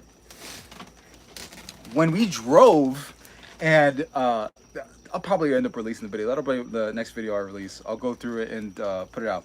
We're driving in the video, right? We're in the car, driving down the road. We were going to the park. And on the way to the park, no, we're going to the library. We're going to one of the far libraries because we used affirmations, I'm so lucky, and Stephanie actually won a raffle at an event. So we were going back to go pick up the winning stuff from the raffle. So as we're driving to go there to pick up her prize, because we used it to you can always use this stuff to win. So she used it to win. As we're driving there, I'm explaining to her how things change once I start thinking more about money. You have to be comfortable with the idea of having money and what you're going to do with the money, and already like mentally putting the money into the places that it's going to generate a return for you, which is part of like holding on to it. You need to be willing to sit in that energy, have that money around, and like not go wild with it, but make really conscious decisions about where you're going to put that energy. But the way you look at the world is different, like I mentioned. So like, we're driving, and as we're driving through Central Florida and all this stuff, there's tons of construction and all this stuff. And as I'm looking around, I'm like, so many different people look around the world here, and they drive around these very same streets. And all I see here, as my brain moves into the millionaire space, as I'm starting to think like this, I don't just see the space. You see there, all you see are trees and all this stuff. I see available land, and now I'm looking at it, and my imagination is beginning to imagine, well, I already know that they've already put the Target down the street all the way over there. They're already building all these other locations. And because these are going to be high traffic locations because of those businesses over here, about a block or two away, these places that are for sale, because I look and I see that there's one plot that's for sale that's a little bit further down, and I'm like, the people who are selling it right there probably don't realize it, but what they're about to sell is the opportunity for this to become another strip mall, the opportunity for this to become an apartment complex or a gas station or all these other things. My brain is like, where people just see the physical space, the physical reality of trees blocking this area. I'm looking at it and I'm seeing, that would actually make a really nice, the front end of this would make a really nice strip mall to have a couple of different locations there. And I think behind it further, because depending on how deep this goes into the forested area, this could probably go back and be an apartment complex behind that. I think that would actually be a really good thing. So buying that land, by being able to see something that other people can't, by using my imagination, I am now seeing the possibilities and the abilities of what could be in that space. So as we're driving around, all I'm looking at and seeing are, oh, that's another empty lot. This is another empty space. I'm like, oh, this is land, but all this land is currently just being used for grazing cows. This can be completely revamped and changed. And if I look at it like that, I'm like, okay, if I understand that's a possibility, how do I get myself in the position to benefit from that? Because that's what millionaires think. Millionaires think, I'm a millionaire. Right then and there, they're thinking like a millionaire, which is, what do I need to do to get in the position to receive the value and the benefit of that? I can look at that. And as we're driving around and we're talking, I'm thinking and I'm explaining this out loud, and it's unfolding in my mind as I'm looking around, because I'm like talking and I'm like, this is a possibility. And you know what? I may not be the person who ends up building this, because I'm not somebody who's a real estate developer right now. But as I'm thinking and looking at this stuff, I'm like, this is opportunity. We already know that there's a development company that's already been building houses, enough single family houses for 7,000 people. All of these companies, Aldi's, Target, Walmart, McDonald's, Panera Bread, all of these companies that have built these locations in this area are seeing the opportunity. Before the people have made the influx into this area in Central Florida, they've already set themselves up in the position to get the money and the cash flow that comes in from all the influx of all these new people. Now, the people may not necessarily all be here. We do have enough population to support these businesses now, but they're not here for just this current population. They're here for the explosion of the population that comes from having the 7,000 people in there and all the other housing and all the other developments here. So immediately my brain starts looking at these things and I'm like, well, you know what? We're already talking about problems that are happening in the more developed areas, like down in South Florida, in Miami. They're having housing, they're not having housing issues. They're having issues with commercial real estate, where there are tons of developers that have built really interesting commercial real estate areas down there in Miami. You know what would be really interesting? If we end up having conversations, I could have a conversation with a developer down there who's struggling because those locations are very expensive. There's not a lot of opportunity for growth. It's a market that's doing well, but it's not a market that's growing and expanding at a rapid rate. So if they're having issues where commercial properties and skyscrapers are having to stop in the middle of their production, they still have teams. They're still paying for $1 million developments, but they're not seeing the kinds of returns that they could have in other places. Why don't I have a conversation? I may not have capital available, but why don't I have a conversation with a developer down there in Miami and bring developers from down there in Miami up here to this area in Central Florida? Because yes, we do have these buildings in these areas, but you know what we don't have? Immediately, now I'm thinking about other things and other images that I've seen and where we can transpose these things to these areas. So I'm thinking in Central Florida, I'm like, if we're going to have all these people, you know what we don't have here? We don't have an open air mall where people can walk around. I've seen one in a little bit further south, and I know about really nice ones that we had down in South Florida, in the Broward area and in Miami. Why don't we have something like that here? Why don't we have something like Miami's Design District, where we have all of these different food-based places here and these higher-end restaurants and higher-end places? Where's the higher-end area here? Because I already know that there are affluent houses in the area. I've seen the really nice houses. Where do they have that they can go to buy from these higher-end these higher-end places, or to get better food? Why don't we end up building something like that here? I was like, well, I could probably have a conversation with a developer down there, bring them up here, and if I start purchasing some of these properties, I can sell them the concept here. I can probably end up getting investors and purchase these properties at a much lower rate than what they're worth. And if I decide to bring in a developer here, and that developer comes and builds that kind of location, that design district here, I could end up in the position where I'm worth tens of millions of dollars or hundreds of millions of dollars based on the equity of the area. How much property can I purchase in this area for cheap, knowing how this works, knowing what's going to happen in this area? Everybody just sees trees, but you know what I see? Opportunity. I see the new downtown area. I see a place with lifeblood, and where there's vibrant art and music and food. The places that I loved here that were food-based are gone. There's so much opportunity. If all these people end up coming here, this could be a place where people are coming from Orlando to come and enjoy. Why don't I do something like that? And immediately, now, by making the statement of being a millionaire, now my brain is now tuned to that. And when I look around the world, I'm seeing millionaire opportunities. And I'm literally going through that in the video. I'm talking about all these points. I'm pointing them out, and I'm talking through it, and it's unfolding in my vision as I'm saying it. It doesn't matter if I do it or not.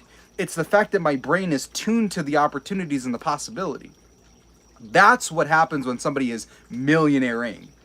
They're in the constant process of that, and then they decide, this is the opportunity that I'm going to put my energy into. I have an unfair advantage in this area, or I'm going to work until I have an unfair advantage in this area. One thing that I have is I have an unfair advantage when it comes to speaking. I have an unfair advantage, and I know it. I know it for a fact. I'm a hypnotist. I've studied language since I was a child. I've been a storyteller since knee-high to a grasshopper. Got that from my cousin. Since knee-high to a grasshopper. I've been telling stories. Some of my first memories are standing on the playground at a Montessori school and telling kids stories and watching like how they would react to me as I told them all these crazy, wild things. I remember sitting with James, this little, me and this little black kid, my buddy, James. No, that wasn't his name. I'll remember his name. It'll come up to me. But for now, he'll be James. Me and James, it actually might have been James. You're welcome, Javier. Good luck and definitely come back to chill out some more. I'm sitting with James on the wooden play structure on the bridge, and I'm explaining to him the plot of John Doe, the Denzel Washington movie, where he's taking people hostage in the hospital to get his son a heart transplant. And I'm explaining to this kid the super tense moment, and I have him playing the part of Denzel where Denzel had the gun to his head. He's about to shoot himself to kill himself so that he can give his heart to his son. And then this super tense moment. It's like the music starts swelling, and I had this kid sitting here, and I know he doesn't understand what he's doing. And then I had him say, "Hold the gun." He's like, "Ha, ha, ha, ha." Oh, the safety was on. I had this kid. I'm literally directing this kid to do the scene. He has no clue what he's doing. I have no clue what the safety thing is, but I'm like, I remember that's what he said, but I remember explaining it to this kid because I was like, this moment moved me so much. So I'm like, I have to tell you what happened in this movie because it was just like I felt something while watching it, so I got to share it with you. And I just remember him sitting there with on this wooden bridge as a little kid, and he's like, oh, the safety was off. No. Oh. So yeah, I've been a storyteller since little.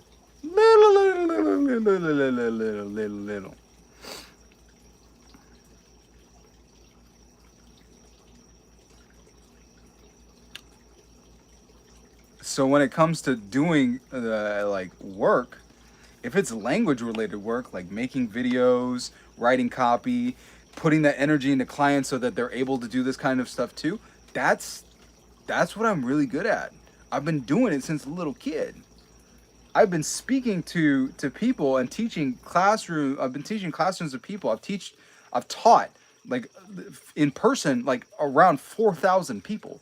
Not talking about YouTube and all that stuff. I mean like in person over my career. I've taught thousands of people. I've taught children. I've taught kids. I've taught teens. I've taught adults. I've taught senior citizens. Tech stuff like digital. I've taught people digital marketing. I've taught people graphic design. I've taught people coding. I've taught people advanced coding, the basic HTML, CSS, JavaScript. I've taught people animation. I've taught classes on game design. I've taught old people how to navigate their I've taught people how to navigate email and stuff like that. I've done so much. I know how to teach. I can make concepts very simple for different groups of people. I know how to make examples for old people to understand. I know how to make examples for young people and kids, little kids. I know how to break down super complex things like coding for little kids. For kids and adults, I've literally had teens sit speaking for hours. This ain't new. I used to do hackathons. I used to teach hackathons. I would have kids come to the library over the summer, and I would literally have kids for a whole day, for 7 hours, sit with me learning coding, building businesses, doing graphic design, and building a business concept and a business pitch, and have them completely engrossed and have fun in the process and do a business pitch. And we would have, of course, pizza, and then we would do the pitches for cash prizes. And by the end of it, they won cash prizes, and they loved it. I gave away thousands of dollars to kids. And the librarians were always like, we've never had any session, and I'm so shocked and surprised that you had these kids sit there for like 7 hours having so much fun. Oh yeah, of course I'm still yapping.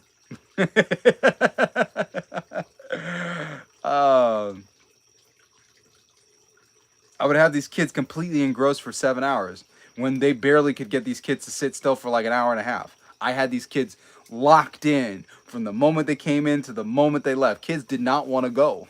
They had so much fun.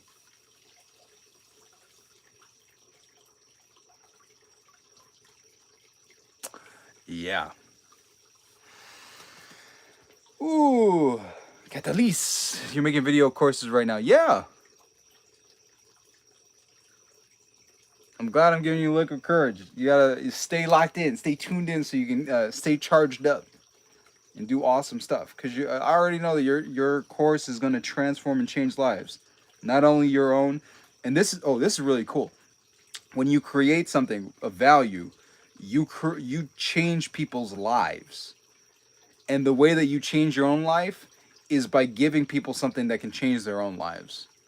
And the more profound the change of other people's lives, and the more changes that you can provide, the more money you make. Because money is a measurement. Just like the clock, just like the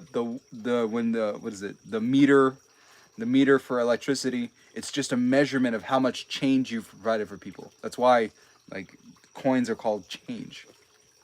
Because when you receive it, you quite literally have changed things. You've changed people. Change. So go out and change the world. Because every single one of you guys who've sat here and watched this, none of y'all are the same from the moment that when you swiped up and saw this live or clicked here.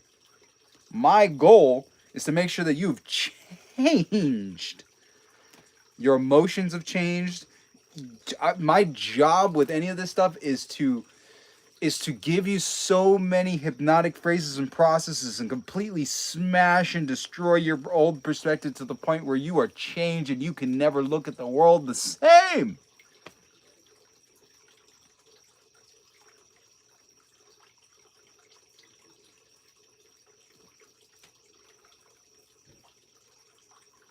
That's my goal.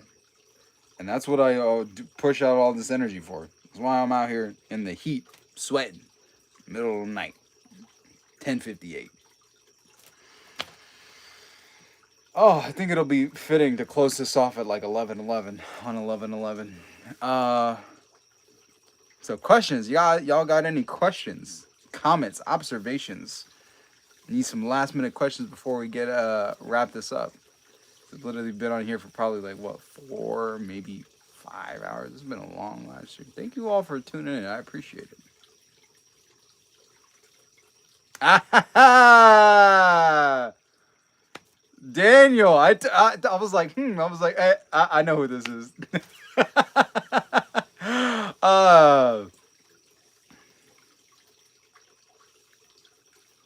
Yes, you are correct. We do. I need to have my energy for that too. We do have our coaching session tomorrow. Oh, I just knew I needed to make a video for you guys today. And I was actually going to record something, but I was like, nah, let me just hop on live and do that because I think that'll be a little bit more impactful. I could spend a little bit more time doing this kind of stuff. You got to make things up to 8. Oh, actually, I'll say that to everybody. If you're ever doing something,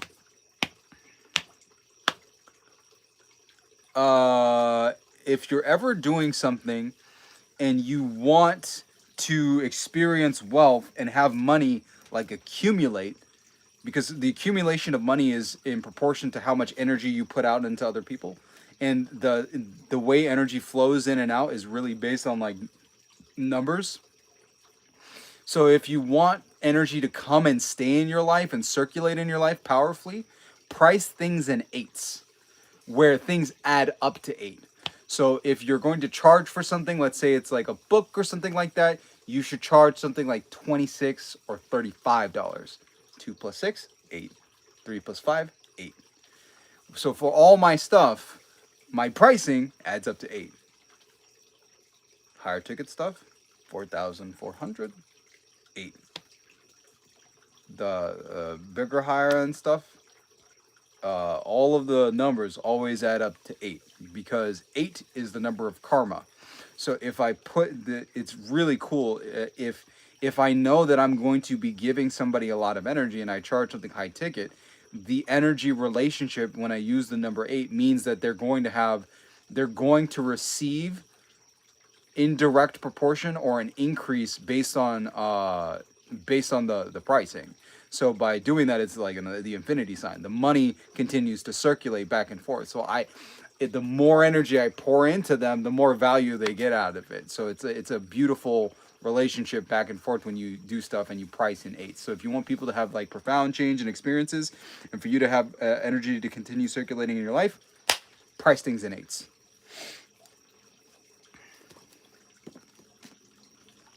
How long should you do Ho'oponopono for forgiveness for somebody? As long as it takes to change your feeling. It's not a measurement of the number of times or how many times you say it. It's the measurement of how you feel. It may take days. It may take weeks. Sometimes it may take months. But through the act of doing it,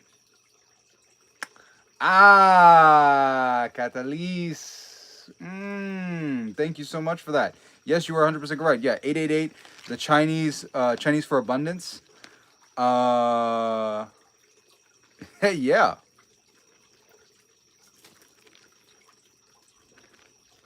All my sessions are before then. Hold on. Let me double check my system.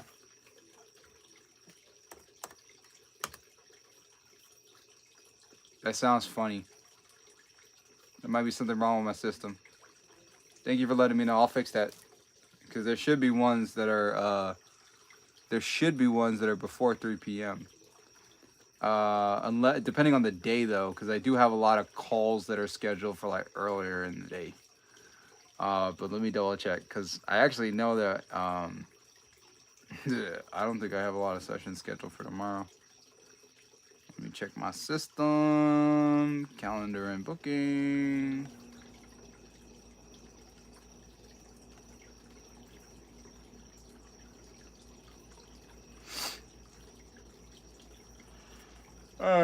Remove that. Okay, I updated and fixed it. You should be able to check it out and see if there's Oh, hey, what do you know? Somebody sent me a message.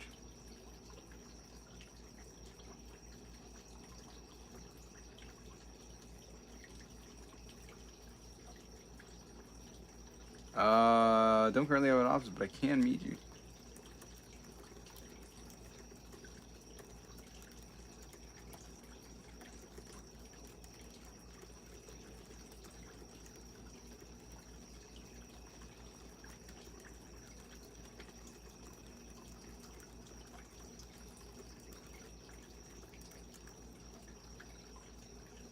Huh, that's interesting.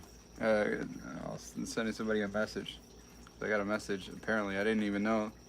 So thank you for bringing up that question. I just fixed it, so you should be able to see the right kind of availability in there.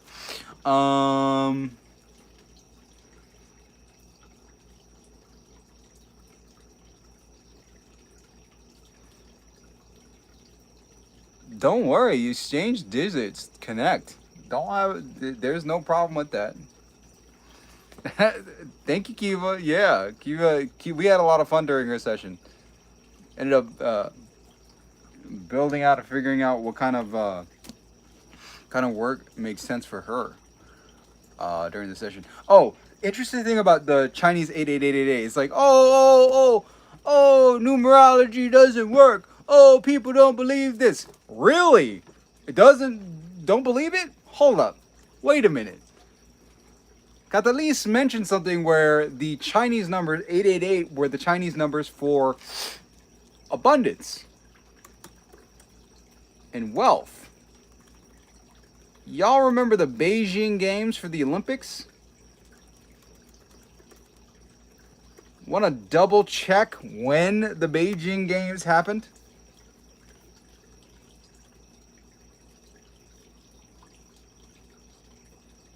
Oh, they're going back.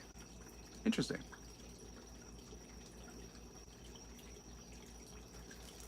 January. The Beijing Games happened in 2008. August 2008. January, February, March, April, May, June, July, August. Wait a minute. The opening for the games happened on August 8th of 2008. After that happened, China ended up skyrocketing into being one of the third superpowers and one of the third largest economies in the world. Why? Because they use this stuff. They understood what the energy was. They understood that when you have something like the Olympics, what is quite literally happening is the energy of the entire globe is being directed at your place in the world.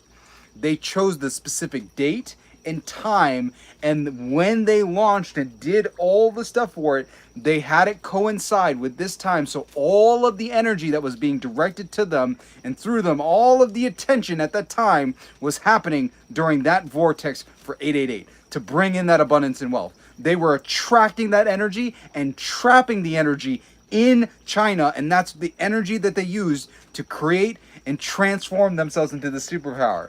And then later on, we end up having the experience where we have Alibaba, AliExpress, TikTok, which completely transform wealth and the world totally. And we are still feeling the ramifications of them doing that in the Beijing Games, where you quite literally have kids and people who are making 6 figures a month using TikTok. Kids making millions a year using TikTok.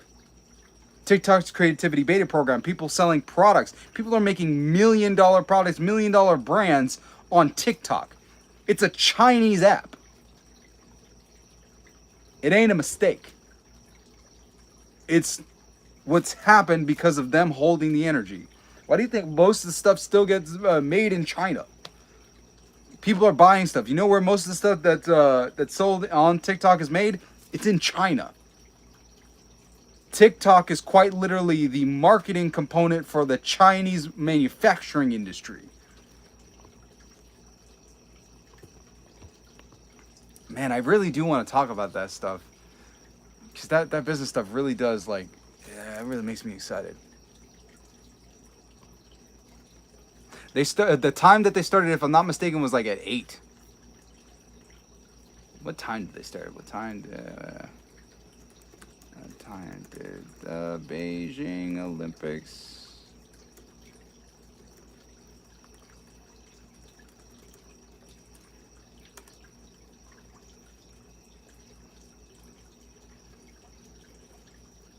They started at 20. 20 would be what?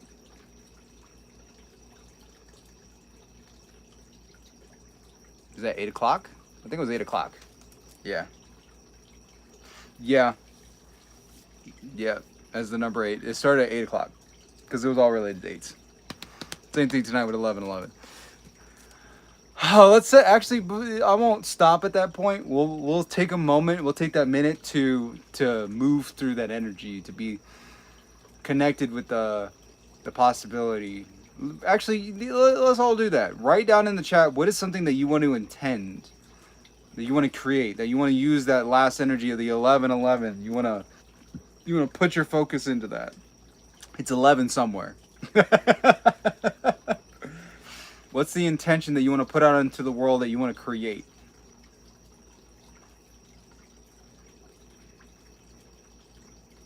And then write it down. Writing is such a powerful process. Writing is such a powerful overlooked process, because what you're actually doing when you're writing, I was having a session and explaining it to somebody. Writing quite literally is taking your consciousness, your energy, and making a dent in the physical universe.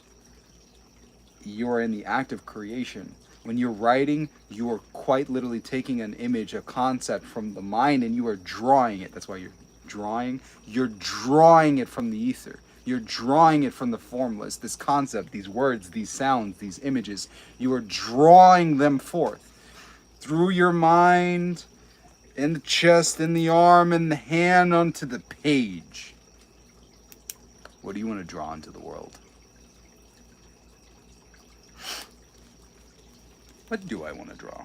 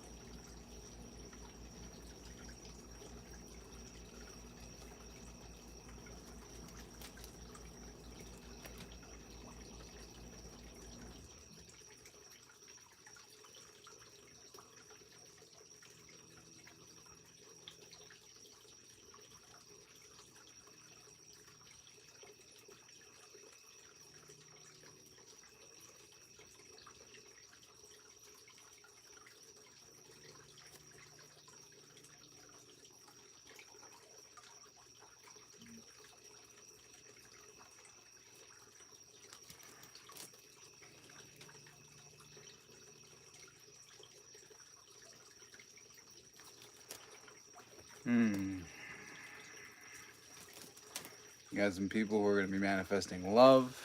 Take a moment and sit in that energy with it. That love.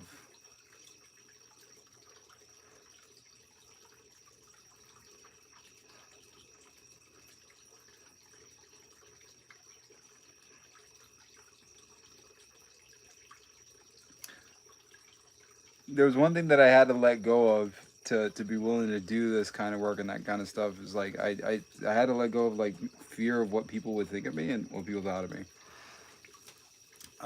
And it's funny because I know I probably do it a couple times during the live if I'm like really into it and really into the moment. Is like I'll close my eyes and I'll use one of the techniques to draw energy up. Because when you start doing like the energy work, you can actually just move the energy through the body. And if you do it really well, I don't know if you can see that, but like my hairs are standing on end and you'll see goosebumps on my body. Like your body will react. And I'll feel the coolness of the energy moving up the spine, up the back, through the neck, concentrate at the top of the head. And when I'm doing that movement, what will typically happen, depending on like how deep I am in the meditation and if I'm visualizing, like my eyes will flutter. Because if you're somebody who's susceptible to hypnosis, or you have the ability to like really deeply intend and imagine, what'll happen is if you look up and close your eyes, you'll see eye fluttering. Because it's how the body's just like dealing and processing with that energy. It's one of those things. It's one of the tells. It's one of the tells that hypnotists are looking for when they're calibrating who they're going to decide to work with, because certain people are more susceptible and have less resistance to suggestion and commands. So they're going to make better people for hypnosis. And the interesting thing about hypnosis is that everyone involved is hypnotized. The hypnotist is hypnotizing himself. The person being hypnotized is being hypnotized, and so is the entire audience. All of you have been hypnotized today. How long have you been sitting on this live? How much time has passed? What has happened to your mind? What are the thoughts and feelings that have gone on in the body?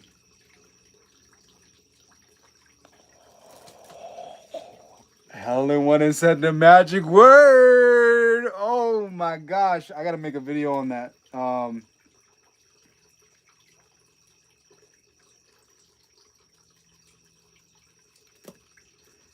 Helen went and said the magic word.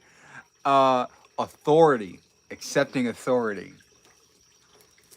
Hey, Daniel, remember what we talked about with positions and authority?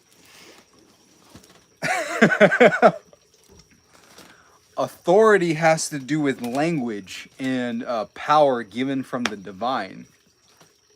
Because if you think about what authority is, it's being in charge.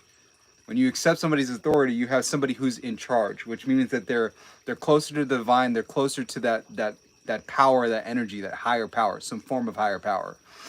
Cops have authority or energy. Oh, the Reddit, the actual the subreddit that I had that was in before was the Neville Goddard subreddit, but all the posts that I had on there got deleted because like my account got suspended since I broke Reddit's site-wide rules with using a oh, thank you. I broke Reddit's site-wide rules about using shortened links. I didn't even know it was a rule. I was like, oh no, authority.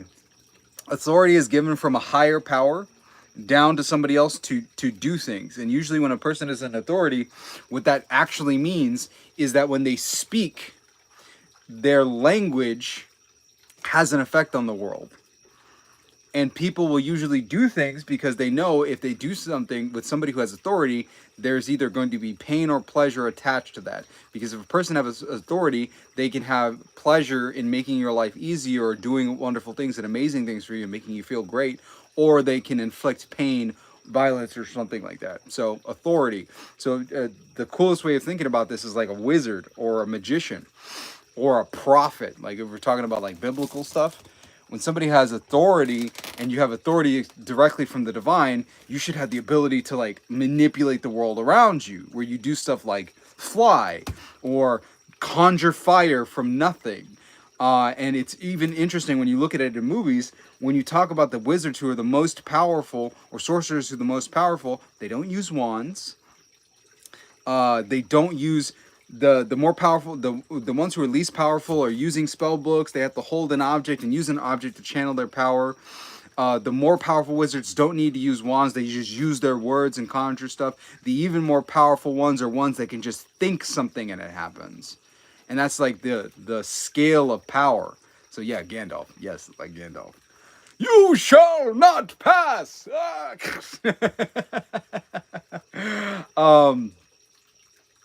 But yeah, that's an expression of power. When we bring it to the more mundane world, now we're talking about people having the authority to enact one of the two. So like if you're talking to somebody who has a lot of money, you want to be on their good side because you know that they have energy available, and let's say you're a server at a restaurant, they have the authority or the ability to give you more money. You listen to your boss, the manager, or someone like that, because they have been given authority from the higher power, which could be the owner of the company or the shareholders of the company. They have the power and the authority to, number one, give you a raise, which makes your life more pleasurable, or get you a higher position, or they have the ability to get you fired, which cuts you off from the divine energy, from the cash flow into your account, which could literally make your life suck. Okay, Mr. Social Media Sucks, you can leave. You don't need to be here. Don't worry about it. Thanks for stopping by.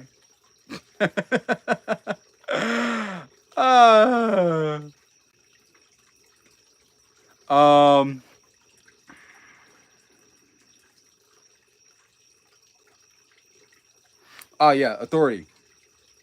So authority can be bestowed onto other people, which would be like in the case of cops and soldiers. Soldiers are given the authority to go out into the world and to enact violence on other people. Same thing with police officers. Police officers had the authority and the ability to strip people of their liberties and to attack them.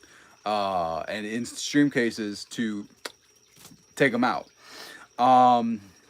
So people will comply with the request or the orders. When a police officer says, freeze, you stop. And the reason why is because if you do not comply with them, they have the authority to make you freeze forever. So it's either through the act of fear or through the act of love. The people in authority are able to get us to do specific things. Now, there are other forms of authority that exist where a person can be placed in authority and accept.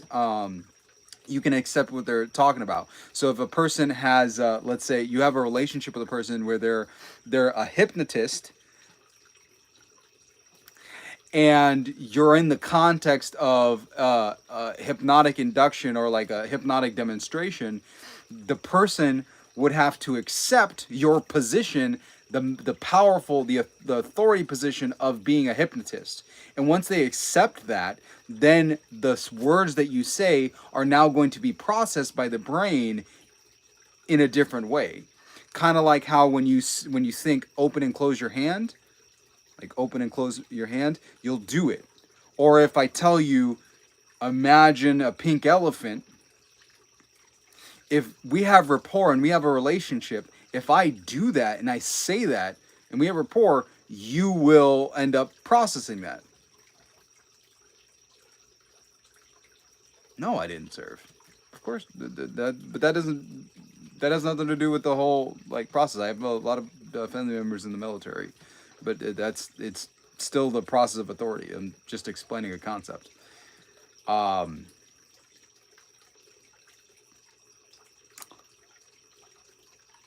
When it comes to authority,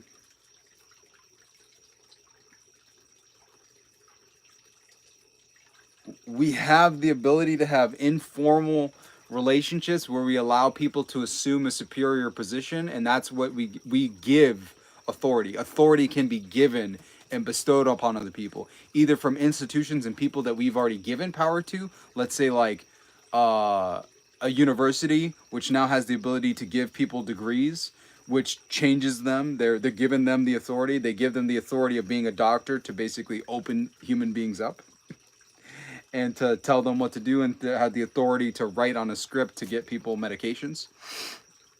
But then we also have forms of given authority where we give other people authority over us, which would be like the relationship between a husband and a wife, or a boyfriend and a girlfriend. Now this person has a certain level of authority over you. There's also the instances where you have stuff like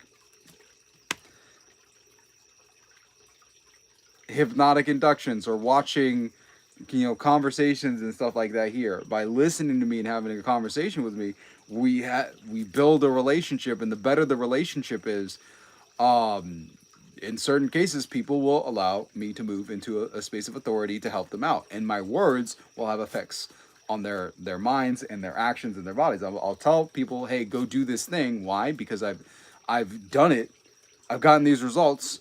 And if you want to get results like this, listen to me and go do the thing. If you go do the thing, you'll get the result.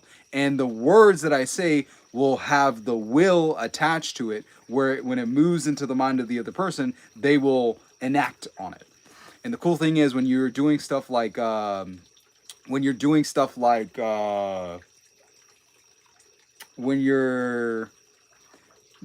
hypnosis, you're moving yourself, you're self-appointing yourself, you're into a position of authority, because you have to think, and the position of authority is, I am a hypnotist.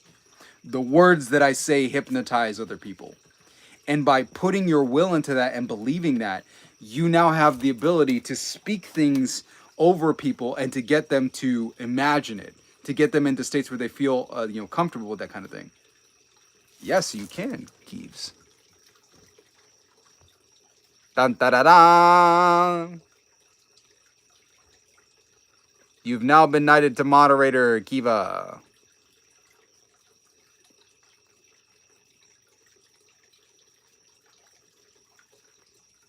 Dun, da, da, da. There you go, Keeves. Anybody else want to be a moderator? I'll add you as a moderator. Thank you so much. I appreciate it.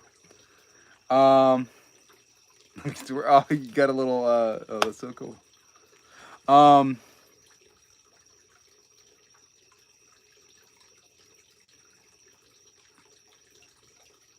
Yeah, it's a pretty cool thing. It's It's a pretty cool thing to be able to flex those powers. And with authority comes, with great power comes great responsibility. Because once you start learning stuff like,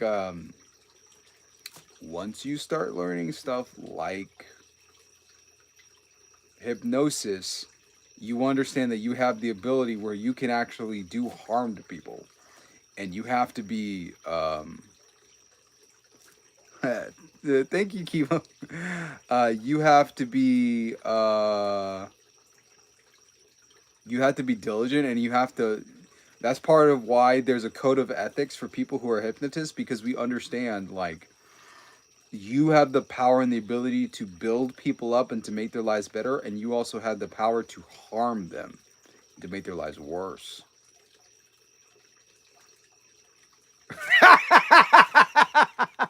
Dude, you scared the host. Bro, you scared his host, man. You scared the host. Oh, oh. Yeah. Thank you, Kiva, gentle soul. Oh. It's funny because I'm fine with dealing with people like that, because the interesting thing is, like, the biggest haters often end up becoming like your biggest supporters. If people can feel like intent, and I think I talked about this in other videos with like the pendulum. If people feel like really intense emotion, they're going to eventually move to the other side of the pendulum. Like, if they listen to you long enough and they are around long enough, they're likely to be some of the people who uh to become like really big supporters, because they go from like hating to intense love. So I love my haters. They are my motivators. And that's a perfect example right there. This is my live. I've created the lives. I'm the creator of the live. So I have powers as the creator of the live, and I have knighted Kiva to become the moderator. So I've given her authority to boot people and delete stuff. So now she has authority, and she has powers that have been granted to her because I've bestowed the authority on her, which is probably great. That's a great explanation for authority right there. Oh, no. I mean, usually that process takes a while, so he'd be doing that for a while. He'll probably just keep watching videos and all that stuff, and then realize, actually, let me try that stuff. Let me go and try that.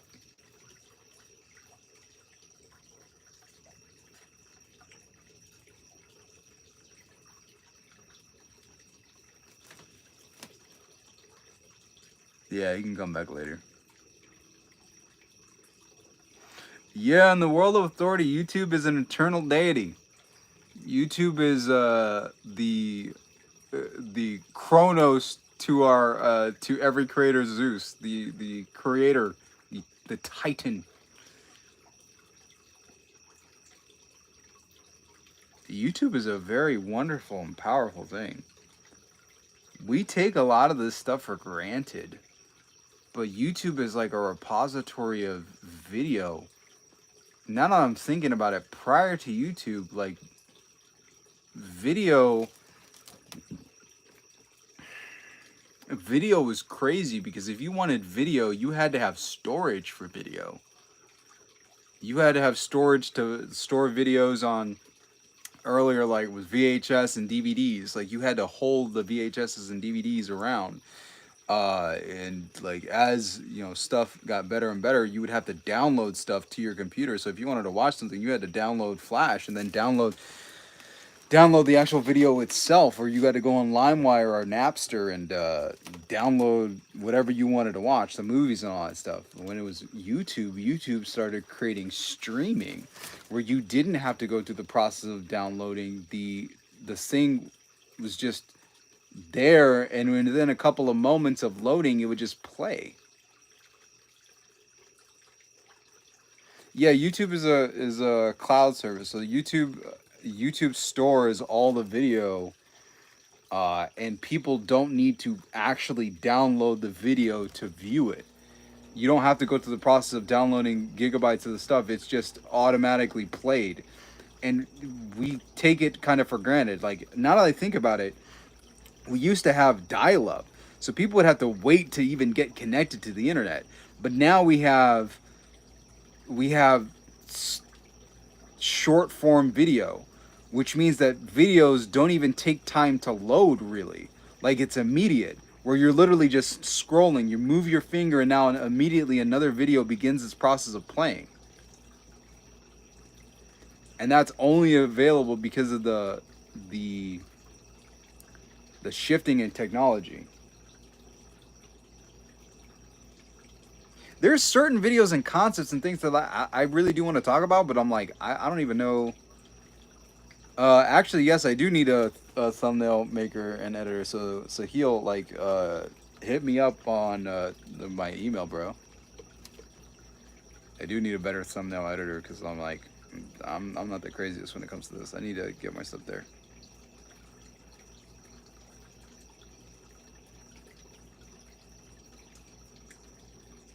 Yeah. Oh, what was the concept? Because there's certain concepts and stuff like for marketing with video. Like, one of the things that happened with YouTube is that YouTube, the act number one was that the technology and the ability to have information available that readily and that quickly. So you had the speed of information. Like, the speed of information, YouTube completely changed how fast information moves. And that's what technology fundamentally does. So this is actually a really long thing that I think I have a recording for. I think I have an audio recording for this where I went over this, but technology is very closely tied to the preservation of like frequencies and sounds. And technologies have been used to store data and to transmit data. Those are like the two main things that technologies have been used for. And there are a couple things that are technologies that people don't consider to be technologies, like this pen and a paper, because a pen and a paper quite literally took the world, because that's what technologies are. It's taking the world around you and then using it for a specific purpose. And for these technologies, this pen and this paper, there's so much stuff that went into the creation of these things, but now I can use it to quite literally take an idea, to take a thought, and to store it in physical space. So it stores ideas, it stores concepts. So that's why technology with pen, paper, reed, papyrus, a chisel, and clay or stone, those were like some of the first technologies, because you could take a concept, you could take an idea, you could take a story, and you could store it in the actual physical space, the stone. And now those stories, those words, those concepts, those images could now be retrieved at any time when a human being looks at those symbols and receives it. They receive a message. So early stage, there were just the tablets themselves. Then we moved to the development of technologies that increased the speed and reduced the cost and need of artists to develop stuff. That's when we started moving into the development of the codex, because we moved from papyrus and stone to the codex, which everybody knows is the book. Yes, whoever invented the pointy stick is the root of the cause of all this innovation. Whoever made the pointy stick, cut the pointy stick, and then put stuff on the pointy stick, and then drew stuff, that was technology. The height of technology and the height of art. Then we moved to the codex, which was the... Thought I saw something outside of my eye. That was really weird.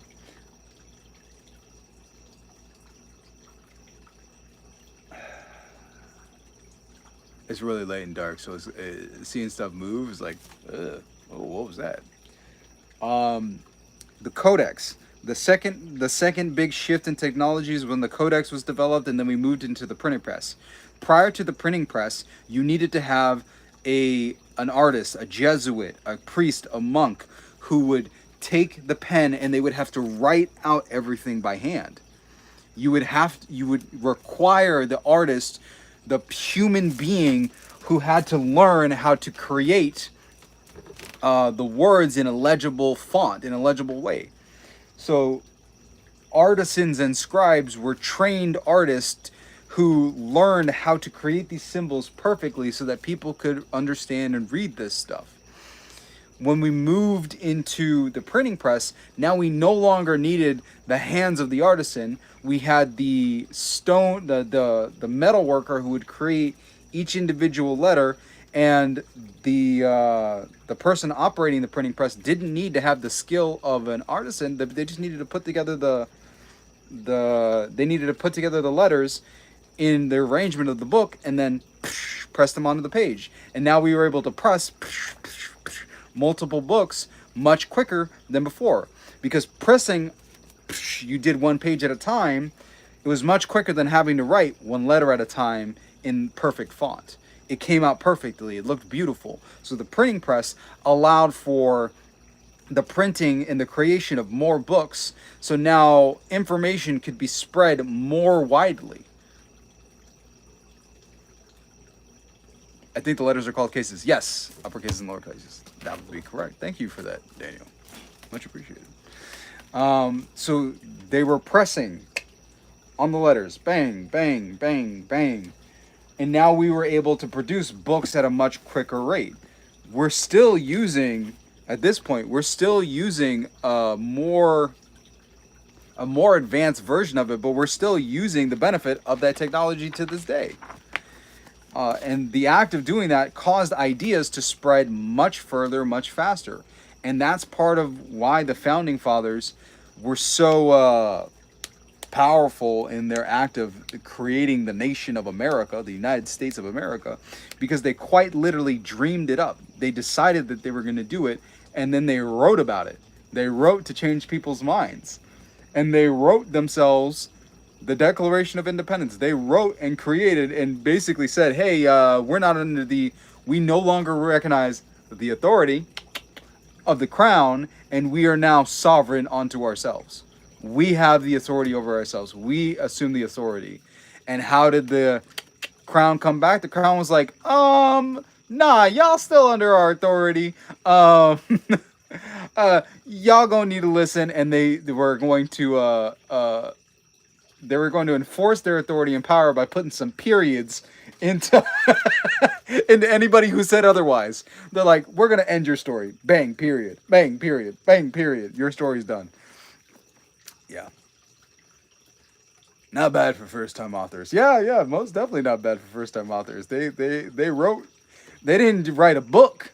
They wrote a nation. They wrote a nation. They wrote and it's even crazier now that I think about it. They wrote a nation, and then they made their own currency.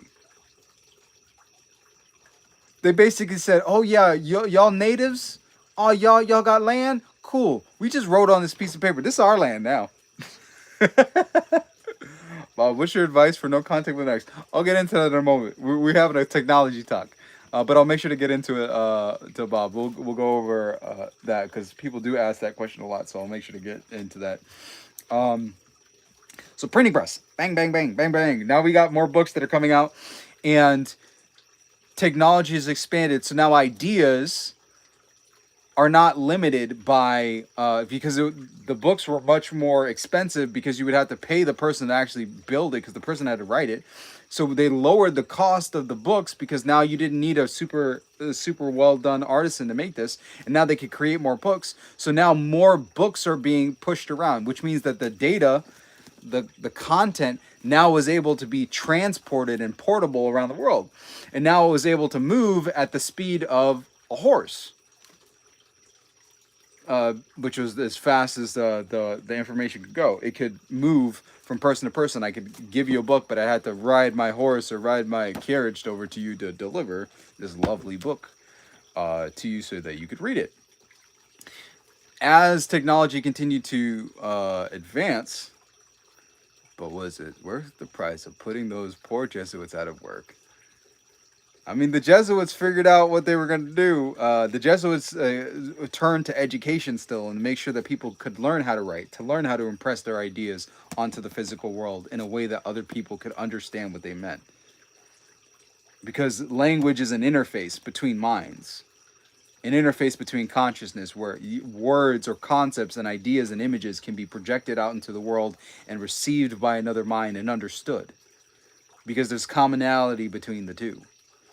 And the Jesuits were like, dang, man, we can't be making books and stuff like that, but we can teach your kids. And then they just continue to throw kids in. I know it's cool. I love it, Daniel. Please continue. The Jesuits would throw kids into the rivers, which is funny because it sounds weird, but they really did do that. And only recently did they learn the science of why they would teach kids and throw them into the river. And the reason why is because the kids would learn better due to cold exposure. Due to cold exposure. So what they would do is they would teach the kid, and then they would throw them into the water, and the shock of being in the cold, freezing water would cause them to retain more of the information. So if you want to retain more information, having like temperature shocks, like a cold shower or dipping your head into a bowl of cold water, can help you with memory retention. So the Jesuits were doing that. The Jesuits also understood what I was talking about before. And any of us, if you've ever had a session or talked with me, where I talk about how from 0 to 7, that's the time where you're being programmed, where you're receiving your programming. The Jesuits knew this. That's why they said, give me a child until the age of 7 and I will show you the man. Because they knew if you program somebody within those first 7 years of life, you would literally set the patterns for the human for the rest of their entire lives. Because people did not know the processes that they could use on how to rewrite or reprogram themselves. So once the programming was in there, people were like that for the rest of their lives. Because not a lot of people, people had access to books, but not a lot of people knew how to read. And that's why orators or speakers were so popular. Because even if you knew how to read, most people still don't do it. Or they didn't enjoy it. And what luck for men that people don't read. What luck for me that people don't read. Because if y'all read, shoot, man, I probably wouldn't be able to do this work. Because most of the stuff that I talk about is in books, but people just don't have the time to read the stuff, or like the books are like really dense. Like I've read some stuff where you'd be like, what?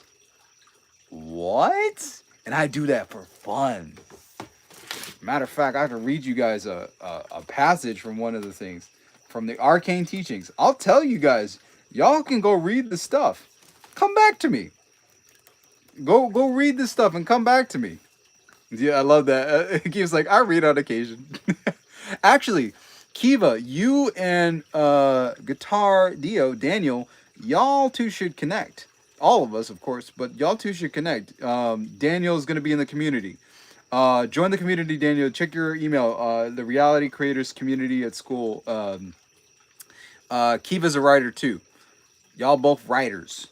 We a gang of writers. Writer squad. I'm gonna read you guys apart from the Arcane Teaching just to let you know like why I understand and know this stuff is because I read this stuff and I'm about it.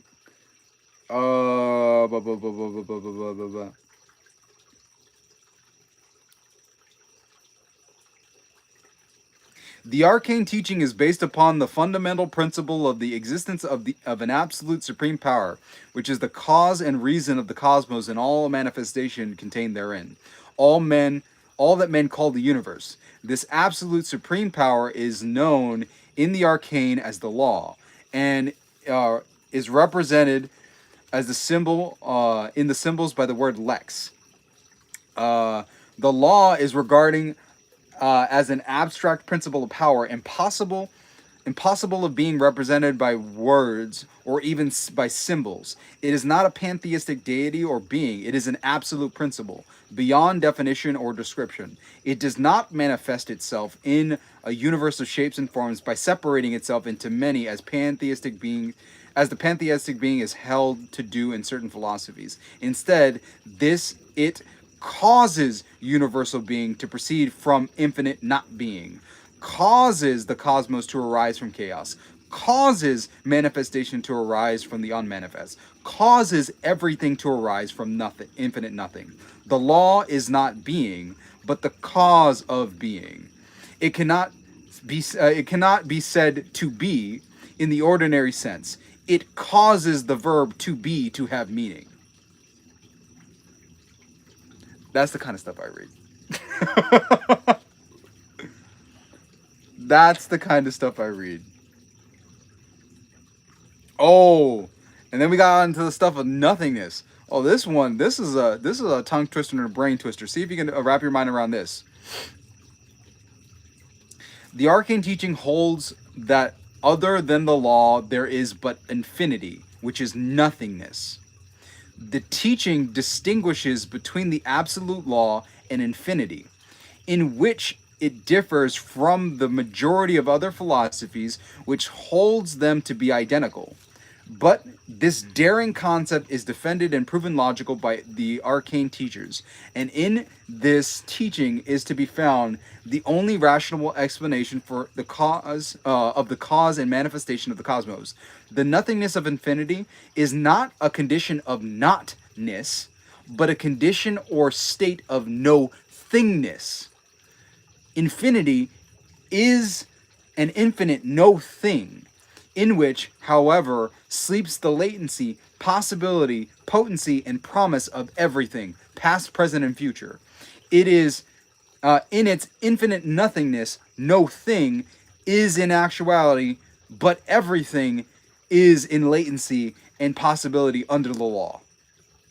The arcane teaching on the subject of the infinity of nothingness is relating revelation to those who have been searching for the truth in other philosophies that have found themselves wandering round and round in a mental circle, arriving anywhere.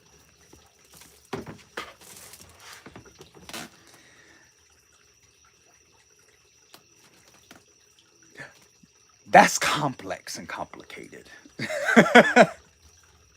And for me, I love reading that kind of stuff. I'm drawn to it because I'm like, oh, this is the universe. This is how it's built. But I can explain that stuff very simply. And this is the reason why technology is so powerful, because now I have examples that I can use that didn't exist at the time that they wrote this. So if you're imagining, let's say, an infinite space of darkness, an infinite space of black, like the screen, a dark screen. I will show you the screen of my monitor. Because I have technology, I can use examples that everybody understands. If I take my monitor and I turn it off and it is dark, you'll see my reflection. But imagine that this is darkness, complete dark. Move it out of the way. In this space of complete darkness, this is the example of a no thing. This is a no thing. The no thing of a monitor is the infinite space of possibilities. The screen itself is a space which could represent or be arranged in everything. Your screen that you're looking at right now is a mirror, a black mirror, and a no thing. You can use this to watch me have a conversation. The no thing can be rearranged to create the face of your specific person. It can be used to show you Chinese TikTok and people doing weird things in China. It could be used to reconstruct and show you somebody who years ago was removing a piece of their car door and how they replaced it so that you can do it yourself as well. What you're ultimately doing is looking at a no thing, a blank space that could accommodate any sort of configuration of anything that you could think in your mind. You could see any arrangement of numbers on your screen. Any film can be projected on your screen. Any TV, any television show, any movie can be broadcast on the no thing of a screen.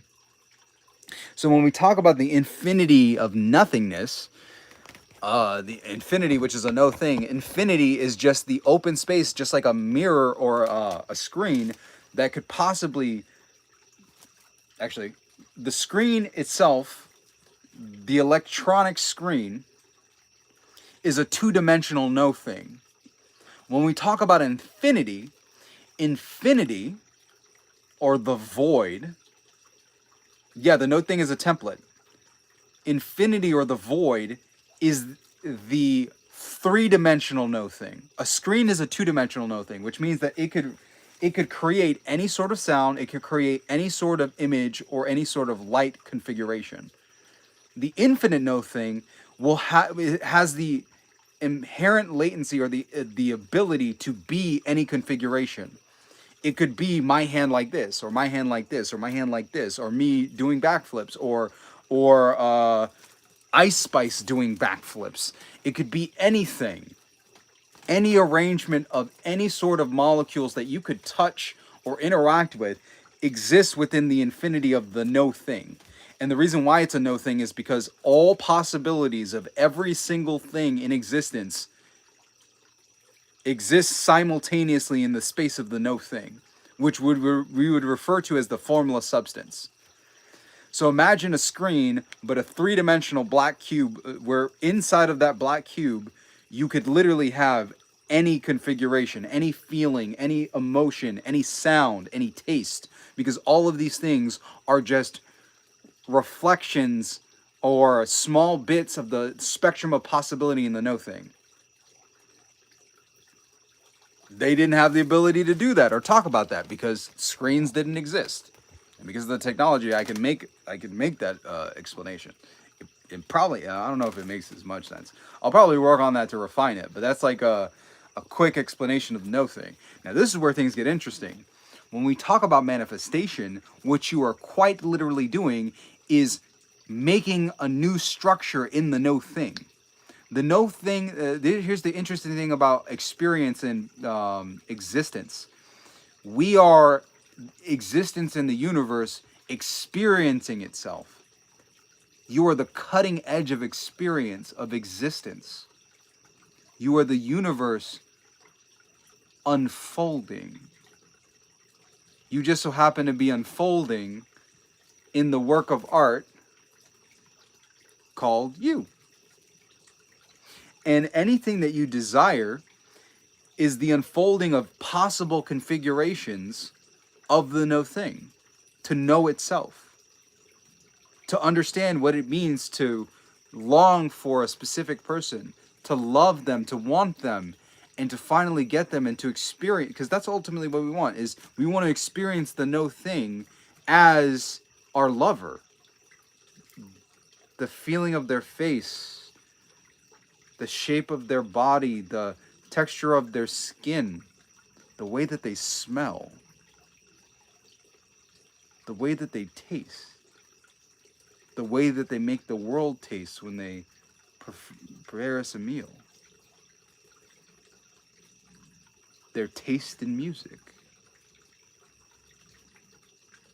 When you desire somebody, what you desire to do is to experience them, the fullness of them. That's why in the Bible, doing it was referred to as knowing someone, to know them, to know her. Because to have that experience, what you're doing is you're becoming aware of them, you're knowing them. You're connecting, you're experiencing them with your senses. You're smelling them, you're tasting them, you're touching them and being touched by them. You're feeling the entirety of their being. You hear the sounds that emit from them, the sounds, you become aware and you know the sounds of pleasure and pain as they come from this person. You know the sound of your name when it's carried upon the melody of passion. Ooh, that beautiful, sweet music. It's like I love the instrument of your voice, and to hear the notes of my name played with passion over the tones of your voice with hushed whispers or screams. Ooh.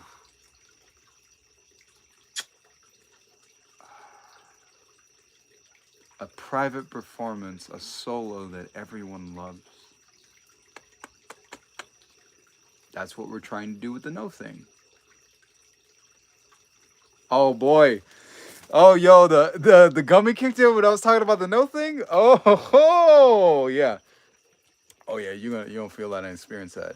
And the cool thing is when you do certain things like gummies, what is happening is you're actually getting closer to the template level of the no thing. You begin to notice and feel that things aren't as solid as you thought they were. The patterns of your life, if you think hard enough, what happens is that your mind begins to expand and you're closer to the level of the imagination impinging on the space around you. You can feel the edges of the no thing. And you realize, maybe I want to change this pattern in my life. Oh man, oh yeah, this is the stuff where it's like, yo, oh wow, this is crazy. When you're experiencing the no thing, you realize that you are the creator of the space around you, and everything from the work that you do to the people around you are there and conjured into the space through the act of you impressing your consciousness with the no thing. If you want somebody to come to you, you summon them like a wizard. Like, think about it for a moment. You call them, you summon them with their name. You say their name, and let's say you say, hey Siri, and then call them. Siri will call and summon them to you, summon their voice to build a connection that bridges across space and time, and now you're connected to this other human being. Yeah, these are not your usual takeaways. These are the takeaways that I get when I do something like that. And it's wild, because when you do that, you want this person to exist in the space. You're conjuring the being of this person. You're conjuring the energy, the consciousness of this person to exist in the space around you, because you want to experience them. You want to hear their voice. You want to share something with them to see how it vibrates through them, and if they have the same reaction to the thing that you do. Like your favorite movie or your favorite song or your favorite genre. The reason why you share that stuff is because you know how it makes you feel. You want to see how it makes them feel. And for them to share that with you and to have that wonderful, beautiful experience. But the whole point of all that is that you're trying to explore the no thing. You're trying to explore the infinity of possibilities and the way things are. And by wanting somebody, wanting an SP, wanting an X, what you're actually doing is you're saying, I want to conjure you into the space around me. I remember how you were and how my experiences were with you, and I want to experience that again. I want to touch you. I want to kiss you. I want to hear your voice again. I want to smell you. I want to be around you. I want to feel all the emotions that you make me feel. Nobody, when the being and the essence of this person comes into contact with my mortal coil, nobody gets nobody plays my body like as an instrument like you do.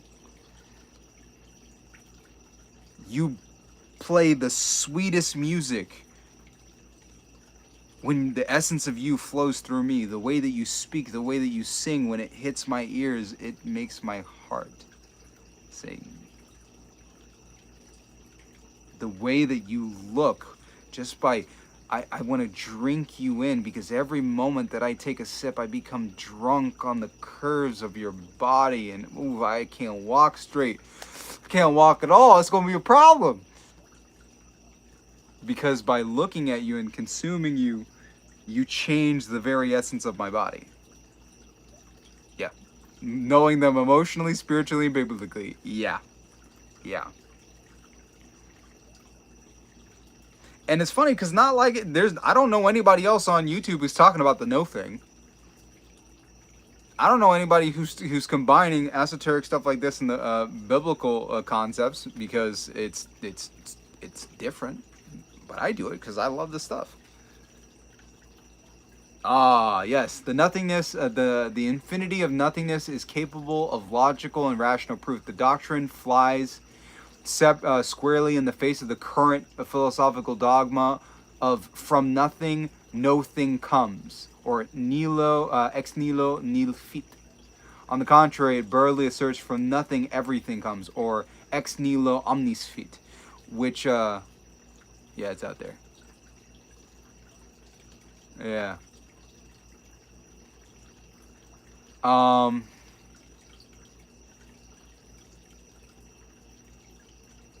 And that line is actually where that line is where I came up with the, not the most recent video, but the video before it. That was the core concept.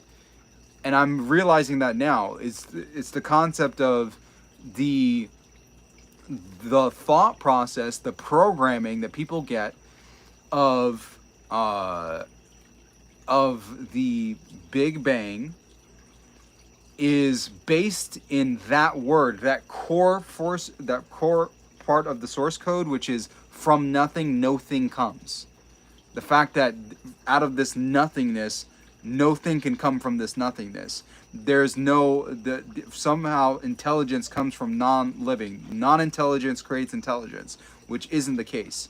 From the nothing, everything comes. There is this infinite space of possibility, and in this infinite space of possibility, consciousness springs into life in this area and brings the infinite possibilities into existence. It takes the unmanifest inside of the no thing, the void, and makes it into a thing. Because that's what we're ultimately doing. That's what we're talking about with manifestation. What you're actually doing is you are restructuring the universe through your consciousness. You are structuring through the no thing, channeling yourself through the no thing to make a particular form. And that's why we do visualizations, and that's why we do affirmations, and that's why we do any of these processes. What we are actually doing is we are creating new forms in the no thing so that they exist in the physical space around us. But the shape, the thing has to be impressed on the no thing space around us. Which, if you're really good at visualization, people think visualization and all the stuff is contained inside of the head and it's contained inside of the mind. No. No, sweet baby. Sweet baby. Nah, it ain't in here. It's out here. Like physically around you. Like if you take your hands and you push it out, if you think about it for a moment, when you're visualizing in this space. You can visualize something that far away from you. Not here, not in the head, it's actually being impressed. If we think about the void, when you close your eyes, it's not like you're seeing darkness. What you're seeing is the infinite no thing. And then you're structuring light. You're using sound, your thought, to structure light into the concept, into the form. And you're pouring your attention into the form, giving it more and more sense impressions. When you focus on it and you give it more depth, you give it more color, you give it more brightness, and you start giving it different senses, like you feel the weight. The weight is now a new sense that's associated with it. When you bring it up to your nose and you smell the apple, I keep using the apple as an example, but the apple, when you smell that apple, you're giving new sense impressions. And when you create the senses by putting in your attention into the no thing and make that form exists in the causal reality. It exists now as a template level item in the no thing. And everything that exists in the physical space must first pass through as a form in the causal reality, which is why the imagination is referred to in esoteric teachings as causal. You make the impression there in the no thing, and then the physical form, the grosser form, the physical 3D thing exists only after you have created the pattern.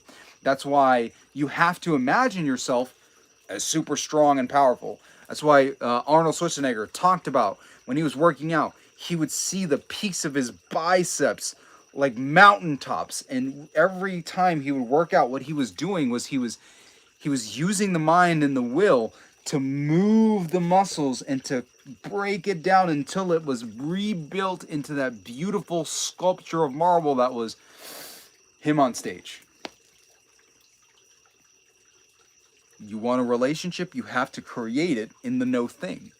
That's all you're doing with manifestation. When you're doing affirmations or any of that stuff, you're creating things in the no thing. When it comes to money, you have to see the money in the account. You have to see the numbers in relation on the account. You have to see the cash inside of your hand. You have to see some representation of it. If you do not impress those things on the no thing, you will not make money. You have to imagine money coming in. You have to imagine the cash in the bank account, because if you don't, it ain't gonna show up, sweetie.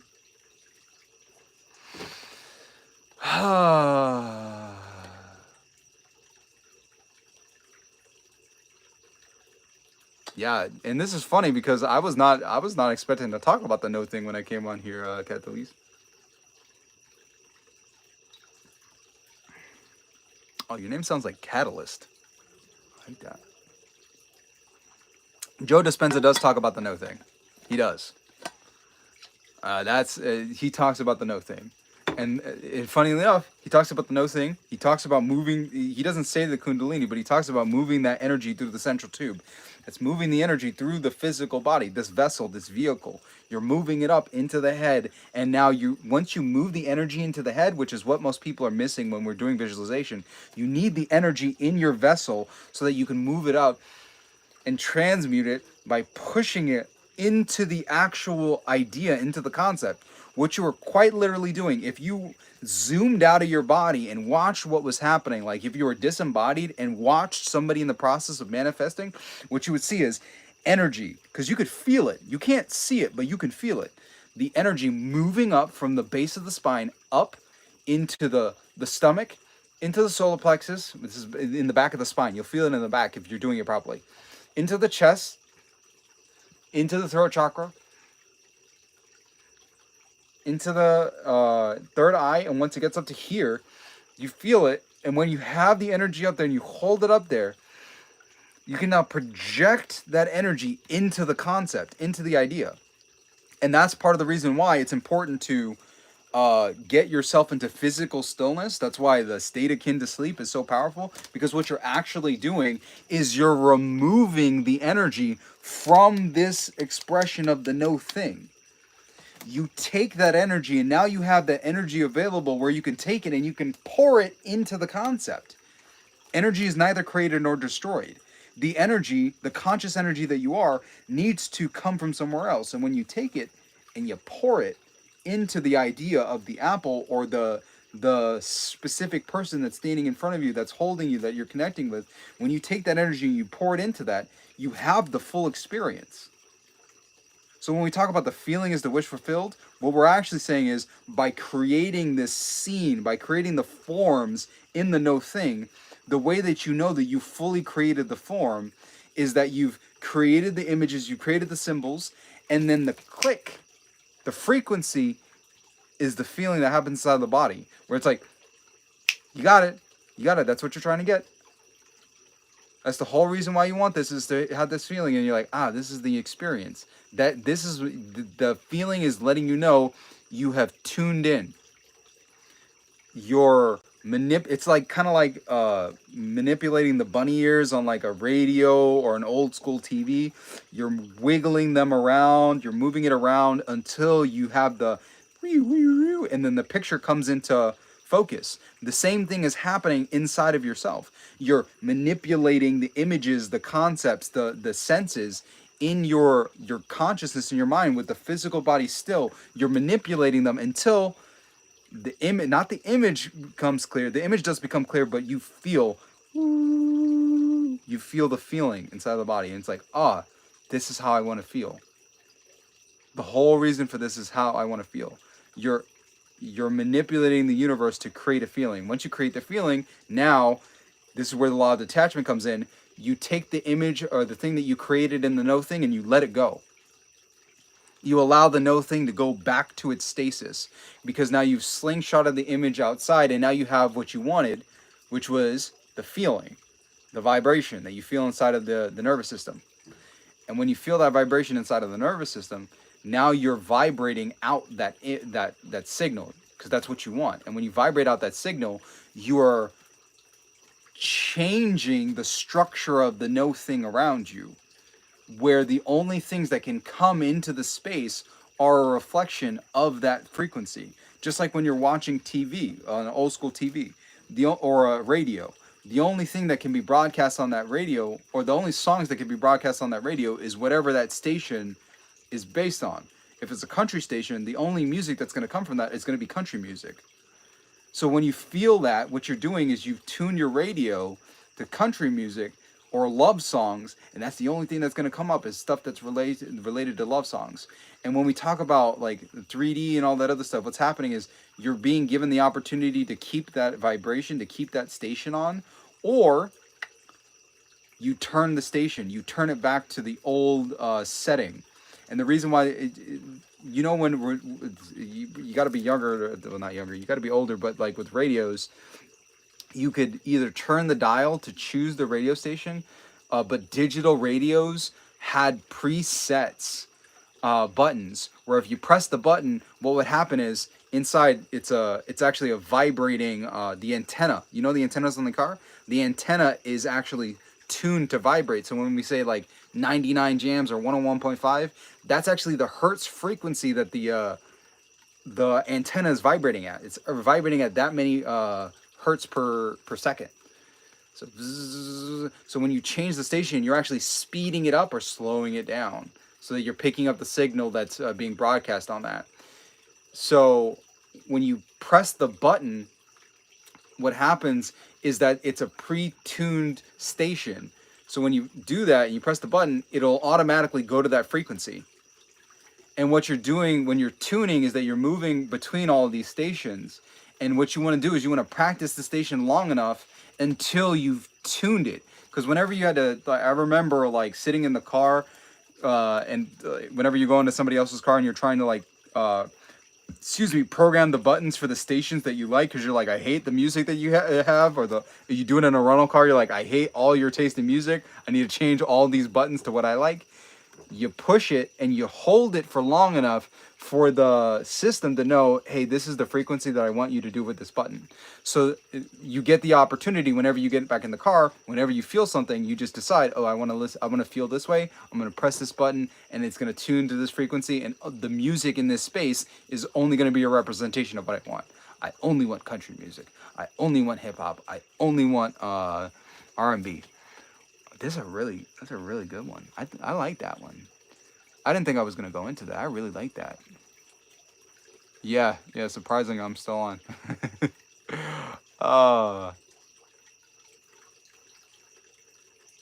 Venture Catalyst. I love that. I love that.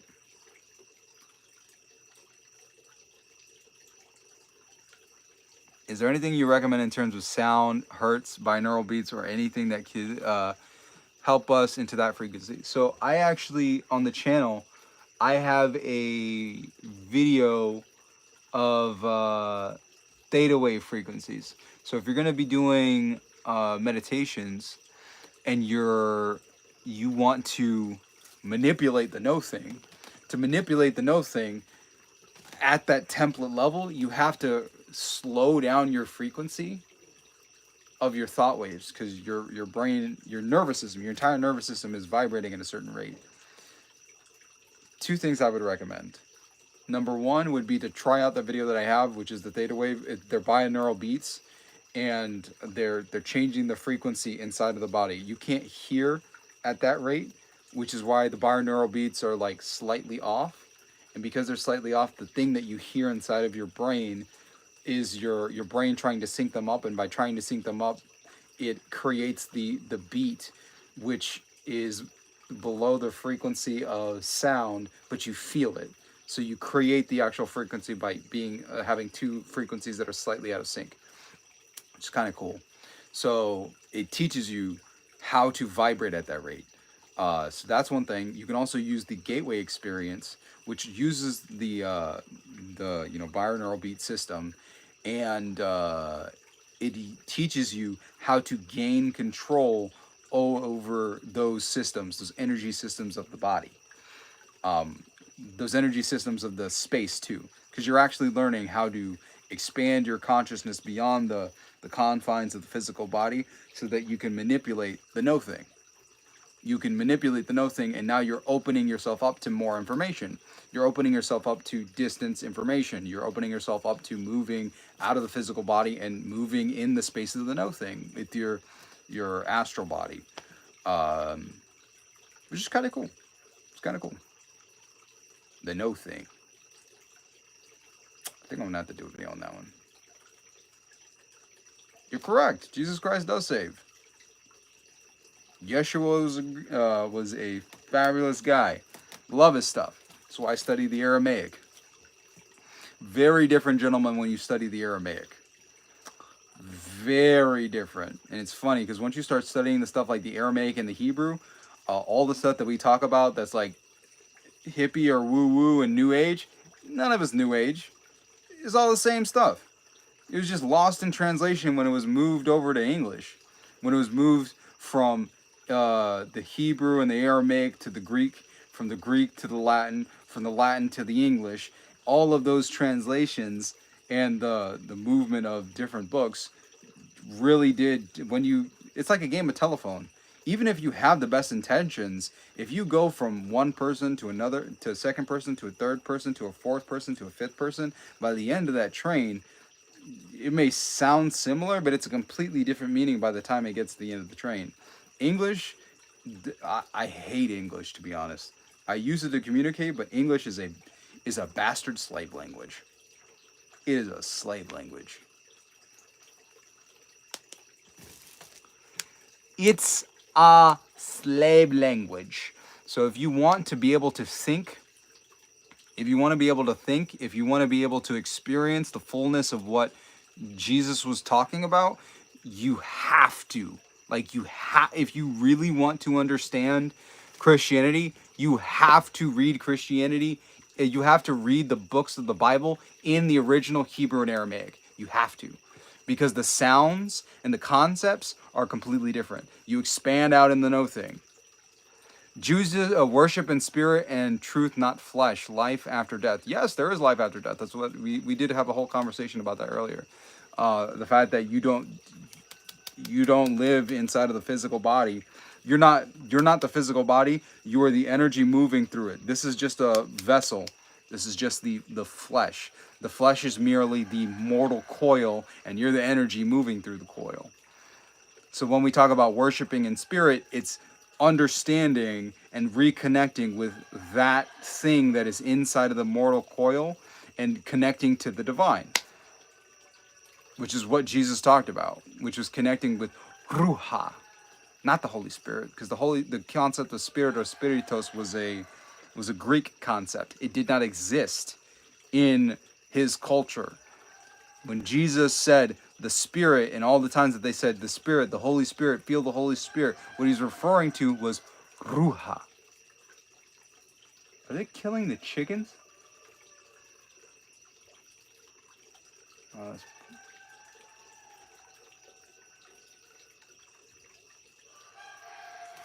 Oh shoot, hold up. They might be killing the chickens.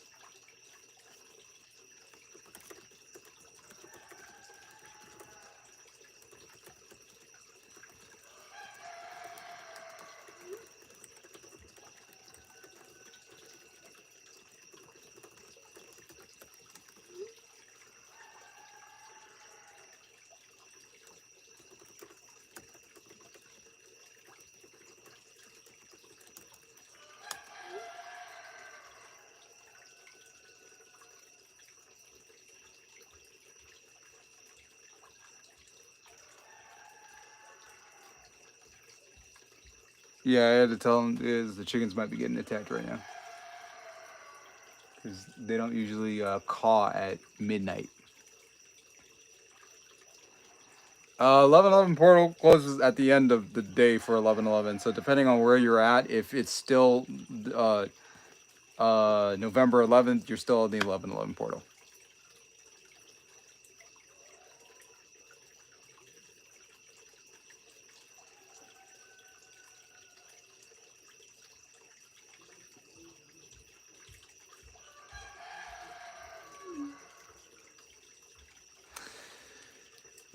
Yeah. And this is why it's important to like, even if you're as a Christian, it's very important to understand context for a lot of the things. Like when the discussions were had regarding like the banning, like astrology and all those things being bad, what what was actually happening? The discussion that was happening was an argument between one of the prophets. Was it the prophet Elijah? It was this. The story was one of the prophets. Uh, one of the prophets was being called to the king. Uh, was being called to the king to interpret dreams and to understand things. And what they were referring to was that even with all of your people who have these abilities, when all of these people have these abilities, all these people that you have, your astrologers and sorcerers, all these people that you have understand this power, but they still don't have the ability to understand this because this is given directly from the divine. This is given directly from God, and I have a direct connection from God, whereas they do not. And it was basically letting them know, like, hey, your people are not as powerful as us because our connection and our understanding to the divine is much more. It's a direct connection. We have deeper understanding. They do not.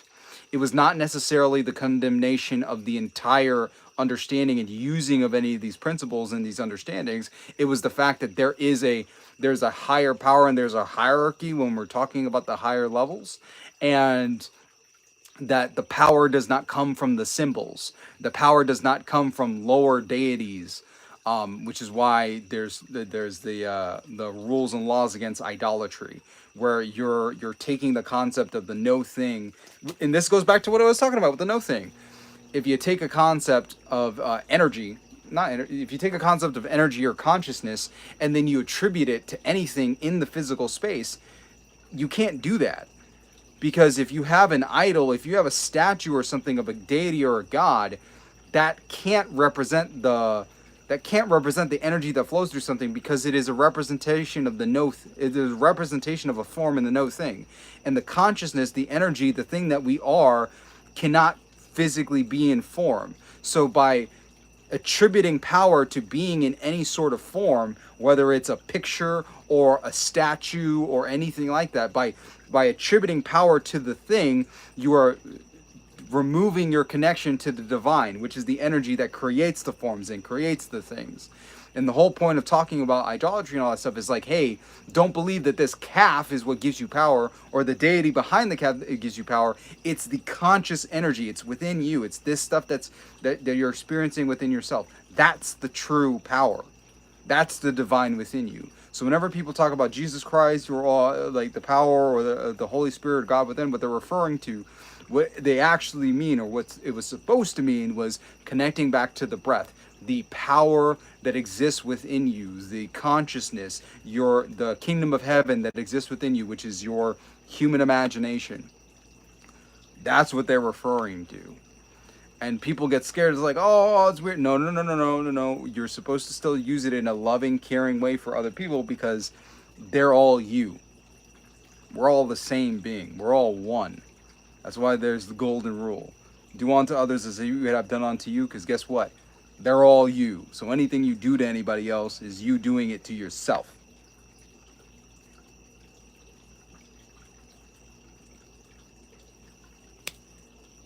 Yep. All right, I've been on here long enough. Thank you guys. Appreciate it. If you guys have any other last minute questions, just ask me to them, because I'm about to hop off. I need to go get some rest, because I got calls in the morning.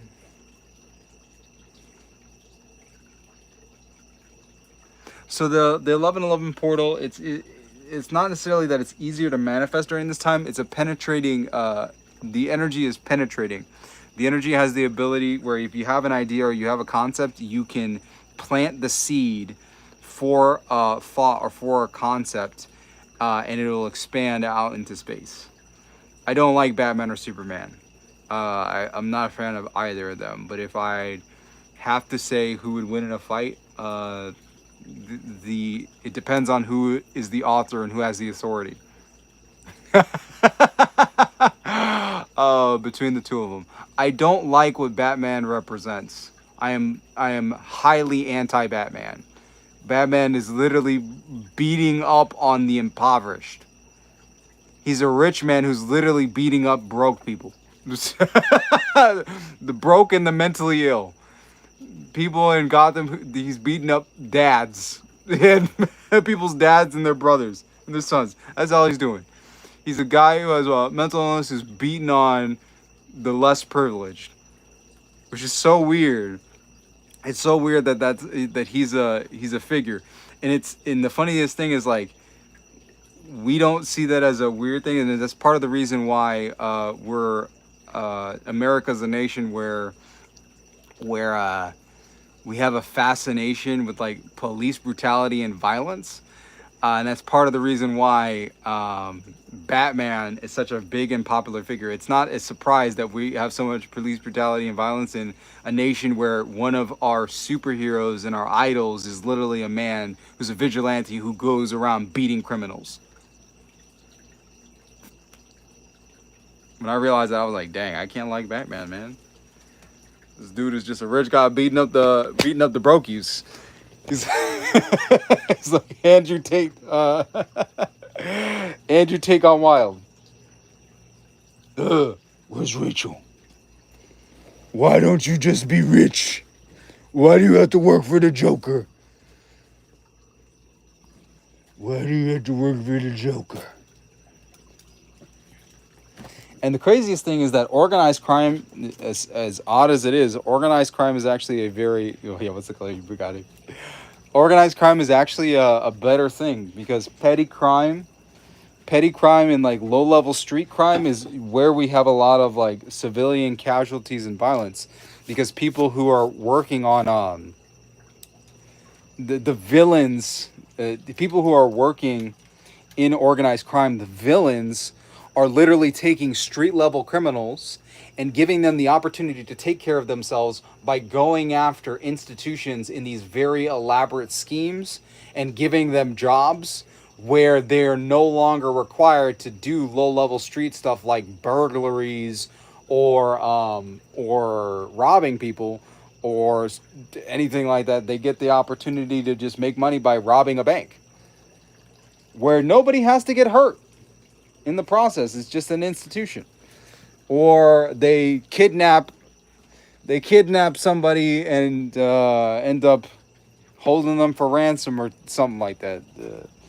So they're actually taking criminals off the streets, getting them to be taken care of, because now they're generating much more revenue, and these people can actually go back and reinvest into the other industries and businesses in Gotham, which is where you have criminals in Gotham who are now opening stuff like nightclubs and speakeasies and other businesses. They're actually transitioning off of the streets into legitimate organizations. But they have rules and codes of ethics because they're working with organized crime. And that's actually what Japan does, and Japan understands. Was it Japan? Yakuza. Yeah, it's Japan with the Yakuza.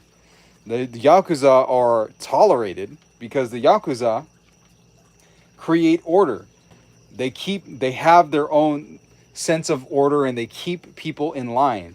There's a code of ethics, there's a code of honor, and then they take care of their people.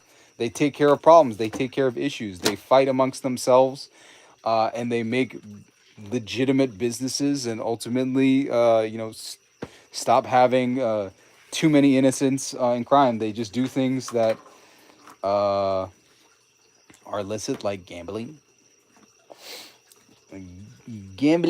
drugs, and other stuff. So organized crime actually helps out with making a society function properly, because you wouldn't have cops if you didn't have crime. Which is one of the things that I don't think a lot of people think about. If there was suddenly no crime in the world, we would literally have... Oh, cool. I've never seen baby spiders. It's like a whole bunch of baby spiders. Look. It's a whole spider family. Funnily, I'm talking about Superman and Batman, and we got Spider-Man hanging out with us. All right, well, thanks, everybody. Super glad to have you guys here. I will see you all later, wonderful, beautiful people. Thank you all for sticking around.